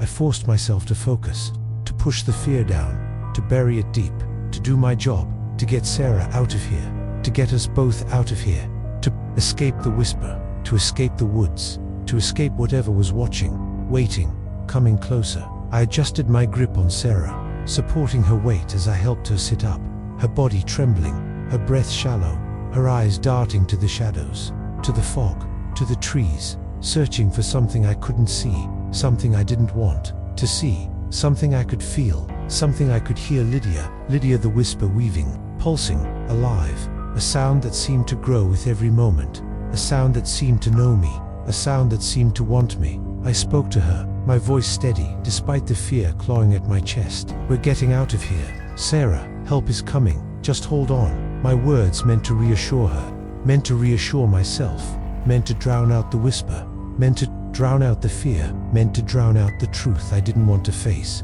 the truth I couldn't ignore. Out with the whisper. Lydia. Lydia, louder, sharper, closer, a sound that seemed to come from everywhere and nowhere, a sound that seemed to know me, a sound that seemed to want me. The fog thickened around us, the air growing heavier, colder, the trees looming closer, their branches reaching, their shadows shifting, a maze of shapes that played tricks on the eye, a maze that felt alive, a maze that felt like it was watching, a maze that felt like it was waiting. I scanned the area, my flashlight beam cutting through the grey, searching for any sign of movement, any sign of danger, any sign of whatever Sarah had seen, whatever Sarah had heard, whatever was whispering my name. Lydia, Lydia. The sound, weaving, pulsing, alive, a sound that seemed to grow with every moment, a sound that seemed to know me, a sound that seemed to want me. I saw nothing, just fog, just trees, just shadows, but I felt it, a presence, a weight, a cold that wasn't just the air, a cold that was alive, a cold that was watching, a cold that was waiting, a cold that was coming closer. I turned back to Sarah, her eyes still wide, her face still pale, her hands still trembling, her voice still shaking. It's not human, Lydia, it's not, it's something else. Her words cutting through me like a knife, sharp, cold, final. A truth I didn't want to face, a truth I couldn't ignore. Not now, not with the whisper. Lydia, Lydia. Louder, sharper, closer, a sound that seemed to come from everywhere and nowhere, a sound that seemed to know me, a sound that seemed to want me. I tried to focus, to think, to plan, to get us out of here, to escape the whisper, to escape the woods, to escape whatever was watching, waiting, coming closer. But the whisper, Lydia, was relentless, weaving, pulsing, alive, a sound that seemed to grow with every moment, a sound that seemed to know me, a sound that seemed to want me. I looked at Sarah, her eyes locked on mine, her face a mask of terror, her voice barely above a whisper. It wants you, Lydia, it wants you. Her words cutting through me like a knife, sharp, cold, final, a truth I didn't want to face, a truth I couldn't ignore. Not now, not with the whisper. Lydia, Lydia. Louder, sharper, closer, a sound that seemed to come from everywhere and nowhere, a sound that seemed to know me, a sound that seemed to want me. I felt the fear rising, the panic taking hold, the cold settling deeper, the whisper growing louder. Lydia, Lydia. Weaving, pulsing, alive, a sound that seemed to know me, a sound that seemed to want me, a sound that seemed to be coming closer, a sound that seemed to be taking me. I held Sarah tighter, my mind racing, my heart racing, my breath visible in the chilly air, the fog closing in, the trees closing in, the shadows closing in, the whisper closing in. Lydia, Lydia. Louder, sharper, closer, a sound that seemed to come from everywhere and nowhere, a sound that seemed to know me, a sound that seemed to want me, a sound that seemed to be taking me. I knew I had to move, to act, to get us out of here, to escape the whisper, to escape the woods, to escape whatever was watching, waiting, coming closer. But the whisper, Lydia, Lydia, was relentless, weaving, pulsing, alive, a sound that seemed to grow with every moment, a sound that seemed to know me, a sound that seemed to want me, a sound that seemed to be taking me. I looked at Sarah, her eyes still wide, her face still pale, her hands still trembling, her voice still shaking. It's coming, Lydia, it's coming. Her words cutting through me like a knife, sharp, cold, final, a truth I didn't want to face, a truth I couldn't ignore. Not now, not with the whisper. Lydia, Lydia. Louder, sharper, closer, a sound that seemed to come from everywhere and nowhere, a sound that seemed to know me, a sound that seemed to want me, a sound that seemed to be taking me.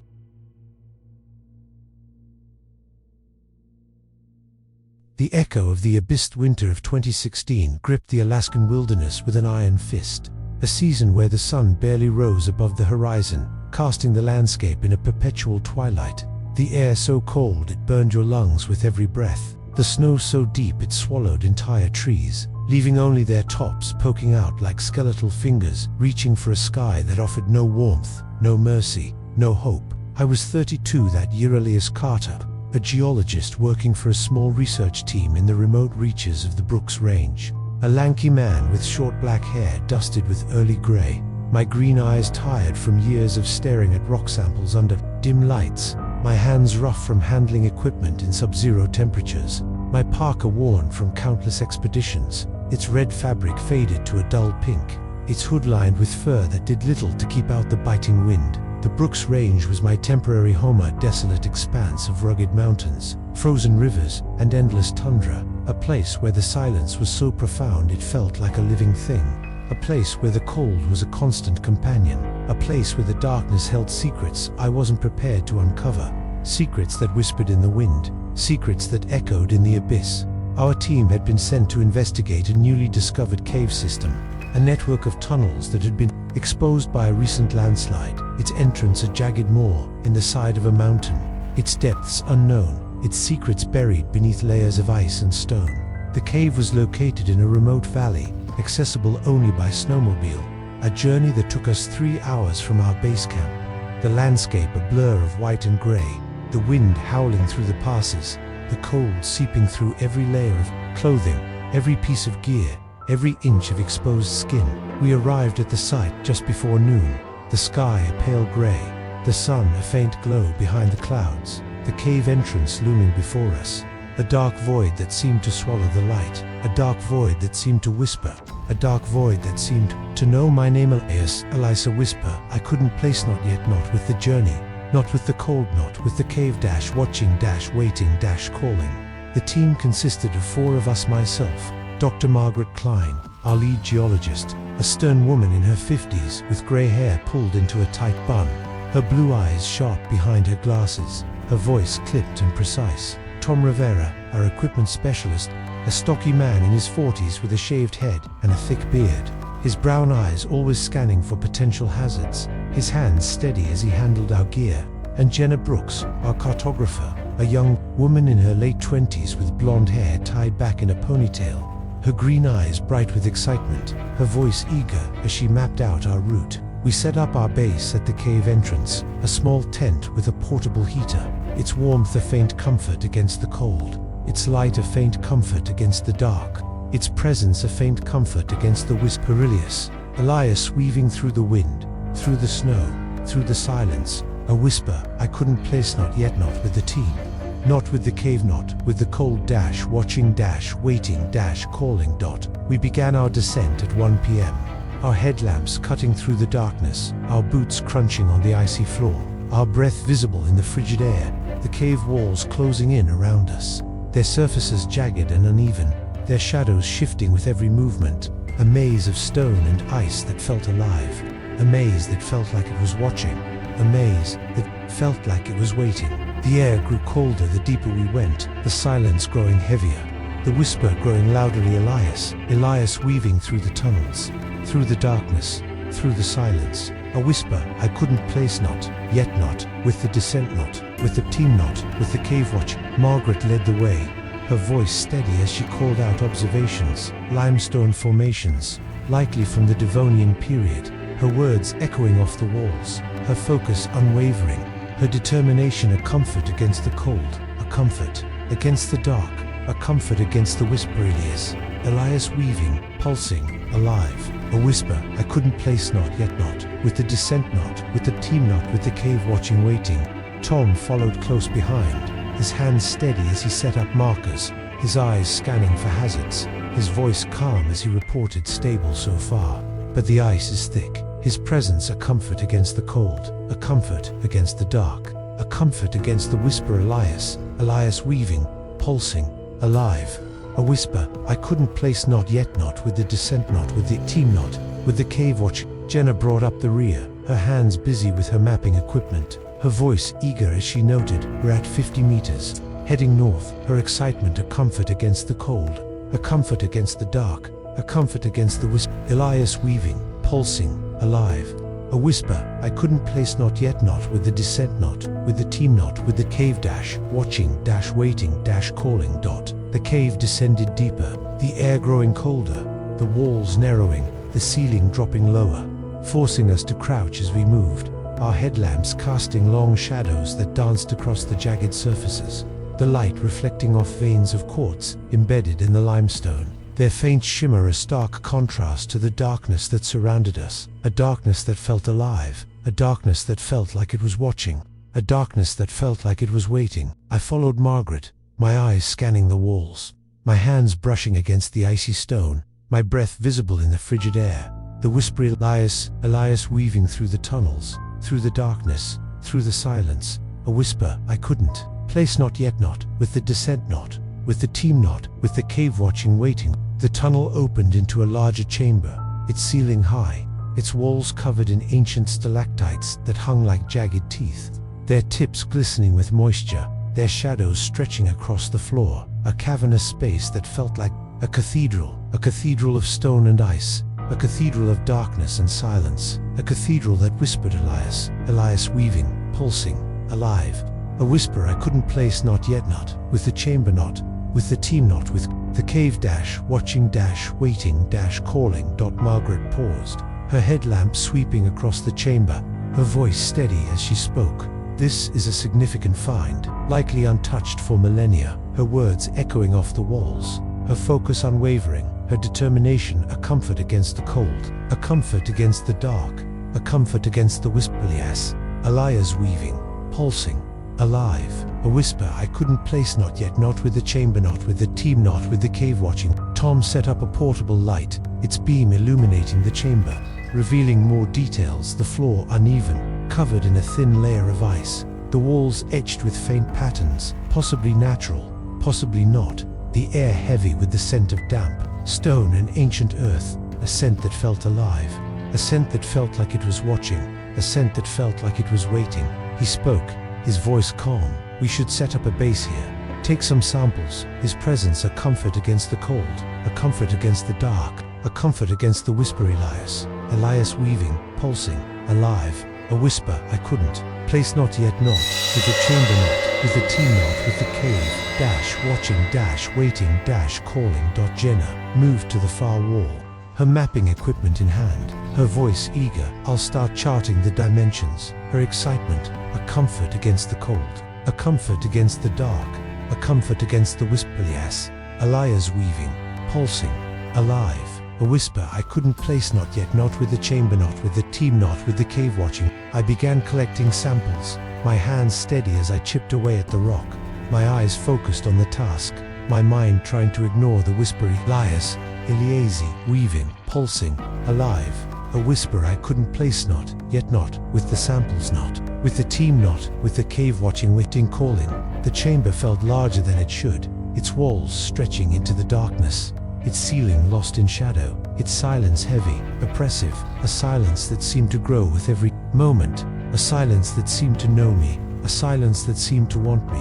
I moved to the center of the chamber, my headlamp sweeping across the floor, my eyes catching something, a faint outline, a shape, a pattern etched into the ice, a series of concentric circles, their edges worn but distinct, their design deliberate, their meaning unknown, their presence unsettling, a presence that seemed to whisper. Elias weaving, pulsing, alive, a whisper I couldn't place, not yet, not with the pattern, not with the team, not with the cave watching, waiting. I called Margaret over, my voice steady despite the unease creeping into my chest. Margaret, look at this. My words echoing off the walls, my focus shifting, my mind racing.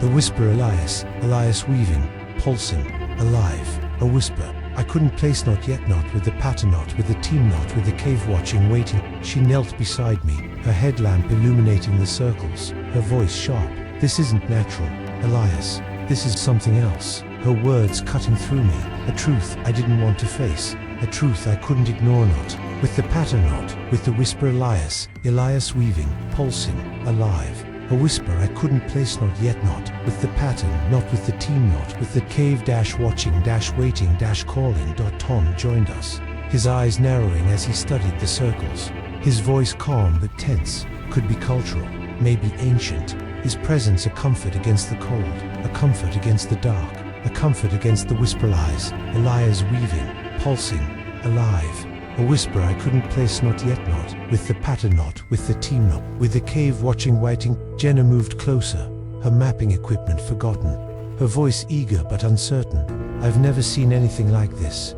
Her excitement a comfort against the cold, a comfort against the dark, a comfort against the whisper. Elias pulsing, alive, a whisper I couldn't place, not yet, not with the pattern, not with the team, not with the cave watching, waiting. The circles seemed to glow faintly under our lights, their edges shimmering, their design intricate, their meaning unknown, their presence unsettling, a presence that seemed to whisper.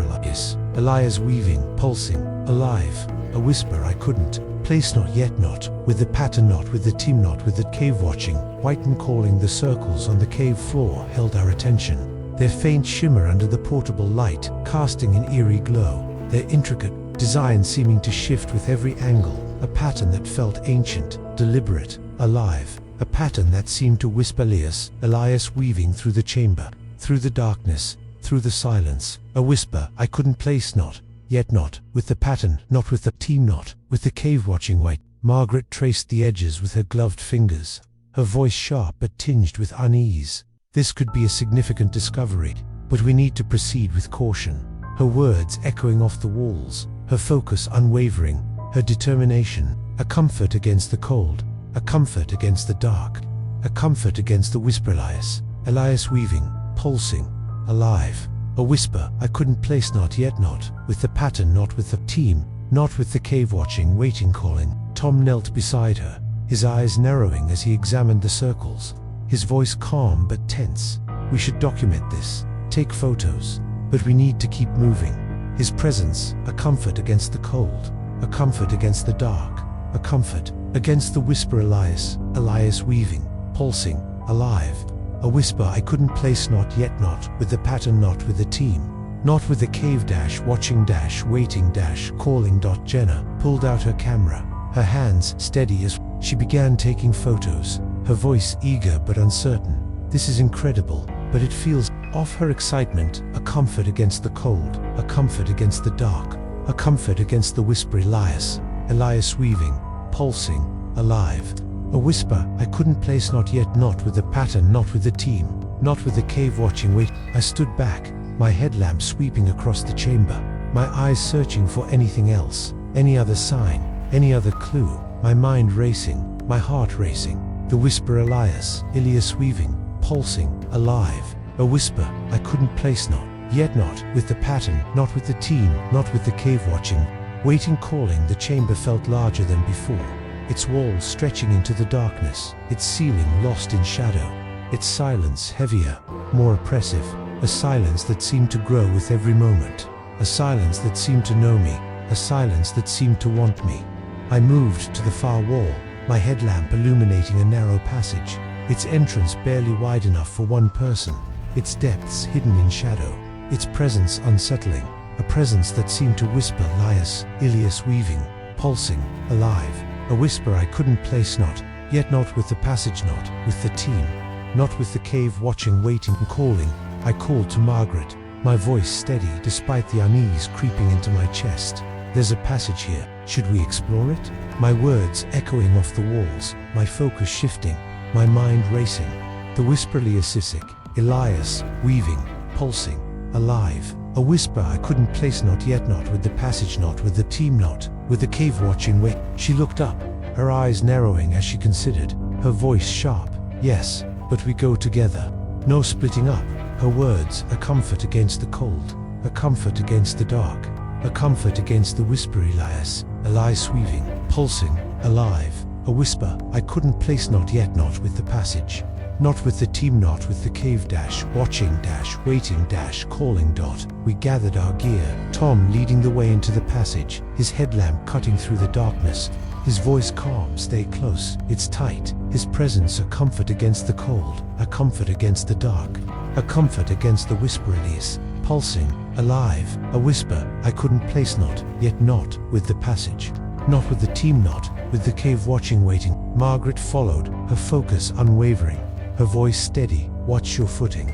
The ice is thicker here. Her determination, a comfort against the cold, a comfort against the dark, a comfort against the whisper. Elias pulsing, alive, a whisper I couldn't place, not, yet not, with the passage, not with the team, not with the cave watching, waiting. Jenna stayed close to me, her camera still in hand, her voice uncertain. This feels different. Elias, do you feel it? Her excitement fading, her unease a mirror to my own, a mirror to the whisper. Elias weaving, pulsing, alive, a whisper I couldn't place, not, yet not, with the passage, not with the team, not with the cave watching, waiting, calling. The passage descended sharply, the walls closing in, the air growing colder, the whisper growing louder. Elias weaving, pulsing, alive, a whisper I couldn't place, not yet not with the passage knot, with the team knot, with the cave watching. The walls were smoother here, their surfaces etched with faint lines.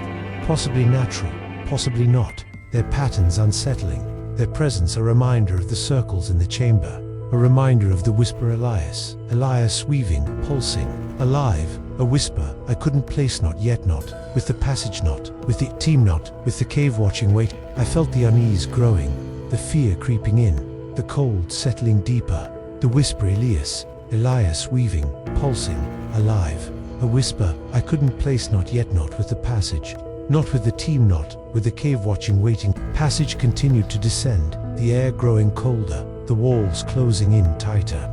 The whisper Elias weaving through the darkness, through the silence, through the cold.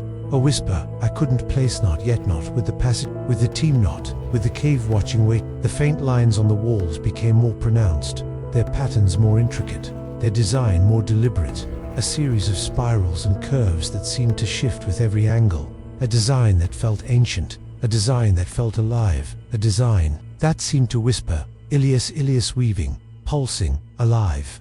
A whisper I couldn't place, not yet not, with the passage knot, with the team knot, with the cave watching white. Tom led the way, his headlamp cutting through the darkness, his voice calm but tense. It's getting narrower. Stay close. His presence a comfort against the cold, a comfort against the dark, a comfort against the whisper Elias, pulsing, alive. A whisper I couldn't place, not yet not, with the passage, not with the team knot, with the cave watching waiting.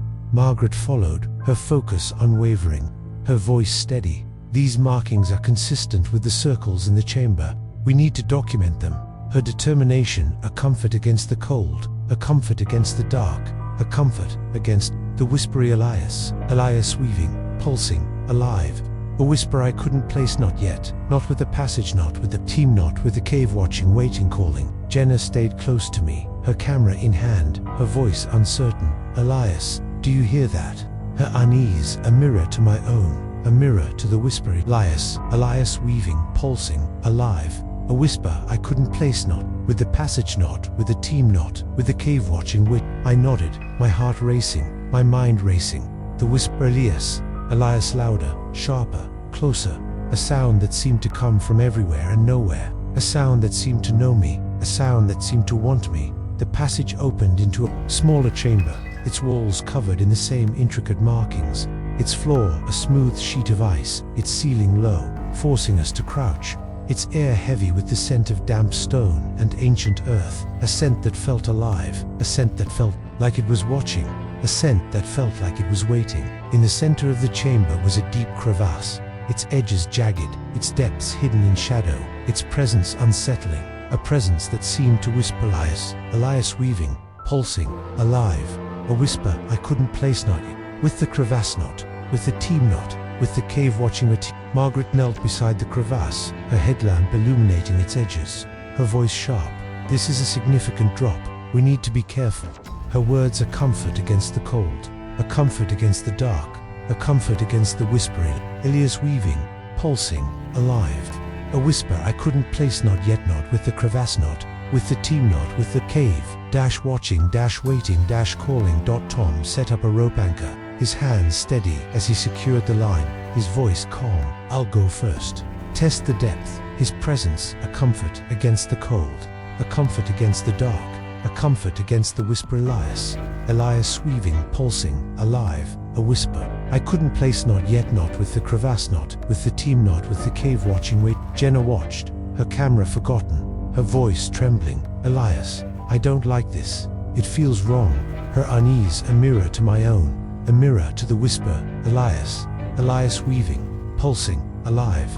A whisper I couldn't place, not yet not, with the crevasse knot, with the team knot, with the cave watching wait. I felt the fear rising, the panic taking hold, the cold settling deeper. The whisper Elias, louder, sharper, closer, a sound that seemed to come from everywhere and nowhere, a sound that seemed to know me, a sound that seemed to want me. Tom descended into the crevasse, his headlamp fading into the darkness, his voice echoing up its deep. But I see a ledge. His words a comfort against the cold, a comfort against the dark, a comfort against the whisper Elias weaving, pulsing, alive. A whisper I couldn't place, not yet, not with the crevasse, not with the team, not with the cave watching. Wait. Margaret followed, her movements precise, her voice steady. I'm going down, Elias. You and Jenna stay here. Her determination, a comfort against the cold, a comfort against the dark, a comfort against the whisper. Elias weak, pulsing, alive. A whisper I couldn't place, not yet, not with the crevasse, not with the team, not with the cave watching. Waiting. Jenna looked at me, her eyes wide, her voice trembling. Elias, it's getting louder. Can't you hear it? Her fear, a mirror to my own, a mirror to the whisper.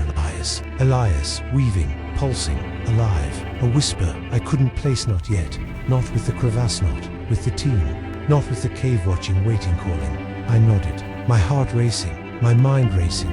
The whisper, Elias, louder, sharper, closer, a sound that seemed to come from everywhere and nowhere, a sound that seemed to know me, a sound that seemed to want me, a sound that seemed to be coming from the abyss.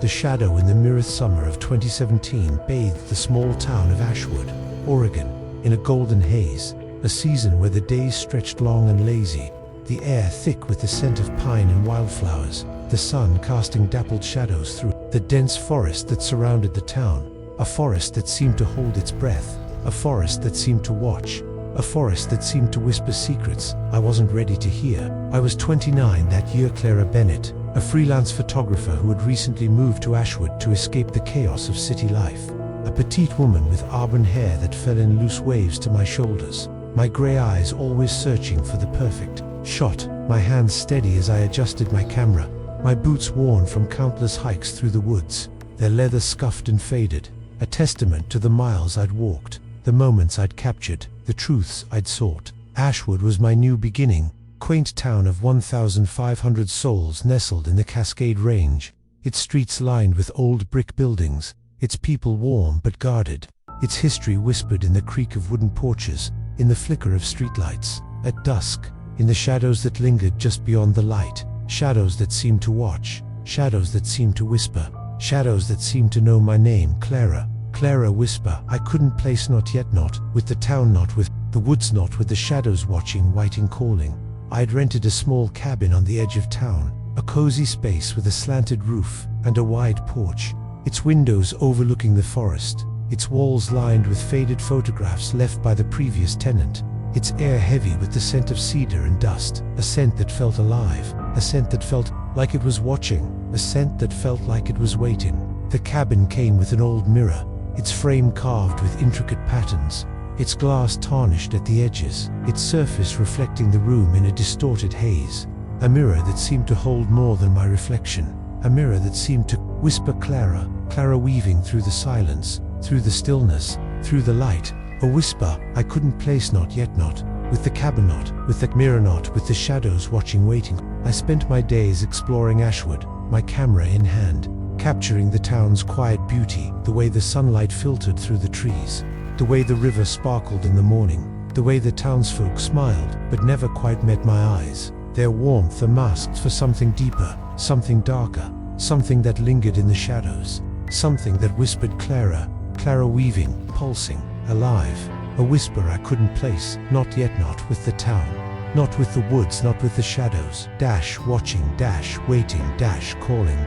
My nights were quieter, spent in the cabin, editing photos on my laptop. The glow of the screen, a faint comfort, against the darkness outside, the silence of the forest, a heavy presence. A presence that seemed to watch, a presence that seemed to wait, a presence that seemed to whisper Clara, Clara, weaving through the night, through the stillness, through the shadows. A whisper I couldn't place, not yet, not with the cabin, not with the mirror, not with the shadows watching, wait. I'd often catch my reflection in the mirror as I worked, my grey eyes tired, my auburn hair a mess, my face pale in the dim light. But there was something else, something more, something that wasn't me, something that moved in the reflection, something that whispered Clara, Clara, weaving, pulsing, alive. A whisper I couldn't place, not yet, not with the cabin, not with the mirror, not with the shadows watching, waiting. I tried to ignore it, to focus on my work, to push the unease down, to bury it deep. But the whisper Clara, Clara was relentless, weaving, pulsing, alive. A whisper I couldn't place, not yet, not with the cabin, not with the mirror, not with the shadows watching, waiting, calling. One evening, as I edited a photo of the forest, the mirror caught my eye, its surface reflecting the room in a distorted haze, its frame seeming to shimmer in the lamplight, its presence unsettling, a presence that seemed to whisper, Clara Weave, pulsing, alive, a whisper I couldn't place, not yet, not with the cabin, not with the mirror, not with the shadows watching, waiting. I stood, my camera forgotten, my heart racing, my mind racing. The whisper, Clara, Clara, louder, sharper, closer, a sound that seemed to come from everywhere and nowhere, a sound that seemed to know me, a sound that seemed to want me. I approached the mirror, my reflection staring back, my grey eyes wide, my auburn hair a mess, my face pale in the dim light. But there was something else, something more, something that wasn't me, something that moved in the reflection, something that whispered, Clara, Clara, weaving, pulsing, alive. A whisper I couldn't place, not yet, not with the cabin, not with the mirror, not with the shadows watching. I leaned closer, my breath fogging the glass, my eyes searching for the movement, for the shadow, for the thing that wasn't me, the thing that whispered, Clara, Clara, weaving, pulsing, alive. A whisper I couldn't place, not yet, with the cabin, not with the mirror, not with the shadows watching, wait. And then I saw it, a figure, faint, distorted, standing behind my reflection, its shape human but not, its eyes hollow, its mouth a dark slash, its presence a shadow in the mirror, a shadow that seemed to watch, a shadow that seemed to wait, a shadow that seemed to whisper, Clara weaving, pulsing, alive. A whisper I couldn't place, not yet, not with the cabin, not with the mirror, not with the shadows watching, waiting. I froze, my heart racing, my mind racing. The whisper, Clara, Clara, louder, sharper, closer, a sound that seemed to come from everywhere and nowhere, a sound that seemed to know me, a sound that seemed to want me. I turned, my eyes darting around the cabin, searching for the figure, for the shadow, for the thing that wasn't me, the thing that whispered, Clara, Clara, weaving, pulsing, alive. A whisper I couldn't place, not yet, not with the cabin, not with the mirror, not with the shadows watching, waiting, calling. The cabin was empty, the room still, the lamplight steady, but the air felt heavier, colder, the silence more oppressive, a silence that seemed to grow with every moment, a silence that seemed to know me, a silence that seemed to want me. I turned back to the mirror, my reflection staring back, my grey eyes wide, my auburn hair a mess, my face pale in the dim light. But the figure was gone, the shadow was gone, the thing that wasn't me was gone, but the whisper, Clara, Clara, remained, weaving, pulsing, alive. A whisper I couldn't place, not yet, not with the cabin, not with the mirror, not with the shadows watching, waiting, calling. I stepped back, my heart racing, my mind racing. The whisper, Clara, Clara, louder, sharper, closer, a sound that seemed to come from everywhere and nowhere, a sound that seemed to know me, a sound that seemed to want me. I tried to focus, to think, to plan, to understand, to escape the whisper, to escape the mirror, to escape the shadows, but the whisper, Clara, Clara, was relentless, weaving, pulsing, alive, a sound that seemed to grow with every moment, a sound that seemed to know me, a sound that seemed to want me. I felt the fear rising, the panic taking hold, the cold settling deeper. The whisper, Clara, Clara, louder, sharper, closer, a sound that seemed to come from everywhere and nowhere, a sound that seemed to know me, a sound that seemed to want me. I grabbed my camera, my hands trembling, my mind racing. The whisper, Clara, Clara, louder, sharper, closer, a sound that seemed to come from everywhere and nowhere, a sound that seemed to know me, a sound that seemed to want me. I aimed the lens at the mirror, my finger on the shutter, my eyes searching for the figure, for the shadow, for the thing that wasn't me, the thing that whispered, Clara, Clara, weaving, pulsing, alive. A whisper I couldn't place, not yet, not with the cabin, not with the mirror, not with the shadows watching, waiting. I took the shot, the flash illuminating the room, the mirror reflecting the light in a distorted haze, the image capturing my reflection, my grey eyes wide, my auburn hair a mess, my face pale in the dim light. But there was something else, something more, something that wasn't me, something that moved in the reflection, something that whispered, Clara, Clara, weaving, pulsing, alive. A whisper I couldn't place, not yet, not with the cabin, not with the mirror, not with the shadows watching, waiting, calling. I checked the photo, my heart racing, my mind racing. The whisper, Clara, Clara, louder, sharper, closer. A sound that seemed to come from everywhere and nowhere. A sound that seemed to know me. A sound that seemed to want me. The image showed the figure, faint, distorted, standing behind my reflection. Its shape human but not. Its eyes hollow. Its mouth a dark slash. Its presence a shadow in the mirror. A shadow that seemed to watch. A shadow that seemed to wait. A shadow that seemed to whisper. Clara weaving, pulsing, alive.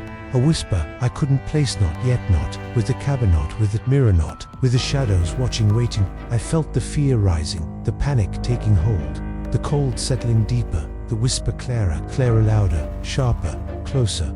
A sound that seemed to come from everywhere and nowhere. A sound that seemed to know me, a sound that seemed to want me. I turned to the mirror, my heart racing, my mind racing. The whisper Clara louder, sharper, closer. A sound that seemed to come from everywhere and nowhere. A sound that seemed to know me, a sound that seemed to want me.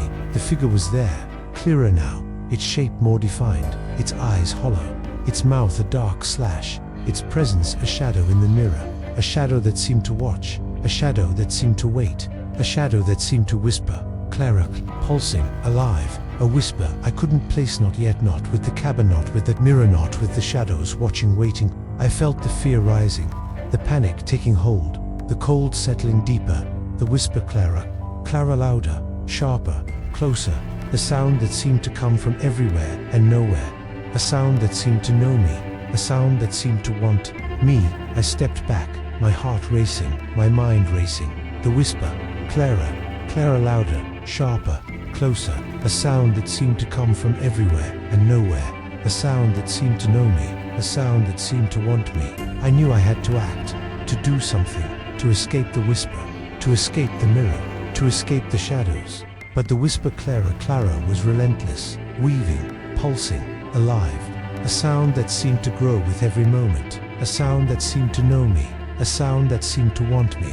I felt the fear rising, the panic taking hold, the cold settling deeper, the whisper Clara louder, sharper, closer. The sound that seemed to come from everywhere and nowhere. A sound that seemed to know me, a sound that seemed to want me. I turned to the door, my heart racing, my mind racing. The whisper Clara louder, sharper, closer. A sound that seemed to come from everywhere and nowhere. A sound that seemed to know me, a sound that seemed to want me. I knew I had to leave, to get out, to escape the whisper, to escape the mirror, to escape the shadows. But the whisper Clara was relentless, weaving, pulsing, alive. A sound that seemed to grow with every moment. A sound that seemed to know me, a sound that seemed to want me. I felt the fear rising, the panic taking hold, the cold settling deeper. The whisper Clara louder, sharper, closer. The sound that seemed to come from everywhere and nowhere. A sound that seemed to know me, a sound that seemed to want me. I opened the door, my heart racing, my mind racing. The whisper Clara louder, sharper, closer. A sound that seemed to come from everywhere and nowhere. A sound that seemed to know me, a sound that seemed to want me. The forest stretched out before me, its shadows long and jagged, its silence heavy, oppressive. A silence that seemed to grow with every moment. A silence that seemed to know me, a silence that seemed to want me. I stepped outside, my heart racing, my mind racing. The whisper Clara louder, sharper, closer. A sound that seemed to come from everywhere and nowhere. A sound that seemed to know me, a sound that seemed to want me. I ran, my heart racing, my mind racing. The whisper Clara louder, sharper, closer. A sound that seemed to come from everywhere and nowhere. A sound that seemed to know me, a sound that seemed to want me. The forest closed in around me, its shadows stretching, its silence growing, its presence a weight, a cold, a whisper Clara weaving, pulsing, alive. A whisper I couldn't place, not yet not, with the forest not, with the shadows, not with the night watching, waiting, calling.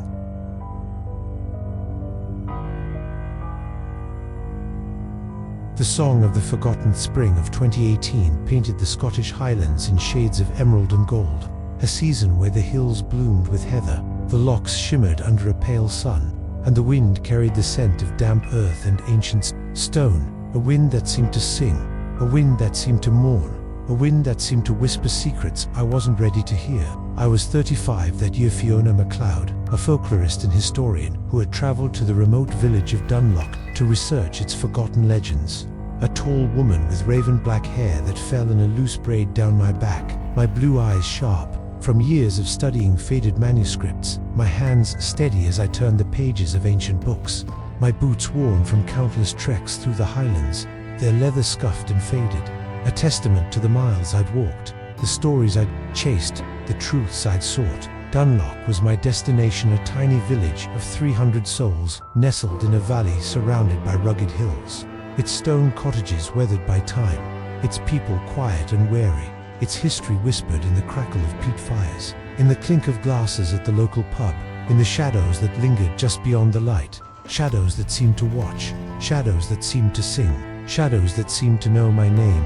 Fiona, Fiona whisper, I couldn't place not, with the village not, with the hills not, with the shadows watching, waiting, calling.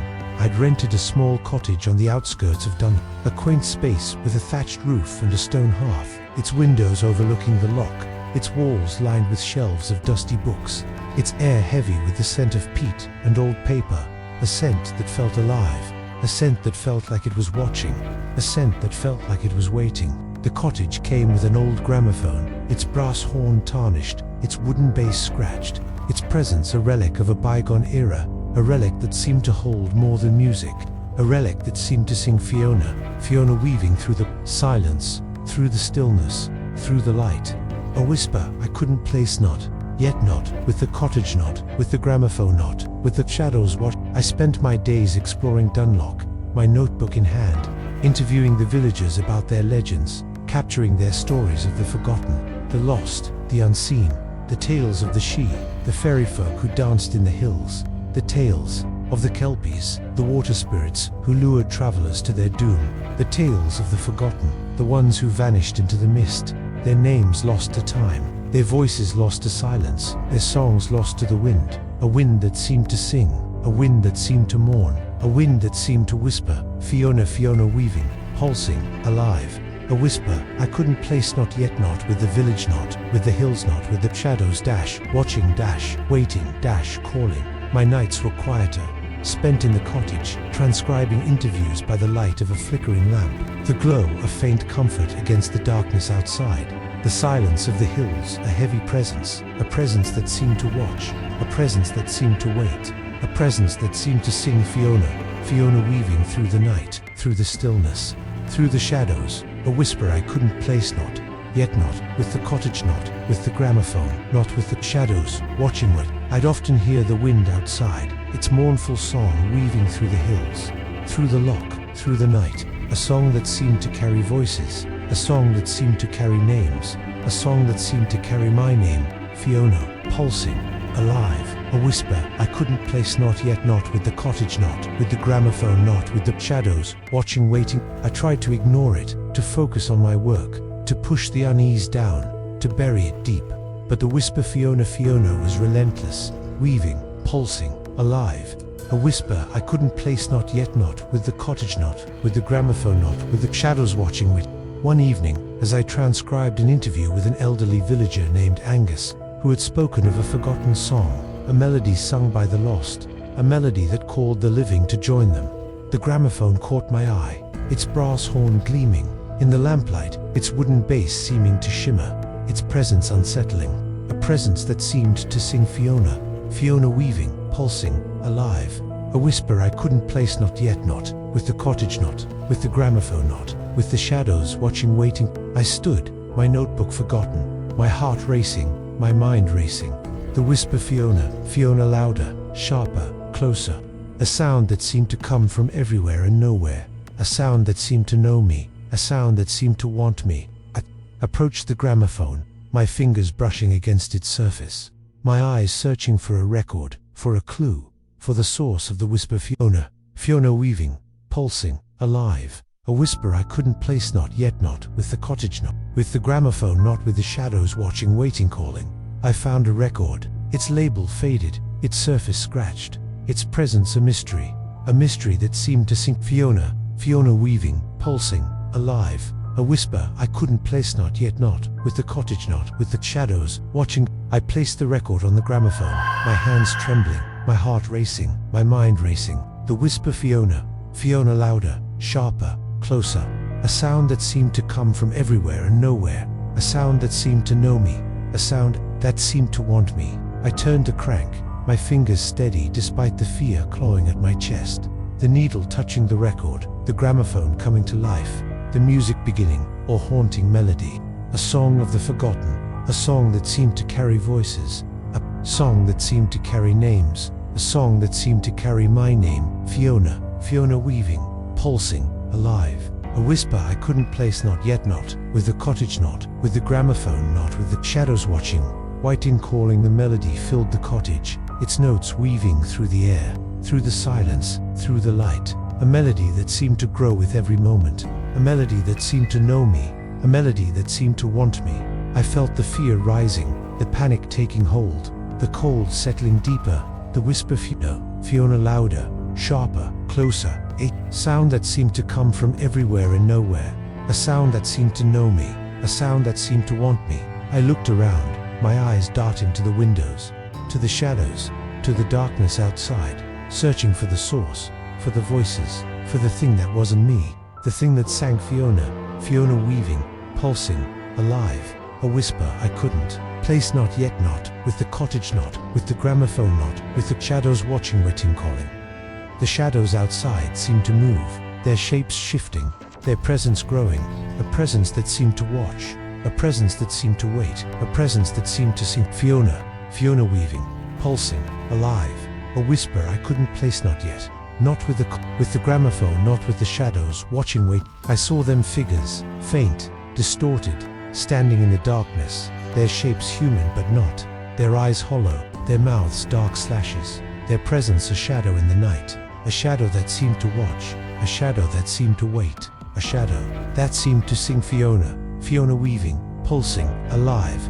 A whisper I couldn't place, not yet, not with the cottage, not with the gramophone, not with the shadows watching. I felt the fear rising, the panic taking hold, the cold settling deeper. The whisper, Fiona, Fiona, louder, sharper, closer.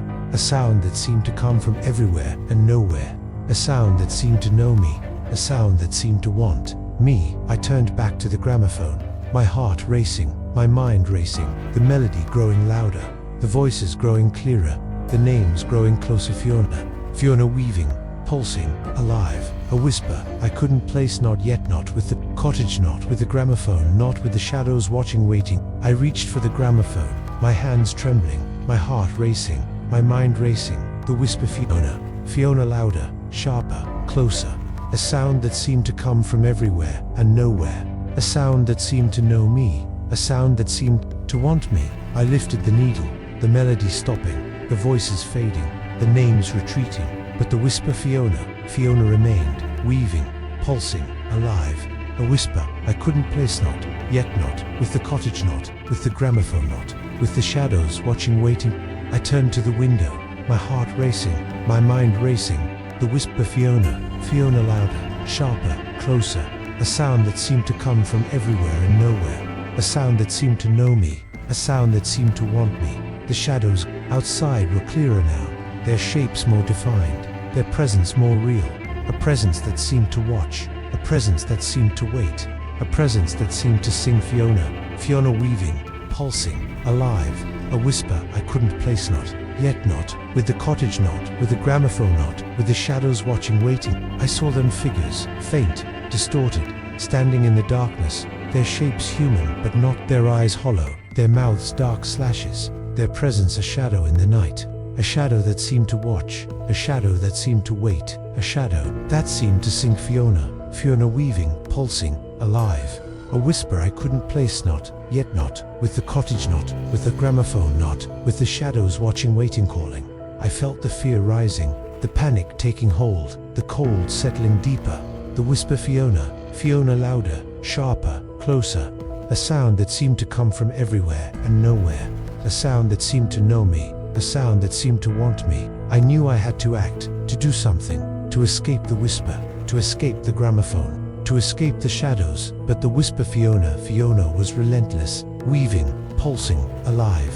a sound that seemed to grow with every moment, a sound that seemed to know me, a sound that seemed to want me. I grabbed my notebook, my hands trembling, my heart racing, my mind racing. The whisper, Fiona, Fiona, louder, sharper, closer, a sound that seemed to come from everywhere and nowhere, a sound that seemed to know me, a sound that seemed to want me. I opened the door, my heart racing, my mind racing. The whisper, Fiona, Fiona, louder, sharper, closer, a sound that seemed to come from everywhere and nowhere, a sound that seemed to know me, a sound that seemed to want me. The night stretched out before me, its shadows long and jagged, its silence heavy, oppressive, a silence that seemed to grow with every moment, a silence that seemed to know me, a silence that seemed to want me. I stepped outside, my heart racing, my mind racing. The whisper, Fiona, Fiona, louder, sharper, closer, a sound that seemed to come from everywhere and nowhere, a sound that seemed to know me, a sound that seemed to want me. I ran, my heart racing, my mind racing. The whisper, Fiona, Fiona, louder, sharper, closer, a sound that seemed to come from everywhere and nowhere, a sound that seemed to know me, a sound that seemed to want me. The hills closed in around me, their shadows stretching, their silence growing, their presence a weight.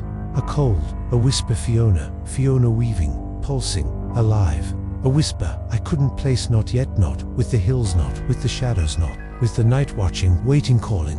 I kept running, my boots sinking into the damp earth, my breath visible in the chilly air. The whisper, Fiona, Fiona, louder, sharper, closer, a sound that seemed to come from everywhere and nowhere, a sound that seemed to know me, a sound that seemed to want me. The lock came into view, its surface shimmering under the moonlight, its waters still, its presence a mirror to the night, a mirror to the shadows, a mirror to the whisper, Fiona, Fiona, weaving, pulsing, alive. A whisper I couldn't place, not yet, not with the hills, not with the shadows, not with the night watching, waiting. I stopped at the edge, my heart racing, my mind racing. The whisper, Fiona, Fiona, louder, sharper, closer, a sound that seemed to come from everywhere and nowhere, a sound that seemed to know me, a sound that seemed to want me. I looked into the water, my reflection staring back, my blue eyes wide, my raven black hair a mess, my face pale in the moonlight. But there was something else, something more, something that wasn't me, something that moved in the reflection, something that sang, Fiona, Fiona, weaving, pulsing, alive. A whisper I couldn't place, not yet, not with the hills, not with the shadows, not with the night watching, waiting, calling. I saw them, figures faint, distorted, standing in the water, their shapes human but not, their eyes hollow, their mouths dark slashes, their presence a shadow in the lock, a shadow that seemed to watch, a shadow that seemed to wait, a shadow that seemed to sing, Fiona, Fiona, weaving, pulsing, alive. A whisper I couldn't place, not yet, not with the hills, not with the shadows, not with the night watching, wait. I felt the fear rising, the panic taking hold, the cold settling deeper. The whisper, Fiona, Fiona, louder, sharper, closer, a sound that seemed to come from everywhere and nowhere, a sound that seemed to know me, a sound that seemed to want me. I turned to run, my heart racing, my mind racing. The whisper, Fiona, Fiona, louder, sharper, closer, a sound that seemed to come from everywhere and nowhere, a sound that seemed to know me, a sound that seemed to want me. But the figures were there, surrounding me, their shapes clearer, their eyes hollow, their mouths dark slashes, their presence a shadow in the night, a shadow that seemed to watch, a shadow that seemed to wait, a shadow that seemed to sing, Fiona, Fiona, weaving, pulsing, alive. A whisper I couldn't place, not yet, not with the hills, not with the shadows, not with the night watching, wait. I felt the fear rising, the panic taking hold, the cold settling deeper. The whisper, Fiona, Fiona, louder, sharper, closer, a sound that seemed to come from everywhere and nowhere, a sound that seemed to know me, a sound that seemed to want me. I knew I couldn't escape, couldn't run, couldn't hide. The whisper, Fiona, Fiona, was relentless, weaving, pulsing, alive, a sound that seemed to grow with every moment, a sound that seemed to know me, a sound that seemed to want me. I closed my eyes, my heart racing, my mind racing. The whisper, Fiona, Fiona, louder, sharper, closer, a sound that seemed to come from everywhere and nowhere, a sound that seemed to know me, a sound that seemed to want me. I felt the cold envelop me, the shadows close in, the song of the forgotten take hold. The whisper, Fiona, Fiona, weaving, pulsing, alive, A sound that seemed to know me, a sound that seemed to want me, a sound that seemed to take me.